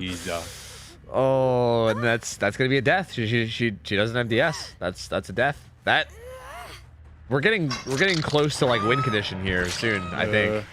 She finds Lori and kills her. It's GG. Yeah. That would be it because everyone's been hooked once. Yeah, you're right. No. Basically, any kill equals GG now, but Lori just happens to be the one that's on death hook, so we'll see what happens. And again, she has all the time in the world. There's four gens still left. She has no ed too in case they even do get the gens done. Like, what did she just say? Was that Nancy? I don't know. She's getting some value to pop though. I don't think she even cares. I think she's gonna stick on the ace because she's injured. Or he's injured. Yeah, she really doesn't have to care. Like she has such a lead. Like she would have to waste so much time and just fail over and over again for this to go wrong. But I highly doubt that it will. I think she's just trying to secure her hooks too, because she knows he's injured, and obviously there's like the thing with Spirit too, where like chasing someone that's injured is way better than chasing someone full health. You know, you get the extra sound cues. Yep. Still no Lori though. I mean, Lori, like kind of like Justin said earlier, was the one that's on death hooks, and if she gets found and killed, then it's automatically GG. So I guess from a survivor point of view, yeah, these two are the ones that need to get chased. Yeah, really good fucking play there. Like really good prediction. The thing I want to point out is like these survivors aren't even really doing anything too bad. Like they're not making many mistakes. They're just losing the chases. Yeah. Like, this Spirit is landing every single phase. she's making all the right plays, and she brought a good build. I mean, I guess the one thing is Ruin was up for a while, but I mean, that's just, you know, do you happen to find the totem or not? And yeah, just brought like the perfect build. Like what? Like the Ruin's down, now she's got pop, and if all goes to hell, then she's got Noah to fall back on. Yeah, So, I think that is an important thing to mention, is that it's not really like these guys are playing bad. Like they're, oh, I don't know what happened there, but like these guys really aren't playing bad at all. It's literally just the Spirit is just having a dominating performance, man. Like she's just playing so well. Oh. There's not even a pallet there, is there? I'm pretty sure they used that pallet earlier. So yeah, there's really nothing there. And yeah, this is I mean this is GG. I don't really know. DC because he wasn't getting saved. Yeah, I don't know if that was like a that. Honestly, it even could have been like a, you know, like a rage quit type DC, or out of like frustration. It's really hard to say. I mean, I don't know. Like, because like knowing that was over. Yeah, because like again, we did talk about how the fact that it was looking so good for them on the last round, and now it's not. You know, like there's another one. Yeah, I think they might just be accepting that the match is over and just, you know, going on. Well, there it is. That's quite interesting. Yeah. I wouldn't have expected this. Like on paper, I wouldn't have expected a Spirit to outperform Twins at all. Yeah, same. But that was fucking phenomenal. That was some very, very good Spirit play. Like that was like top notch. Like that was fucking great. I think that's the best Spirit round I've seen since she's gotten reworked in comp. That was that. I don't even think he missed a phase that entire match. That was just Spirit playing at her peak right there. Yeah, I think there was like one time where he stopped the phase early and swung early at that single pallet tile or whatever. But yeah, aside from that, yeah, like he was on top of all of it, man. That was crazy. That was such a good performance. So I mean, not really much you can do against that, man. Like they I feel like they did pretty good, but there's just not really much you can do when the Spirit is literally just nailing every single prediction and fucking hitting you every time, you know. So fuck me, man. GG's. Serious. Well, that's ZK moving on. That's ZK moving on. Divine. Not only is Divine moving down into the losers bracket. Oh, you know what actually sucks? If their morale is fucked, they literally have to play again right now. Right now. They're the next match. Hey, y'all better put some pep in your step, motherfuckers. You gotta go again. Ain't no time to be sad, fools. Yeah, that's rough. So yeah, ZK moves on to the winners bracket. And that means that according to the schedule, the next game is, Divine versus Atrocity. We're going into the losers bracket now. So the losers of this last game are now going to be playing against one of the people who lost last week, Atrocity.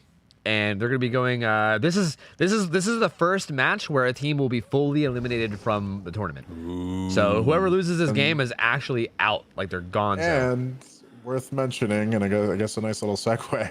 You know, Divine, we just saw Divine lose there, unfortunately, but look who they're playing against now, too.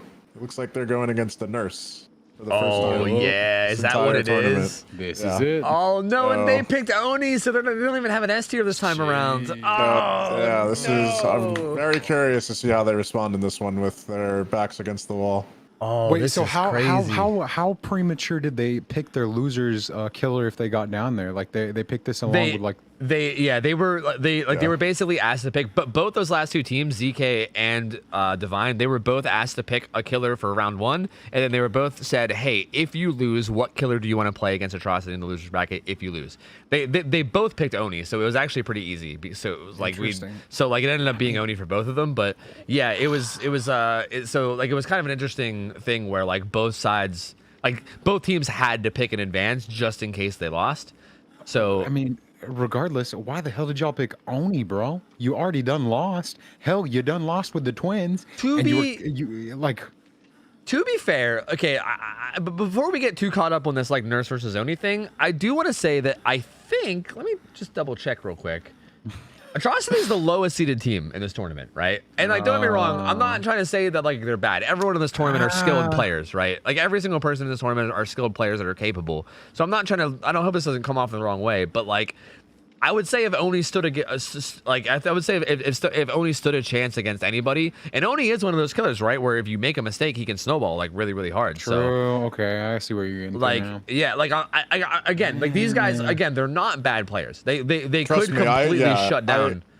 I know these players on Atrocity. They've got experience. It's not like they're just some slump of a team. Yeah, and I want to make sure that's perfectly clear. Like they're not just a bunch of randos thrown onto a team that are going to play bad, right? Like they're clearly good players, and it's still going to be an uphill battle, but there's still a chance, right? There's still a chance. All it takes is one slip up. And again, we've talked about this how many times in this fucking tournament where players against Oni for some reason seem to take risks, and I don't get it.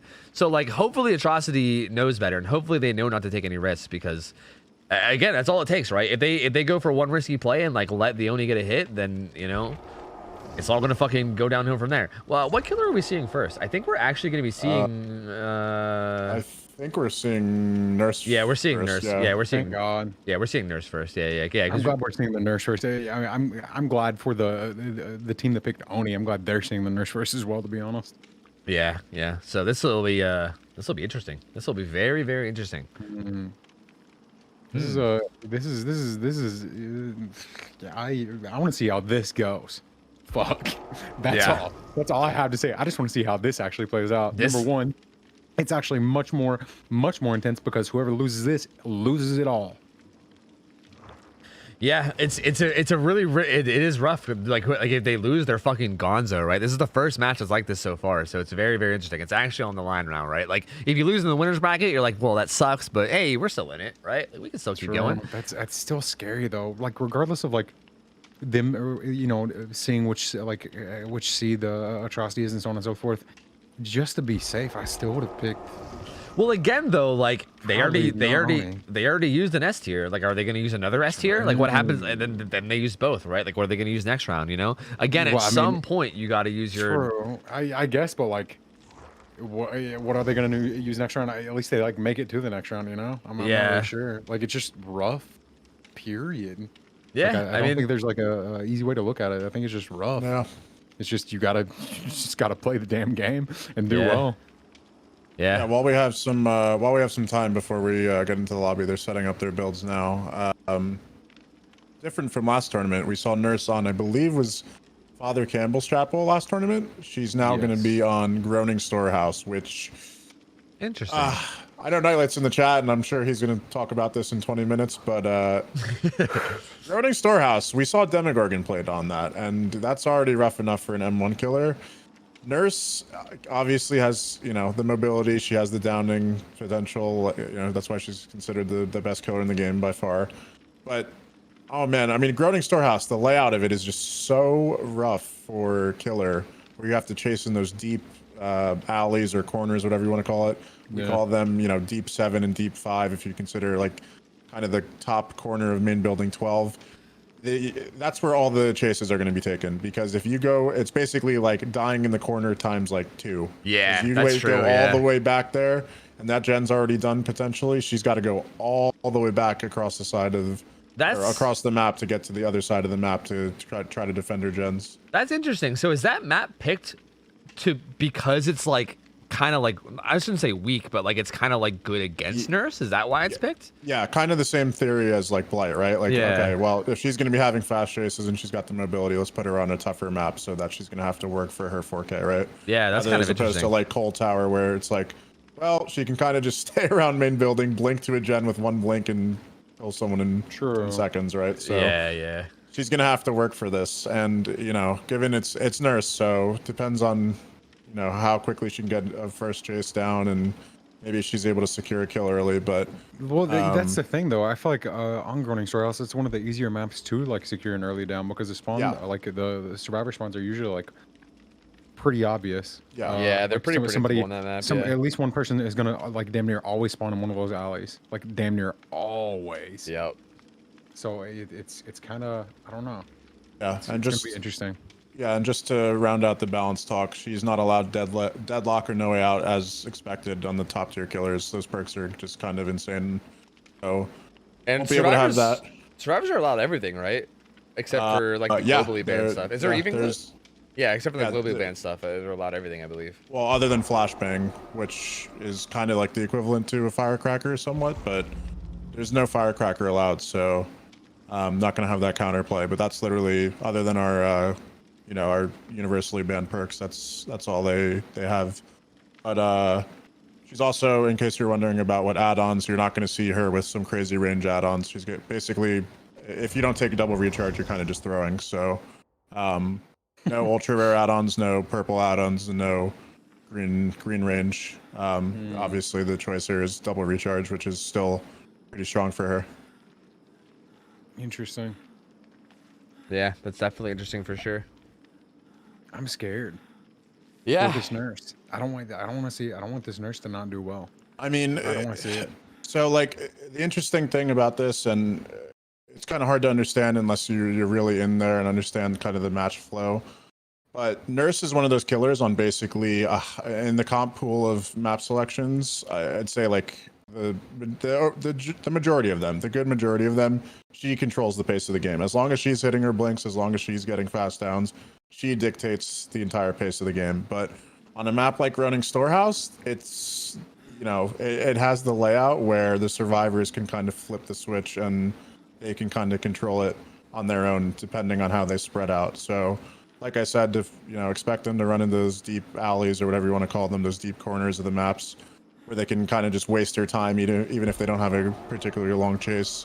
And then it's up to her to kind of get back into the action and decide whether she wants to secure a kill by like camping that area or go across the map and find someone else and try to get them out. But really, it's kind of up to the survivors to, you know, see if they can make her work hard enough where they can get at least a couple people out, which, you know, expect probably like a 2 out on this map if the survivors are playing well.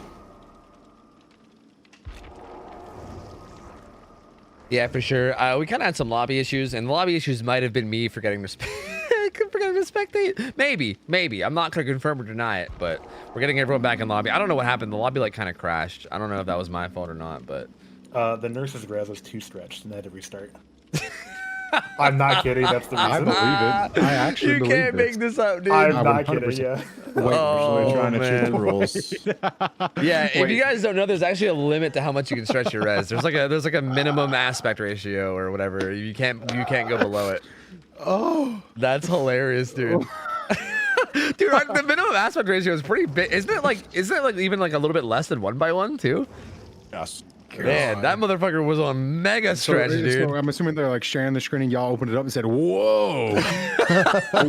Whoa there. Whoa. I believe one of the staff went in there and said that they were playing on Eagle Eyes res, so restart the lobby. Oh, God. Oh, shit. I love this fucking community, dude. It's great. It's fucking great.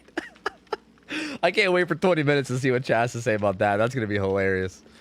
God, I can't. Oh, Lord. Sorry, we had to restart the game. The res was too stretched. Just a bit. Just a little bit too stretched. We had to de-stretch it a little bit. Just clicked on their stream in Discord. You could see like their game. Fucking, you could see the stream. You could see their friends. Like, Jesus Christ. This is a 360-degree angle. Just see everything all the time. You know, like a fly's eyes, dude. Looks like a panoramic view. You could like see around the room and shit. Oh, fuck. Oh, fuck. That's hilarious. Oh. Okay, I think we're almost ready to start. I think they're just kind of confirming their builds again and getting check the ready. resolutions. Check their resolutions. Yeah. For the love of God. I mean, also, by the way, I just want to say, like, make sure, like, I know there's a good bit of downtime between matches sometimes. Honestly, even this downtime is better than I think most, as far as I'm aware. But you guys do got to give them time. Like, there is, like, penalties if they, like, you know, like, there's rules in place that you can't, like, repeat perks aside from borrowed time, which can be repeated once. And if they do accidentally repeat perks, even if it's, like, a perk that's not that big of a deal, they'll get deducted points. We actually saw it last week with a team that ran Detective's Hunch twice, which isn't even that strong of a perk. And they got deducted points for it. So, like, it's one of those things where you got to really give them time. Like, it's not... I imagine it's not easy to, like, get all 4 survivors together and make sure that you all have 4 separate perks. Like, it's like, I'm sure there's sometimes mistakes, and they got to make sure they double check. And, you know, you don't want to, like, lose a match because of a dumb penalty because of running a perk twice, right? So... True. Try your best to be patient. And give them time to make sure they get their builds together and everything's all right, you know? Don't want to lose because your res is too stretched either. True, that's also true. Oh, Imagine Lord. getting a point deduction because of your fucking resolution. Oh my God, I would have cried. All right, we're Everyone's ready up, so we should be going. Man, I'm excited. I'm excited to see a nurse game, dude. This it's kind of like Spirit. Like we saw like 2 nurse games for the whole last tournament. And I remember I was just like, I just wanted more, right? I wanted no. Just I wanted a more high pressure nurse game. Like it's generally when we see nurses in the like high pressure game, so it's just nice. Yep. And I mean, because nurses are the hardest thing in the world. It's just that it makes the mistakes that you know most. I don't want to say inevitably because you know, and before they just play perfectly. The nurse factor, let me tell you, the nurse factor is real. When when you know what it's going to be and you know it's inert, like when you hear that first blink, you're like, all right, shit, we better come ready to play. Like, yeah, it is a real thing because you know if she's on her game, she's going to be downing people fast. So I'm curious to see how this first chase goes. Yeah, I'd imagine. I mean, Nurse has a reputation in DbD for a reason, dude. She's a fucking crazy good killer, man. Like, it's wild. So we'll see. We will see what they can do. Build solid. We're seeing Thanatophobia again. We've been seeing that a lot, and the add-ons are both recharge. Is what they have. Yeah, like green and yellow recharge. So faster recharge blinks. What the fuck? That was, oh god, what the hell was that? That was like a weird spectator glitch, I think. A little bit of spectator lag, I believe. Immediately found she did the thing. She looked at the other lane the entire time she was walking, coming up to this one just to check them both. Yep, finds a chase immediately. There's live, but oh my god. What the fuck? It's fine. Everything's fine. We're cool. I think she just got a maximum range last blink, and I think the server was just like syncing it up and like not realizing. God, it would have never synced that if she had that resolution stretch. True, dude.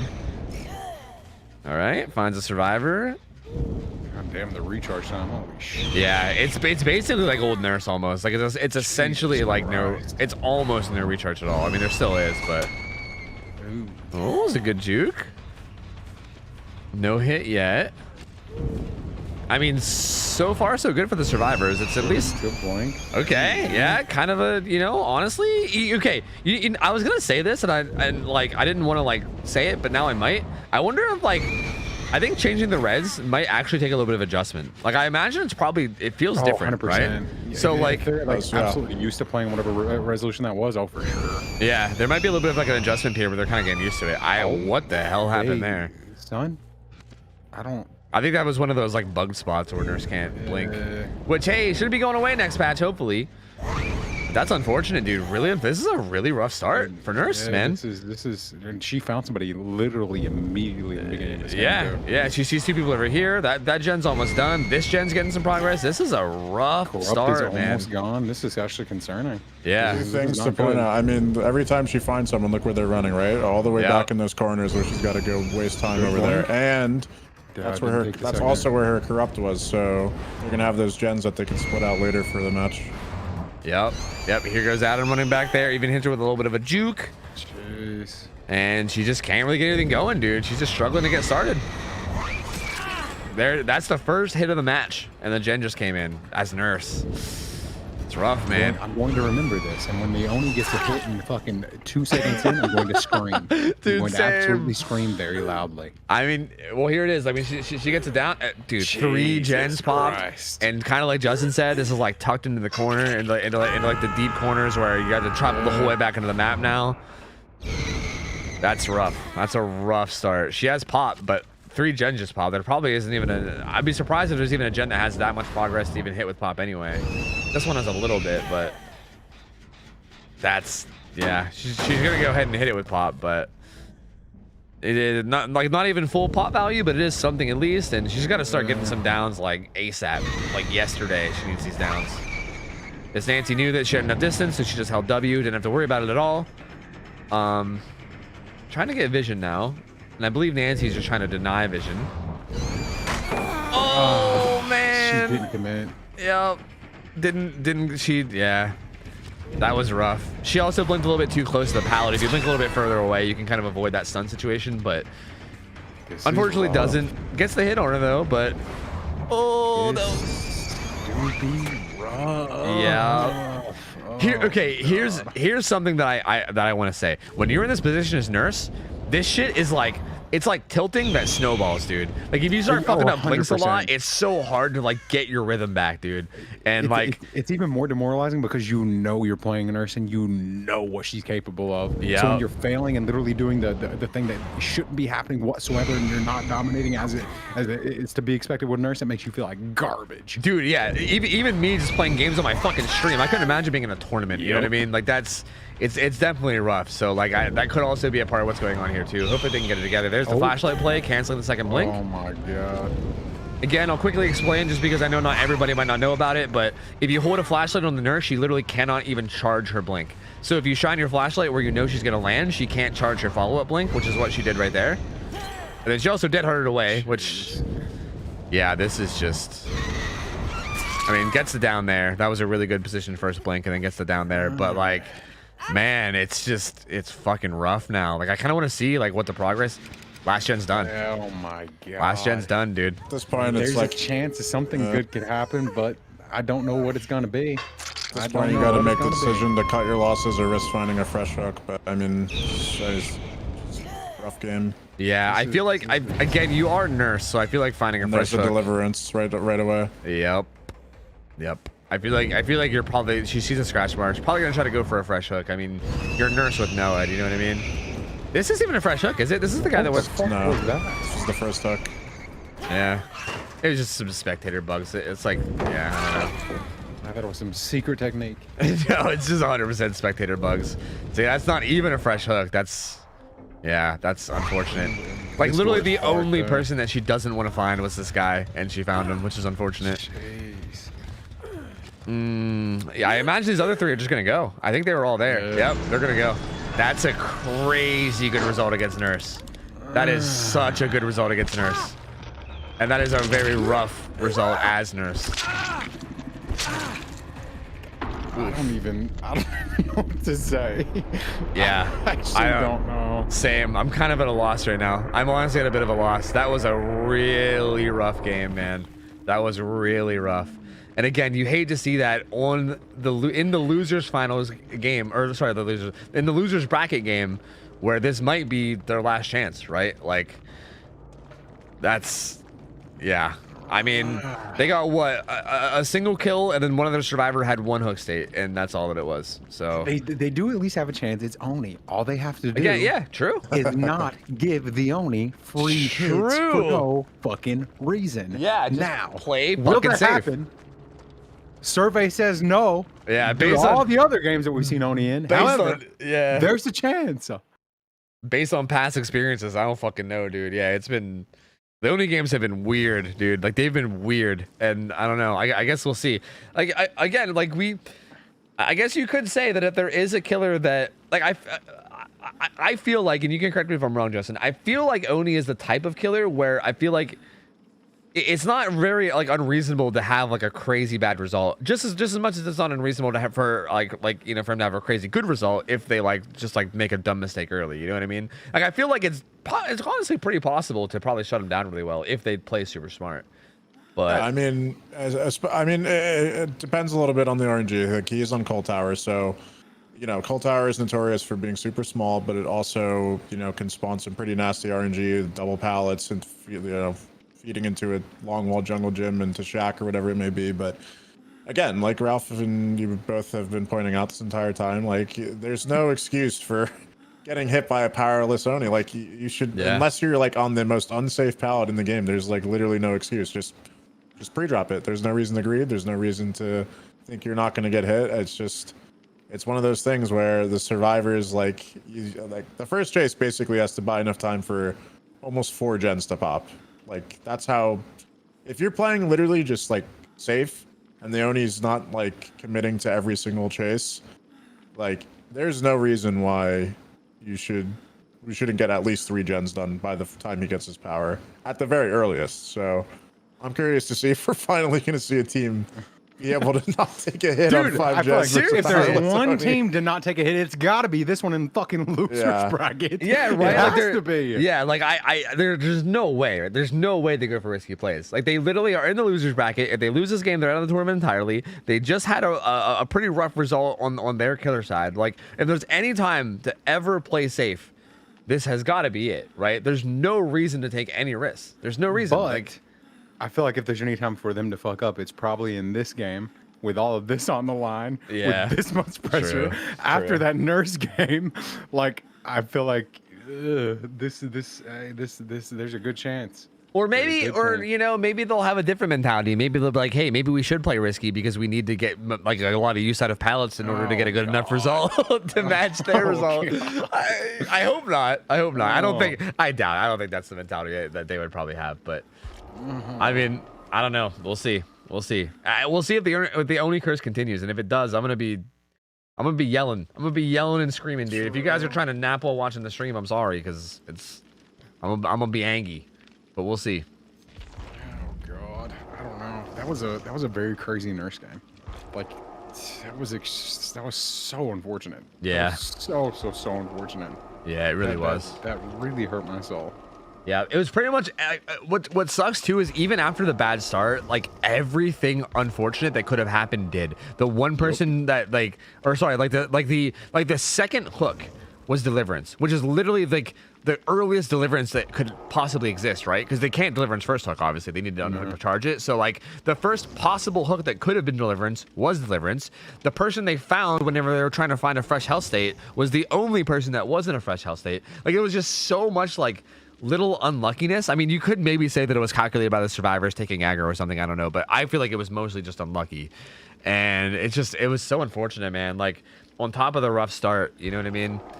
It's just, it all just kind of went bad, all of it. True. Very, very true. I don't know. This is. God, I mean, with how that nurse game went, it could even end up in a tie for all we fucking know. True. Honestly, imagine if there's another tie. If there's a game that I hope ties, I hope it's this one. Yeah. I hope the nurse gets another chance. I really, really do. However, if they go ahead and find a way with Oni, then more power to them. Yep. True. And again, this is for all the marbles, so they, it's if they lose, they're fucking out. So I mean, we'll see. I'm just, again, I guess I'm just praying that we actually see some good survivor play against Oni as opposed to like the kind of sloppiness that we've been seeing. Because I mean, they fucking need to. On top of that, I actually want to see the nurse team win, just because they can't play nurse anymore, except for potentially the end. Yeah, that's kind of true too. Yeah, I want to see what they're forced to pick now that that's gone. That's very true. I like seeing killers that picked S tier killers like moving on, because it's interesting to see. Like you guys are gonna see that. Actually, we might even have it. Let me check. Tofu, would you want to mention the donations thing? We actually don't. Yeah, I could. But on this screen with the killer selection, I believe we were gonna have like X's over the people that they picked in the past. We don't currently have it, but I think that's the thing we're gonna be doing in the future. And yeah, also to mention for you guys, we actually have been getting some donations to stream. Any donations that come in during this tournament go straight to the prize pool. You guys can see the prize pool at the top during the screen. That's the prize pool of the tournament. If you guys donate money, like using like the donation links on the stream, while the stream is live, like on Fridays, it's going to be live every Friday for the next, like for 4 more weeks after this. If you guys donate any money on the Fridays that it's live, it goes straight to the prize pool. So like so far today, we've had a couple donations. CatFactBot, Mads, NSB, Awoken, Peps. You guys all have donated. Thank you guys. I appreciate it a lot. It's all going straight to the prize pool. It's going straight to the players. If you guys are enjoying the tourney and you want to support it, it goes a long way, man. Like the more like the better prize pools we get, the more incentive we have for the comp players to take everything more seriously, the more incentive we have to run more tournaments, the better the scene gets overall. It's just overall a great way to support. I mean, obviously you don't have to, but it's an option if you'd like. So just gonna throw it out there. But I'm definitely excited. I'm definitely excited to see how these go. And I definitely agree about the killers being moved on. And I do want to I know that there's a lot going on, and I know that's probably why it's not up right now, but I do want to get the overlay with like the X'd out killers, because I know that like Divine and Atrocity have already picked killers. I know Divine just played. Didn't they just play? They just wait, on my short-term memory loss. Didn't they just play Twins last? I'm pretty sure. Twins versus yeah. Canapac, yeah. Yeah, so like hypothetically, if Divine move on, they're still down an S tier killer, right? Like they still have one selection on a pool, one gone, and they still need to like figure out when to use that second one, right? Which is again a big reason probably why they're using Oni now, because they want to save their other pool one pick for the future. So it's again, it's a very interesting scenario, right? It's a very interesting like strategic decision of when to bust out who, and Still kind of mad that we haven't seen Artist yet. Gonna be honest. Still kind of mad about it. I still think that's gonna be a really interesting one that could catch people off guard. Yeah, I think there's a good chance next week that we'll start seeing her. Maybe, but I don't know. It kind of depends on one, if the the killer players themselves are actually like comfortable playing her, and two, obviously based on the matchup, if they think it's worth busting out someone like Artist. So yeah, we do. I hope we see her too, though. Yeah, I agree. We do have some of the matchups ready to go. Actually, we have all the matchups for next week ready to go. Next week we're going to be, and Swish can correct me if I'm wrong, but I'm pretty sure I'm not. We're going to be finishing the rest of the losers bracket, so you guys will be seeing, oh god, the bracket's too small because my OBS is small right now. We're going to be seeing Frontier versus Odyssey, I believe, and we're also, wait, what's the other one that's playing today? Shit. Frontier versus Odyssey. Okay, so we're seeing Frontier versus Odyssey today. We're going to be seeing the other ones. We're going to be seeing Monarchy versus Aberration and Awoken versus Master tomorrow to close out the losers bracket. And Next then we'll Friday, also... not tomorrow. Yeah, I keep saying tomorrow. Next Friday. Yeah, thank you. Next Friday. Next Friday we'll be seeing that, and then we'll also be seeing all 4 of the winners games as well. So we'll be seeing all these, like, all the teams that won their games and had good performances will then be going against each other, which is really exciting for me.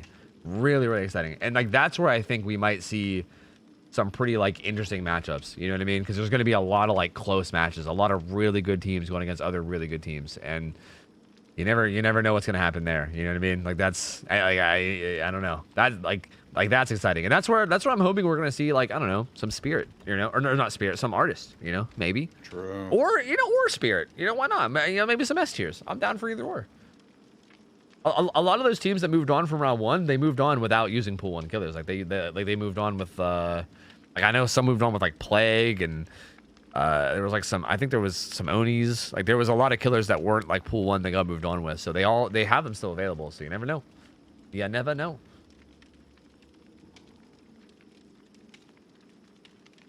Also, we're still waiting. We got everyone in lobby. I'm not 100% sure what we're waiting on. It looks like everyone's in here. We're kind of just chilling. I think the resolution. Make sure everything's not too stretched. Yeah, making sure the Oni's he's not on eagle eyes, Oh man. I want to know what too stretched looks like. True.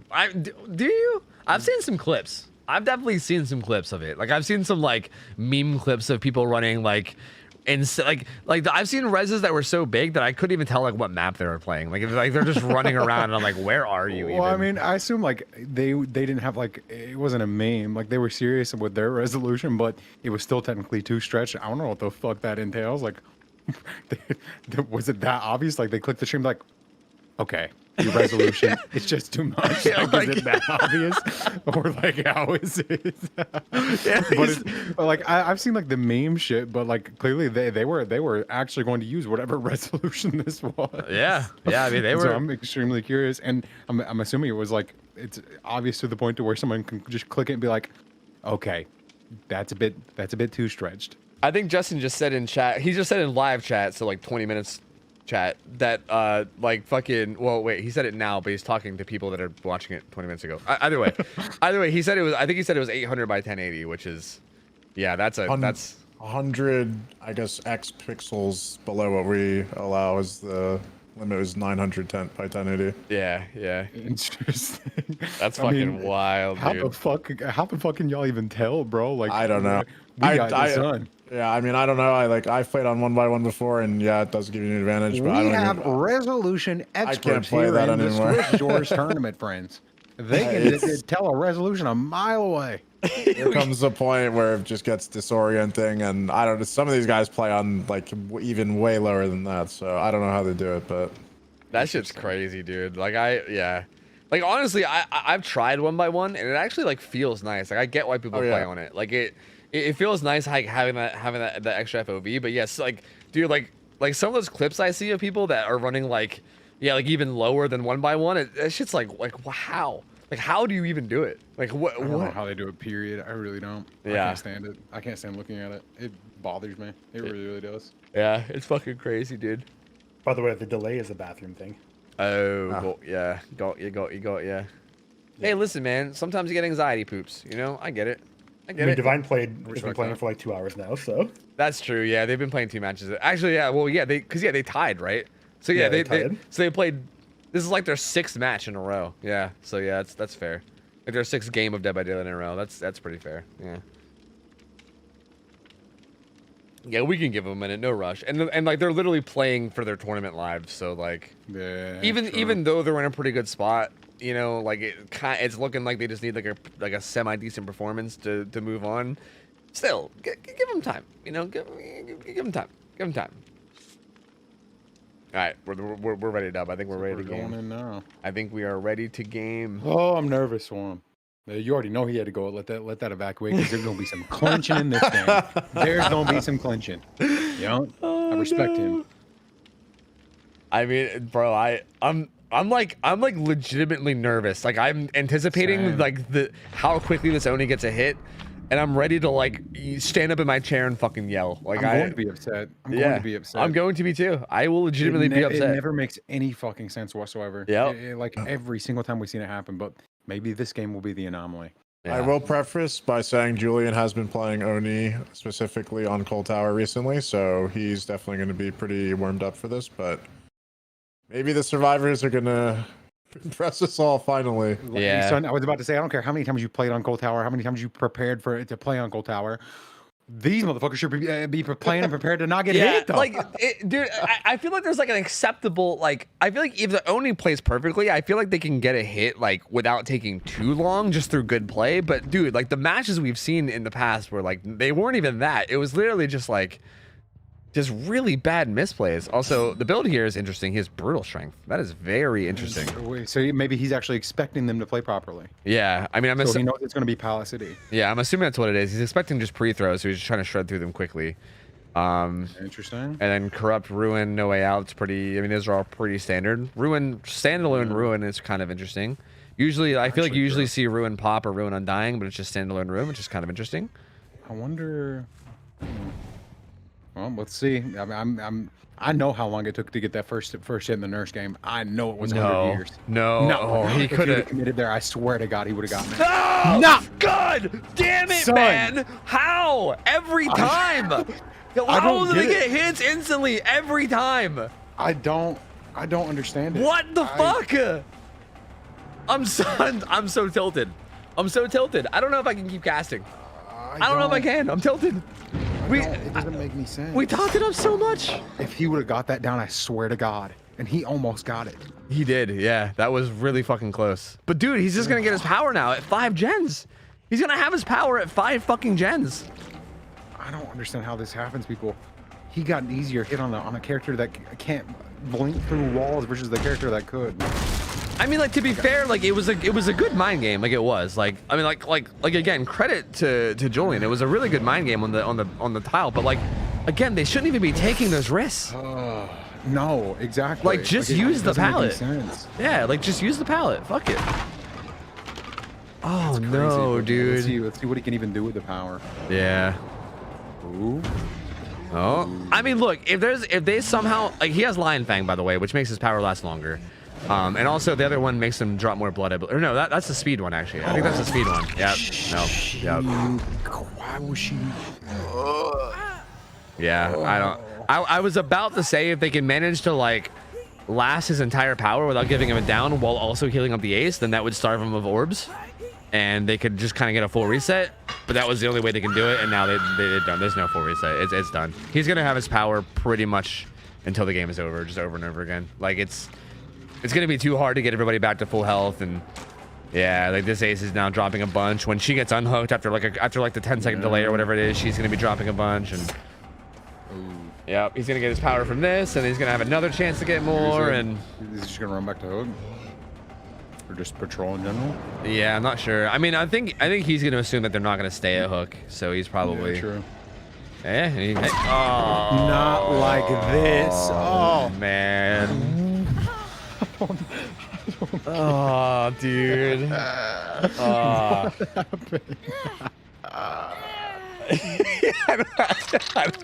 I don't know, man. I don't know. Listen, if I ever play comp, fuck Huntress, fuck Nurse, fuck Spirit, I'm playing Oni. Oni is just like guaranteed wins. I'm telling you. Oh my god. This is the tech.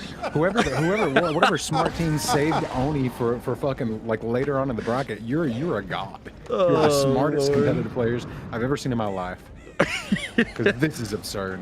This is though. Like this is actually absurd. Like I'm sorry that like I feel like I'm doing a terrible job at even casting what's happening anymore, but like I'm just kind of blown away. Like I'm kind of blown away at how insane every Oni seems to do. Like it does not feel like this is how these matches should be going, but it just feels like they always end up going this way. Like look at this. This is just domination. This is just complete. It's a fucking slaughter. It's over. It's over. It's literally over. What the fuck?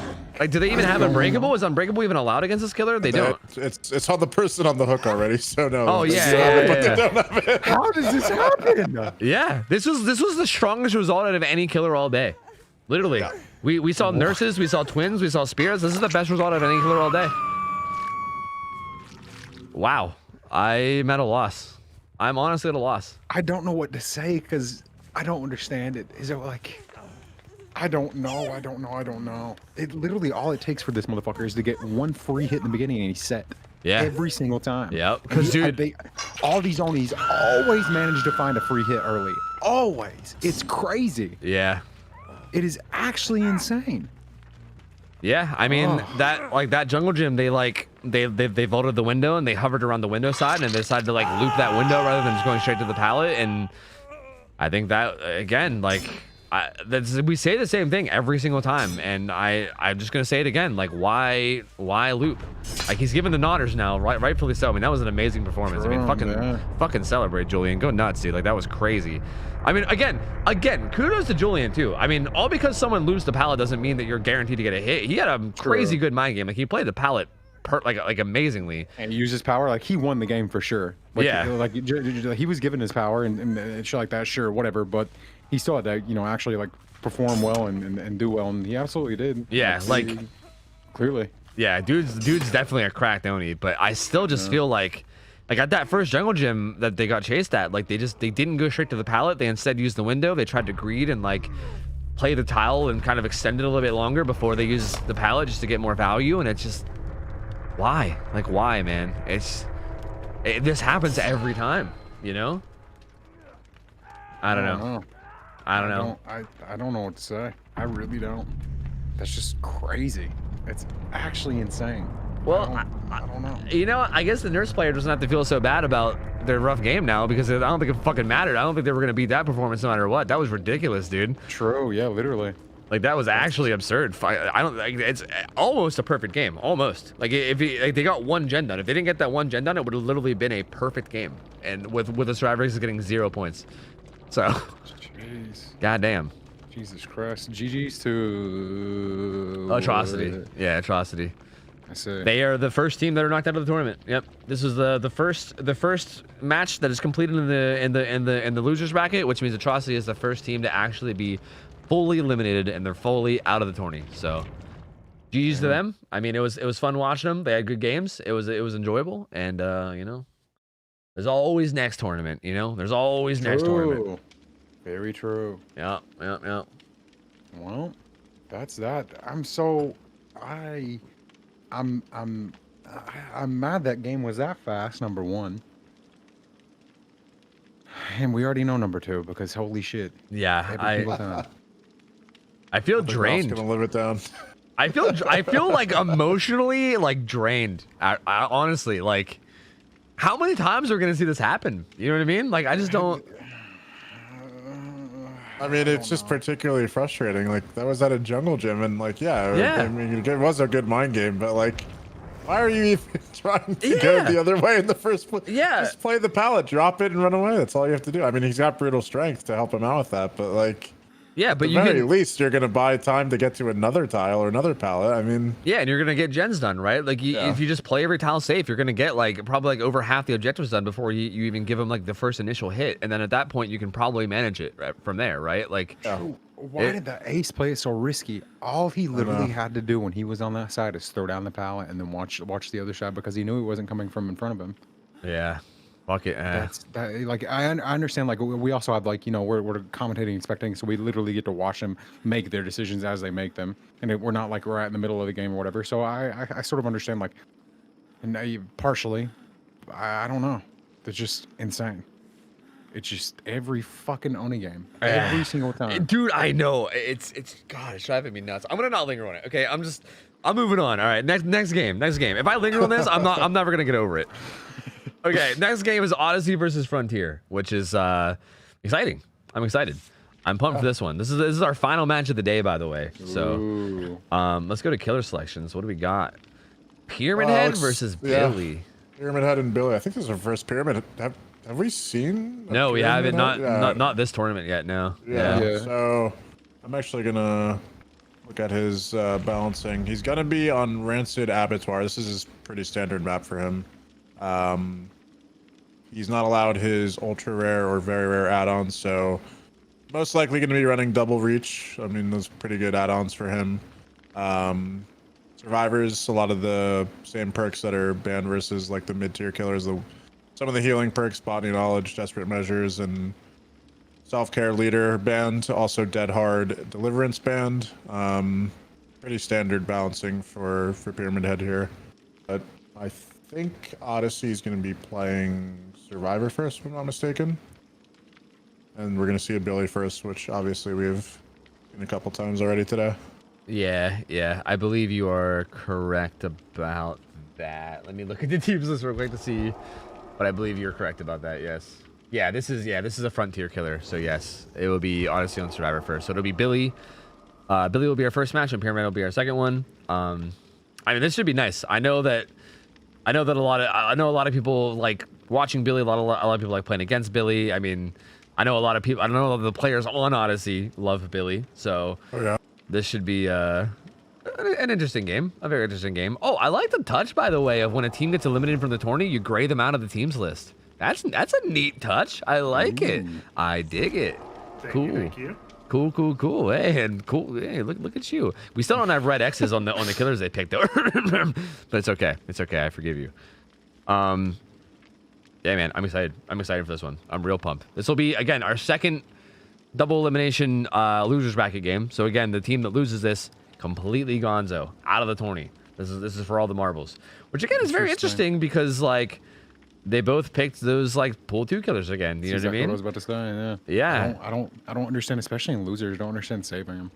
I mean, I still like partially. No, hell no. I don't. Fuck that shit. I don't understand it. Hell, I don't understand why they didn't pull it out in the beginning. I don't understand why they're waiting. What the hell are you waiting on, bro? You just gonna fucking lose. You're waiting on nothing. What the hell are you waiting on? I love how you always change your mind. You're like, you know what? Nah, fuck that shit. Hell no. I gotta double down. I gotta commit to something. Fuck it. Just like they need to commit to something. Oh, fuck. Commit to the win, brothers. Commit to the win. See, but here's the thing. Like, I think if you, like, I would argue if you are committed to the win, then you'd be confident enough that you're going to get through anyway, and then you're going to save your better killers for the later rounds that you know you're going to get to. That's what I think. Sometimes you just got to go ahead and pull out that Oni. Pull out that Oni. Dude, yeah, the S tier Oni, true. Yeah, pull out that Oni, get your win. You know they're going to give you the free hit. Everybody fucking does. Yeah, apparently. Take the win, move the hell on. But, like, in all seriousness, nah.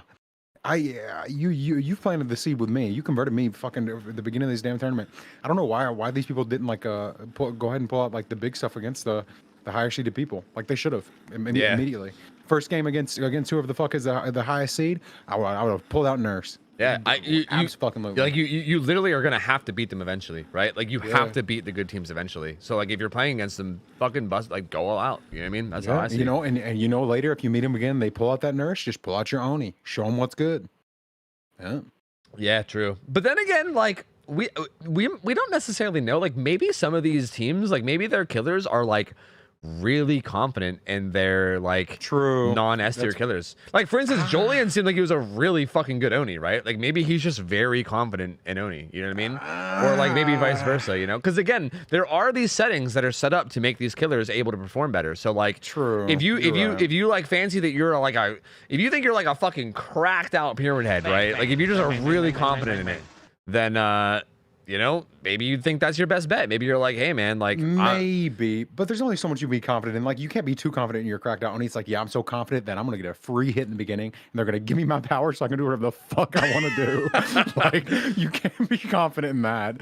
But I do agree with you. You can't just be confident in your killer pick in general and just how you more confident that you're going to do well overall with one killer versus the other. I agree with that. I do. So that makes sense. But realistically, I feel like when it comes to somebody like somebody as night and day as Nurse, you know, where it's like you have a lot to be confident with her, just because like she's already like naturally capable of doing what she wants to do. So and like I can't imagine being in like a. Like, I can't imagine signing up for a comp tournament and not having a good Nurse player on your team. You know what I mean? Yeah, like, somebody on your team has to be good at Nurse. You know what I mean? There's no fucking way.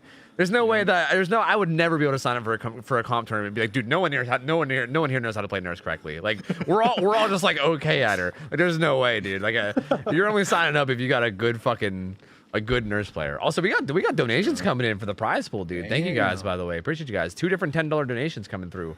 I appreciate you guys, man. Pit Stain in Reno, thank you guys for the prize pool, bumping it up. We're getting closer to our goal, friends. Look at it. It says 18.18% towards our goal of 1 million. I don't know if you know what that is. If you guys are confused, I'm sorry. It's the only way to actually have the number up on screen. I set a donation goal on Streamlabs for $1 million, and then anything you guys donate just gets added to it. I don't actually think we're gonna hit $1 million, but hey, you never know. Maybe Mr. Beast will come in here or some shit. Who fucking knows? You know what I mean? If it hits 1 million, we're doing the whole tournament over again, and I'm joining. You're joining us as the new Oni main. New Oni main. I'm bringing out the motherfucking Onis, Man, it's gonna be the nurses. Gonna be grinding Oni on stream for the next like 3 weeks. Oh shit, that's fucking hilarious. But no, really though, we do appreciate it like a lot. Like again, the donations go a long way towards making these events better, and it does mean a lot. So thank you guys. There's X's now. Is there X's now? There is X's now. Sweet. Look at that. See, this is cool. This is gonna be so good for me nerding out, dude. Look at this. Man, I need to find a way to like share this screen with like Ralph and Justin so that I'll I'm see it not. in 20 minutes. Yeah, you'll see it in 20 minutes. But basically, there's a blue X over Demo and a purple X over Huntress. So both of these teams have yet to pick a pool 1 killer, and one of them's gonna be knocked out. That's interesting. Like that's interesting to me. Neither one of these teams have picked a pool 1 killer, and one of them will be eliminated today. So one of them is getting knocked out before even ever having a chance to play a pool 1 killer. Like that's so interesting. They're just not even gonna do it. They're not even gonna have the chance. Interesting. You know? Like they played a pool 3 killer and now they're playing a pool 2 killer. So that's so wild, dude. I can't wait to see how these killer picks are like as we get later and later into the bracket. That's gonna be so interesting. It's already interesting. Like just trying to think about it now. We're gonna end up having some weird ass killer matchups for sure. I bet. Yeah, for sure. I really think we are about to see a lot of the artists, to be honest. But even still. And kind of like we were saying, like there was a lot of matches today where like the top seeder team, the top seeder. That's not how you say it. The top seeded teams in the match, the top seeders. Yeah, the top seeders. Them, they're top seeders. They picked like pool 1 killers. And then the other teams didn't, and then the tops. I think in both those matches the top seeded teams won too. So they moved on while using the pool 1 killers, which means at some point in their rounds there's going to be some weird matchups where like they're going up against another really good high seeded team, but they maybe aren't playing a pool 1 and maybe the other side is, and it's going to be like these weird situations, you know. And they might look back at round 1 and be like, shit, maybe we shouldn't have done it. You know what I mean? And I don't know. I think it's pretty sweet. I think it's pretty cool. I love it. I know I've seen like mixed feelings on the killer selection of this tournament, but I personally have been enjoying it a lot. I think it's so interesting. I think it adds so much more like strategy as a team. Yeah, I like it. Yeah. I agree. Quite a bit. Also, even more donos, man. $10 from Constant, 15 more from Trish Call. Thank you guys, man. Thank you. Way too kind. You guys are way too kind. They're all getting in lobby. We should be ready to go relatively soon. We're having like random lobby issues. Sometimes the lobbies are like randomly dying. So you know, just give us time. Again, give us time. Also, they got to make sure all their perks are set up right and everything, and they got to get ready. But make sure the reses aren't too stretched. True. Got to make sure they're not on 800 by 1080. True. I will never ever forget that ever in my life. The res was too stretched. The res. Sorry, guys, hold on. The res was too stretched. Yeah. Like holy shit. Yeah. Oh god. That's fucking crazy, dude. I'm excited to see this game though, man. I'm so happy with how many Billy games we've had. Like Billy is so fucking fun to watch, dude. Like he's so fun to watch. And we've seen some cracked out Billies. And I'm hoping we see another one here because this is gonna be really fucking cool, man. I'm pumped for it. I am very, very pumped. Also, if I'm not mistaken, I think Odyssey is actually a fairly highly seeded team. No, they're like seed 10. Oh no, wait, I think I got them mixed up with DbD because okay, look, Odyssey and DbD are all like friends, and I keep getting them mixed up with each other because they're all like they're like former teammates and they're friends. So yeah. I thought Odyssey was seed 7, but I was thinking of DbD. But yeah, I mean they're still a pretty decent high team. I mean both these guys are like up there. So actually they're pretty close. No, they're 10 and 15 actually, but they're pretty close in as far as the seeding goes, which hopefully should mean this ends up being a real close game. Hopefully. I don't know what's going to be close anymore. Son. Yeah, I mean, we thought it feels like every time I've had an expectation, it's just been the complete exact opposite of what I expected. Same, dude. Rather wild. Fucking same. Honestly, I really don't know what to believe anymore. Like you're 100% right. I don't know, but either way, I mean, if it's a Billy game, I expect it to at least be fun to watch. I know that. Is it what we're seeing versus Billy? Yeah. Okay. So I'm pumped for that. Also. I'm hoping he brings low pro chains. I still feel like that game we watched earlier without low pro chains was very strange. What did he run instead of low pro? What it was the turning. It was the spiked boots. Oh, it was the purple turning. Yeah, which is very like he didn't really get any value out of it, right? Like I mean maybe like mobility around the map value, but like no pressure value. Also the scoreboards aren't reset, but I'm sure you'll get on it. It's fine. It's okay. It's There's fine. the norm. Yep, there's the norm. Low pro chains and doom engravings. Yep. He's got deadlock. Which is a big thing that we talked about with the last Billy as well, where instead of running deadlock, he ran what was he? He ran something else, and we were a bit confused about it. Actually, this killer doesn't have no way out. I think we were talking about bamboozle versus deadlock maybe, whereas this guy's running no way. Yeah. See, he's not running no way out, which is interesting. He just has no-ed. True. So interesting. Yeah, a little bit more like of an aggressive build, I suppose. And a little bit lacking in the end game. I mean, he still has no ed, so like obviously that's still there, but he's looking for a chase. Send of at least one person finally. Oh yeah, for sure. I kind of want to see who has DS, but maybe I'll just do it on the fly whenever they get down. Just do it. Oh, it was him. It was Midas. Yeah, Ace has it. I also want to say that I appreciate the fact. I don't know if this is even like a required rule, but I appreciate that they're all playing different survivors. That way I can just call them by their survivor name. Like if there was like 4 aces, it is a rule. Okay, good. Yeah, that used to be an actual strategy back in the day where everyone plays the exact same character and the exact same outfit to confuse the killer. Oh yeah, that would be some rules against that now. Yeah, that sounds obnoxious actually. That's a really good rule. Yeah. I didn't even think about it from a tactical point of view. I was just thinking about it from a casting point of view. That's weird that he... I think he might be trying to hide his low pro chains. That's my only explanation there. Okay, I say that, but then he went for the hit there, so maybe not. Yeah, maybe. I know I've done that in public matches, so I don't know like if they would try to do it in comp, but I've done that in public matches where I try to hide my low pro so that I can then get like an actual chainsaw later when they're not expecting it. But down here though. Yeah. Yeah, he gets it down though. I mean, goes right through his pallets, it gets to the T-walls, gets it down. That's pretty early too. That's still 5 gens up. It's so good. Like it seems like just a fun add-on to run as well. Yeah, I mean, dude, honestly, I feel like again, the more I'm watching these games, the more I'm like seeing how much of a difference maker it really is, dude. Like 100%. it just changes everything about the way you play against him and the way you play tiles against them and like what you can do, like how good your zoning is. It's wild. He is in an interesting spot here. Both the gens that have the most progress are right beside the hook, so would be pretty smart of him to just hang out here, honestly. Like that one gen is blocked by deadlock, but once it's unblocked, he can kick it and it can regress. And there's a ton of basically lost objective progress happening right here, right beside a guy who's dying on a hook. He felt safe to move away there because he thought he saw the person that was on that gen over there that moved down. Yep. However, he is doing the smart thing and just chilling around the gens that had the most progress and the person on the hook. Yeah, he's gonna at least take him to struggle, I think.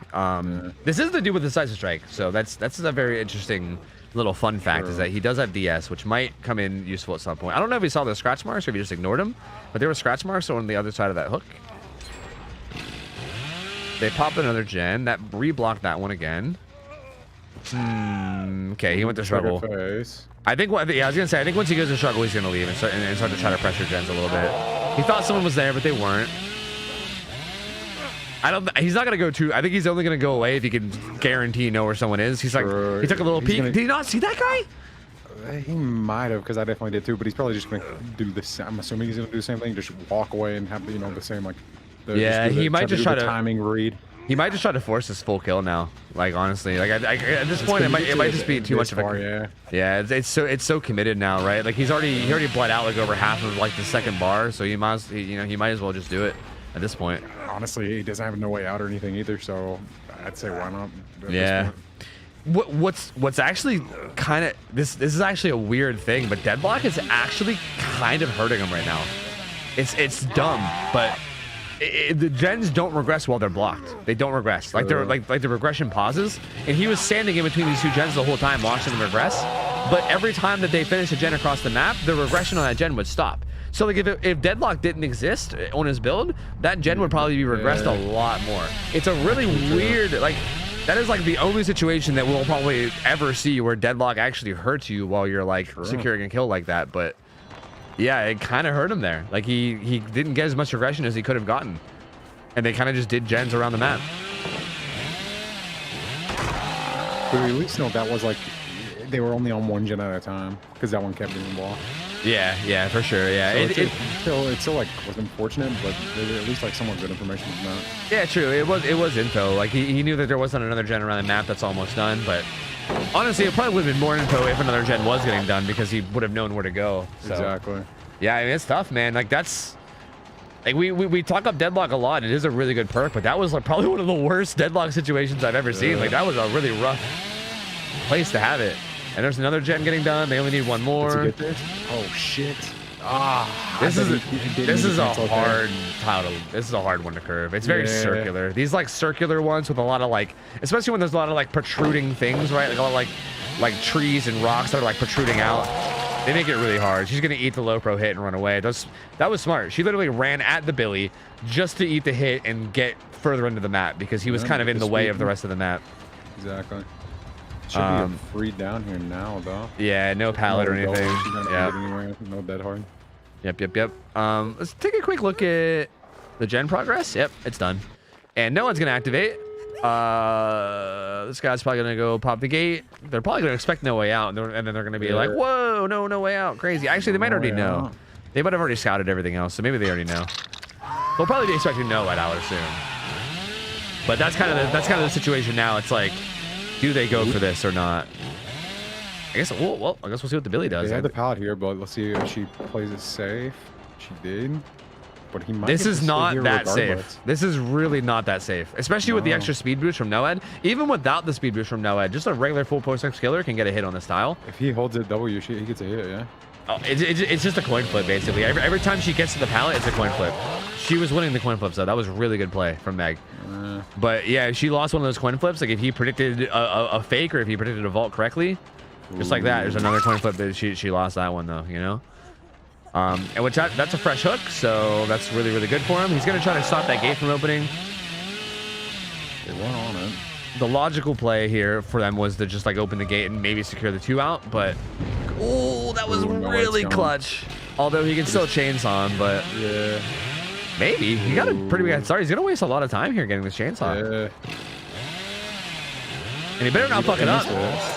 Oh, not like this. He better not fuck it up, but he does. Oh. Literally the reason why I said that is because I would have fucked that up. I would have 100% fucked that up, and I knew it. Yeah. And I was like, yeah. I'm right there with you. Yep. And I was like, I wonder if he'll fuck it up too. Is he like me? And he is. He's just like me. So relatable. I like it. Hey, I mean, that's what seven hook stages, I believe. 7 hook stages. One person got out with no hook stages. I'm pretty sure. Yeah. Yep. One person got out with 0 hook stages. One person got out with 1 hook stage, and then there was 2 kills. So. This seems to be the thing with Billy games. At least yeah, this is like the exact same Billy result that happened earlier. Yeah, the exact same. It happened almost the same way too. So, yeah, yeah. I would say based on our sample size of 2 games, pretty standard Billy experience. You know, pretty standard. Honestly, not a bad result. Not an amazing result, not a bad result either. Pretty standard, and now it just comes down to how they can do against Pyramid Head. Yeah, Pyramid Head, which is an interesting one. I'm excited to see some Pyramid Head. Same. I am also excited to see some Pyramid Head. That should be very interesting. I want to see some nasty M2s. I want to see some just through the wall nonsense. I still think that the ways that we saw Pyramid Head played last tourney, I still think is the incorrect way to play him. And I will die on this hill. I don't care. What did we see? I remember we saw the crack. Like we saw a Hugo. People like people going for very like ambitious like prediction through the wall shockwaves as opposed to like just using it for zoning. I feel like you can use it safely to zone out tiles and basically 100%. just shut things down and get like free like and just pick up your sword and get free M1 hits a lot of the time, right? Like it's less flashy, right? Like you're not getting like the the flashy like through the wall hits that people love to see or whatever. But I think it's more effective. Like you shut things down better, and I think that's overall better from like a performance point of view. I would think. Then again, I agree with you. But what do you do in that situation when you're holding M2? There's a chance you could hit them like they're right behind that wall. You're sure you could just keep on walking around, but you're pressing that button and you could hit them. Bro, you're gonna take the shot. That's a thing, Ralph. All right. Imagine playing Huntress and only using a hatchet to zone and never throwing that hatchet. And just no, you're not going here. No, hell no. You're gonna take the shot. It would be. I respect it. Like it's a more boring way to play, but it's a more effective and like efficient way to play, right? Which is again what tournaments are all about, right? It's not about having fun here. Like it's about winning. You're like if you were just having fun, absolutely, I'd be going for that shot every time, right? Like if I'm playing on stream, you better believe 10 out of 10 times I'm going for that shot. But if I'm playing in a tournament where there's a 1775 prize pool, by the way, thank you guys again. If there was money on the line that I could be winning and I'm playing in a tournament, you better believe I'm going for the boring they're safe already play. playing for fun. If they weren't playing for fun, they would have picked Oni instead. True. Like clearly they're playing for fun. Everyone knows that Oni's OP. That's a good point. Absolutely. I mean, Oni's been dominating these tournaments. I mean, he has a 100% win rate. True. Yeah, he's nuts. Oni is insane. Listen, numbers don't lie. People do. Yeah. Yep. Like Justin telling us that Oni shouldn't be getting hits in the first. Exactly. I look so stupid now. Exactly. Oh, man. Clearly, you didn't analyze that one, Mr. Analyzer. You fool. You absolute fool. I'm fired. I gotta go. Oh, shit. I fucking love this, man. This is so good. I hope this meme keeps going. I hope every single Oni just gets hits in the first 10 seconds I'm now. telling you, we're going to see Oni Grand Finals. We're going to see Oni Grand Finals, and then within the first 15 seconds, he's going to get an M1. Oh, yeah, yep. And it's just going to be the Abso-fucking-lutely. fucking Oni tournament, dude. The tournament of Oni. I can't wait. We have Ultra playing Pyramid Head. Interesting. Ultra was the killer that we saw play Spirit in the last tournament for the team that. Wait, is that spoilers? We saw Ultra play Spirit last tournament. That's what I'll say. You've already spoiled the entire last tournament. Hey, don't worry, guys. You don't have to go watch it. You already know what happens. Look, I'm trying to not name the teams as all I'm trying to do. I'm just trying to not name the teams, okay? Like I'll talk about games. I'm just not trying to name like what team won and all that stuff, just in case people haven't seen it yet. You know what I mean? I respect that. But I will say that we saw Ultra playing last tournament, and he played really, really well as Spirit, and I'm really curious to see how he plays here, because I don't think he was like the primary killer player for his team last time either. Like he was like one of the killers. So I think that was the only killer game we saw from him, and yeah, I want to see his Pyramid Head, man. Again, Pyramid Head is one of those killers that like I'm really hype about, because I think Pyramid Head has a lot more potential than people give him credit. Is my opinion. Like I think he gets like a bit underrated by people sometimes, in my opinion. He probably does. I could see it. Yeah. I think I agree with you. Like the like most efficient way to play him is by like just using his M2 primarily for zoning.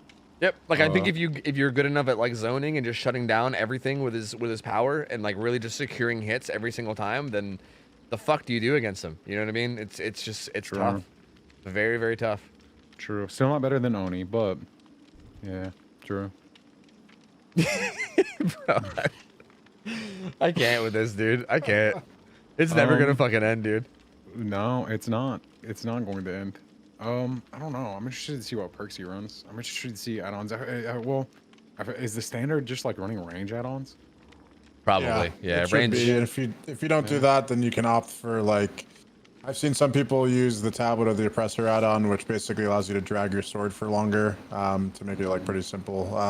Otherwise, Interesting. some people will pick the add-on. I forget exactly what it's called, but it basically leaves your trails within the environment for a longer duration.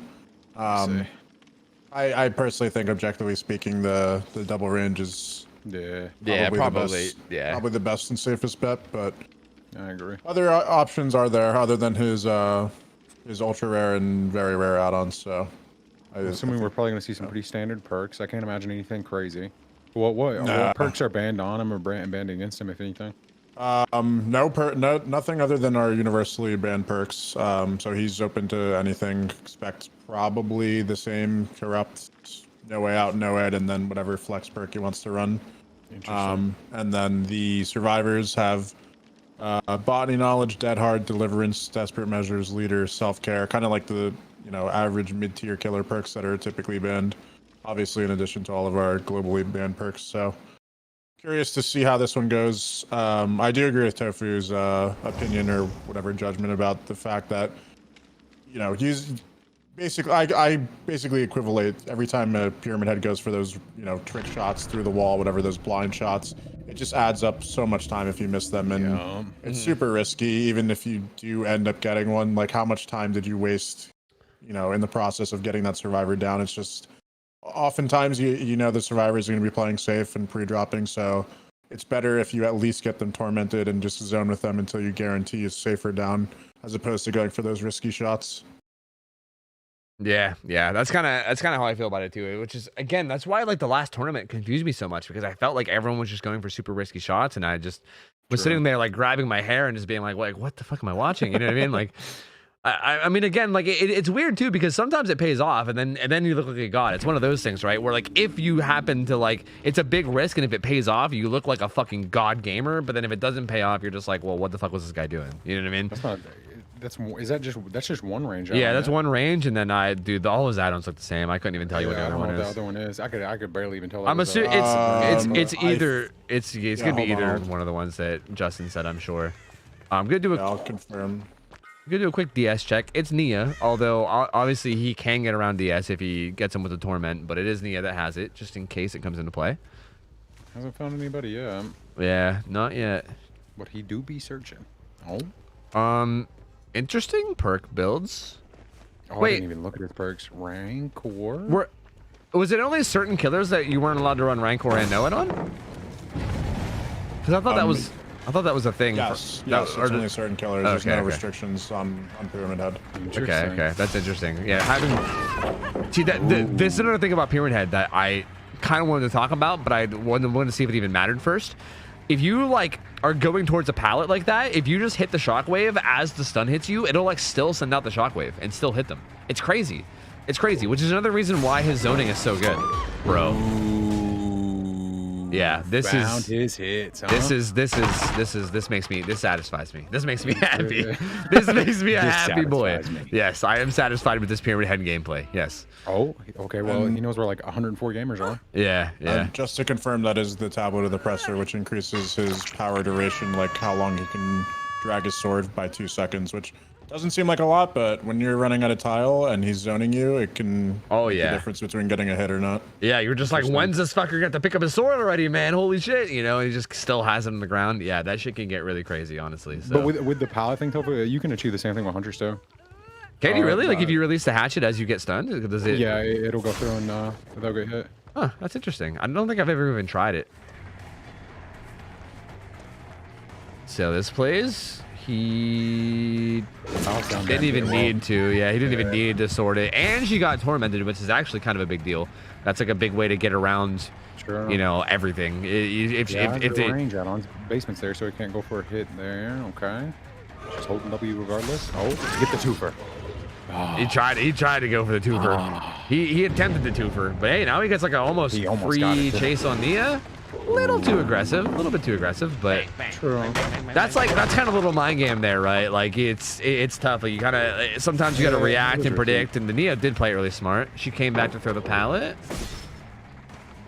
She's dead though. Yeah, she's dead. Ooh, She's 100% dead. She got the analysis on her as well. Yep.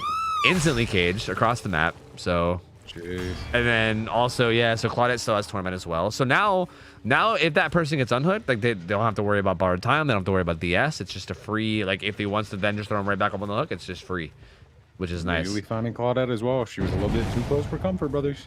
Too close for comfort. What is she going to do? Really want to see how he uses this sword here. Should be free down. Oh my! Yeah, see, that was one of those like that play wasn't even that risky. Yeah, that one wasn't that risky because she was in the corner of the map. So even if he missed, she was still kind of zoned into a bad area. Yeah. So that was one of those like acceptable risks. Like that was just a really fucking good play right there. Like that, he just like nailed that prediction and got it like perfectly. And even if he missed it, it wouldn't have put him in that bad of a position. Yeah. And there's another hook state. I mean, this is looking really clean so far. I thought he was gonna go for some nastiness, just go for something through the wall because yes. Yeah, and that Nia just stepped in goo just now too, so there's another tormented survivor. She just went back through the window. Yeah. I think he probably saw it, but he just knew he couldn't hit her. Like, yeah. Realistically, he probably couldn't get there in time to actually get the hit, so he probably just. Hey. It would have turned into a fucking M2 Fiesta probably. Yeah, exactly. Like that one is one of those ones where I'm like, I think what's happening is he knows that the person's caged there, so he's like trying to like camp them while also not getting close enough to make them teleport is what's happening right now. Yeah. So that's why he went for that risky shot, because he doesn't want to like go too far away from this. He knew he wasn't gonna commit, so why not just try to get a shot? And he could just do that. I'm honestly surprised he didn't put his sword into the ground further away and try to get the 2-for-1 hit. I think that was actually a minor misplay. It's not a huge deal, but I think that was a minor misplay where I think he could have kind of got like a 2-for-1 hit. Like they had to get her out of that cage, or else she was gonna go to second. So he could have basically guaranteed a double hit, but instead I think he realized it too late and then just kind of went for it last second. And what did she do from there? Yeah, it's hard to say what she did, but she definitely didn't get hit. Go for it there, to be real. Ooh.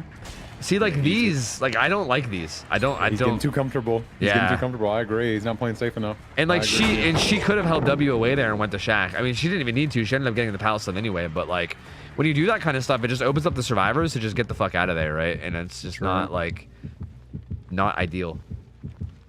Interesting. Yeah, there's a survivor stepping in goo over there, all gooed up. But this guy's still sitting here, almost dead. The so at least has a general idea of like 2 people now. Yeah, the gen split is really good for the survivors though, really bad for the killer. Like there's one in that corner and also one in the complete opposite corner. So really no possible way to possibly like protect the final gens. Like it's just basically playing around these hooks now. He died, so no one hook came in. Oh shit, good, just sniffing them out. Yeah, honestly. One in the corner of the meat room. That was literally like actually like a dog fucking sniffing them out, dude. Literally checking everywhere, man. My lord. Oh, is he gonna go for an M2 here? Make the raid. You fool. Why, son? He chooses the most interesting times to go for him. I guess like this is a much more like he really needs down there. Damn, she had adrenaline. Yeah, but adrenaline comes in.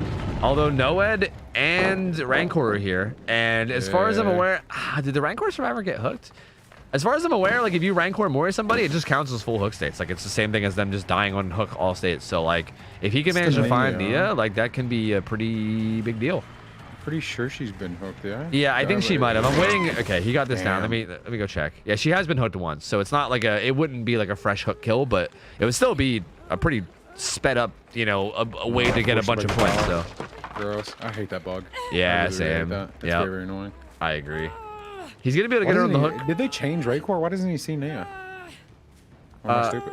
You only hear her scream. You don't see auras ever. That's not a thing. Oh, I thought you used to see the aura of the Rancor. You see like the snapshot every time a gen pops, but yeah, that's what it is. Yeah, it's like throughout the match you see the aura, but not at the end. So I think he's just gonna try to secure this full health state here. He has Noed here too, so they can't really. Yeah, he can literally stare at the entrance to Noed. Look, he's looking at the hook and also at the entrance to Noed. There's no possible chance. Like if they try to get Noed, he can literally watch them go in. There's no possible way for them to do it. He can just sit here and be like, "Yep, this is my kill. You can't do shit." So they have to leave. leave. They just need to not risk this. Yeah, Where's this Nia at? She's making me uncomfortable. There's nothing they can do. She's at the gate. Yeah, she's taking no risk. This other idiot needs to just get on out to it. They're making me extremely uncomfortable. Please don't do this. Sure. Please don't do this. Not like this. Yeah, there. Yep. One foot in front of the other. Go on. Yep. I mean, God still bless. though, they're pretty sure they should have just tried, right? Because they needed to 3 out there to With win. no edge? I mean, they already played though, right? Yeah, that's actually true. Yeah, like this. true. Yeah, that's actually enough to win. Like that secures the win for Killer. Yeah. They basically had to go for that. Yeah, Just use a that's fresh true. hook. Yeah, that is interesting that they just kind of didn't even bother trying. They just like accepted the loss and just took And it. granted, like you said, I mean, Noah's right there. Like, what are they going to realistically do? true. But Yeah, they kind of yeah. have to go for it just to have a chance. So Yeah, there you yeah. go. I actually, bro, I think it's been too long of a day that I actually literally forgot. I forgot that the first game was did played, too. and I forgot that there was too. like win conditions on the line. But yeah, you're right. That was the win. So that was an even smarter play for Ultra to just hook him right beside the no win and just stand there. That was just a really smart play at the end.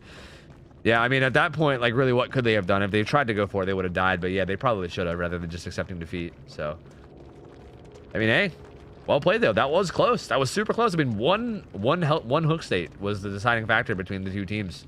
But hey, Frontier knocked out. That was their last game of the tourney. And Odyssey moves on. That's the second game of the losers bracket. So we have 2 teams knocked out now. 2 teams are gonzo, dude.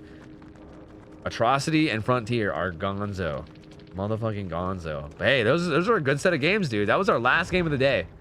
Our last Gross. one. I know. Actually, I'm actually disappointed. I didn't realize that was like truly the last game. I've been so used to we've been getting like spoiled with all these ties and I shit. know. When's wanted the to next watch Sony more. match? Son of a bitch. Dude, fucking imagine if they tied and we had even more games.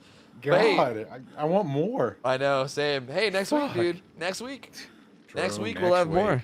So, just to take a quick peek at the bracket. I don't know if it's going to be updated after that match or not already. Hey, it is. Dude, he's on top of that shit. This is the bracket going into next week. So these were the games that we all figured out today as well as last week. Next week, we'll be finishing off the rest of the first round of the losers bracket. So down there on the bottom left where like the 2 games are undone, we'll be doing those 2 matches. And then we'll also be doing all 4 of the matches in the winner bracket. So we'll have 6 different matchups next week, next Friday. And those should be really interesting. Again, especially like those winner brackets games, because again, like it's to me, it's always exciting to see the teams that win, the teams that pop off, then going against the other teams that popped off, because you're like, well, now what? Now what the fuck? We're also gonna figure out 2 more teams that are eliminated, and then we'll be going from there. So, fucking pumped, fucking excited for that, man. Same. I'm real excited for that. But was a good day, dude. Was a real good Damn. day. It was. These games were actually good. Yeah. Even though a lot of unexpected things happened, that's not a bad thing whatsoever. Yep. This was a really, really good day. I have faith that one of these upcoming days we'll have our game of Oni, where he doesn't get a hit in the first 30 seconds. I believe. Oh, you're by your damn self too. I ain't wasting my fucking time. Having faith in what? Lord. Honestly, we should just every Oni game from now on. We should just be like, yeah, well, you know how a typical Oni game goes. They get a hit and then they snowball and then they True. 4K at 4J. You literally have faith. You are just believing in nothing. Sure, just Holy blind hell. faith out here, dude. Absolutely. I've learned my lesson. Oh, man. Absolutely. Yeah, but anyway, that's it for the day. I don't know if you guys have any closing thoughts. Again, big shout out to everybody that donated. We got a couple more donations from Anxious Ophelia and Aggie Andy. Also donated $20 and $10. The prize pool is over $1,800 now. It's $1,805, Jeez. which is super fucking cool, man. Like that's Damn. super cool, right? Isn't that cool? So big shout out, huge thank you to all you guys for obviously helping support. It's huge as far as making this a very legitimate tournament, a legitimate scene, keeping the players having incentive to want to show up and perform and be a part of it. So yeah, thank you guys so much. This was a really fun day of broadcasting. Again, if you guys don't know, this is happening every Friday. So we'll be back next Friday, and for the next 4 Fridays after this. There'll be 4 more weeks of this. So every Friday for the next 4 weeks, we'll be continuing this tourney until the grand finals are 4 or 5 weeks from now. This will also be up on YouTube. You might even be watching this on YouTube right now. I don't know. So if you guys maybe missed some of the earlier rounds and you're coming in late and you want to catch up, you can always either watch the VOD or catch it on YouTube later. That's also an option as well. And Yeah, I feel like I wanted to do something else before I ended, but I can't remember what it is. So I'm out of things. You guys have any closing words? Nothing. Fun games today, really. dude. Fun Hey, games. don't get hit by Oni. Also, yeah, pre-drop. Yeah, Words of wisdom. Free drop versus Just Oni. pre-drop Yeah. the pallet, yeah. Yeah, just throw the damn pallet. That's right. That's right. Okay, thank you guys so much for watching. Thank you guys for being here. It was a super fucking fun time hanging. As always, tournament's a super good time. We'll be back next Friday, 5 p.m. Eastern, as always, to continue. So if you guys liked what you saw, stop back then. I appreciate you guys all again. Hope you guys all have a wonderful rest of your nights. And we're out of here. See ya. Take care. See ya. See you later. See ya.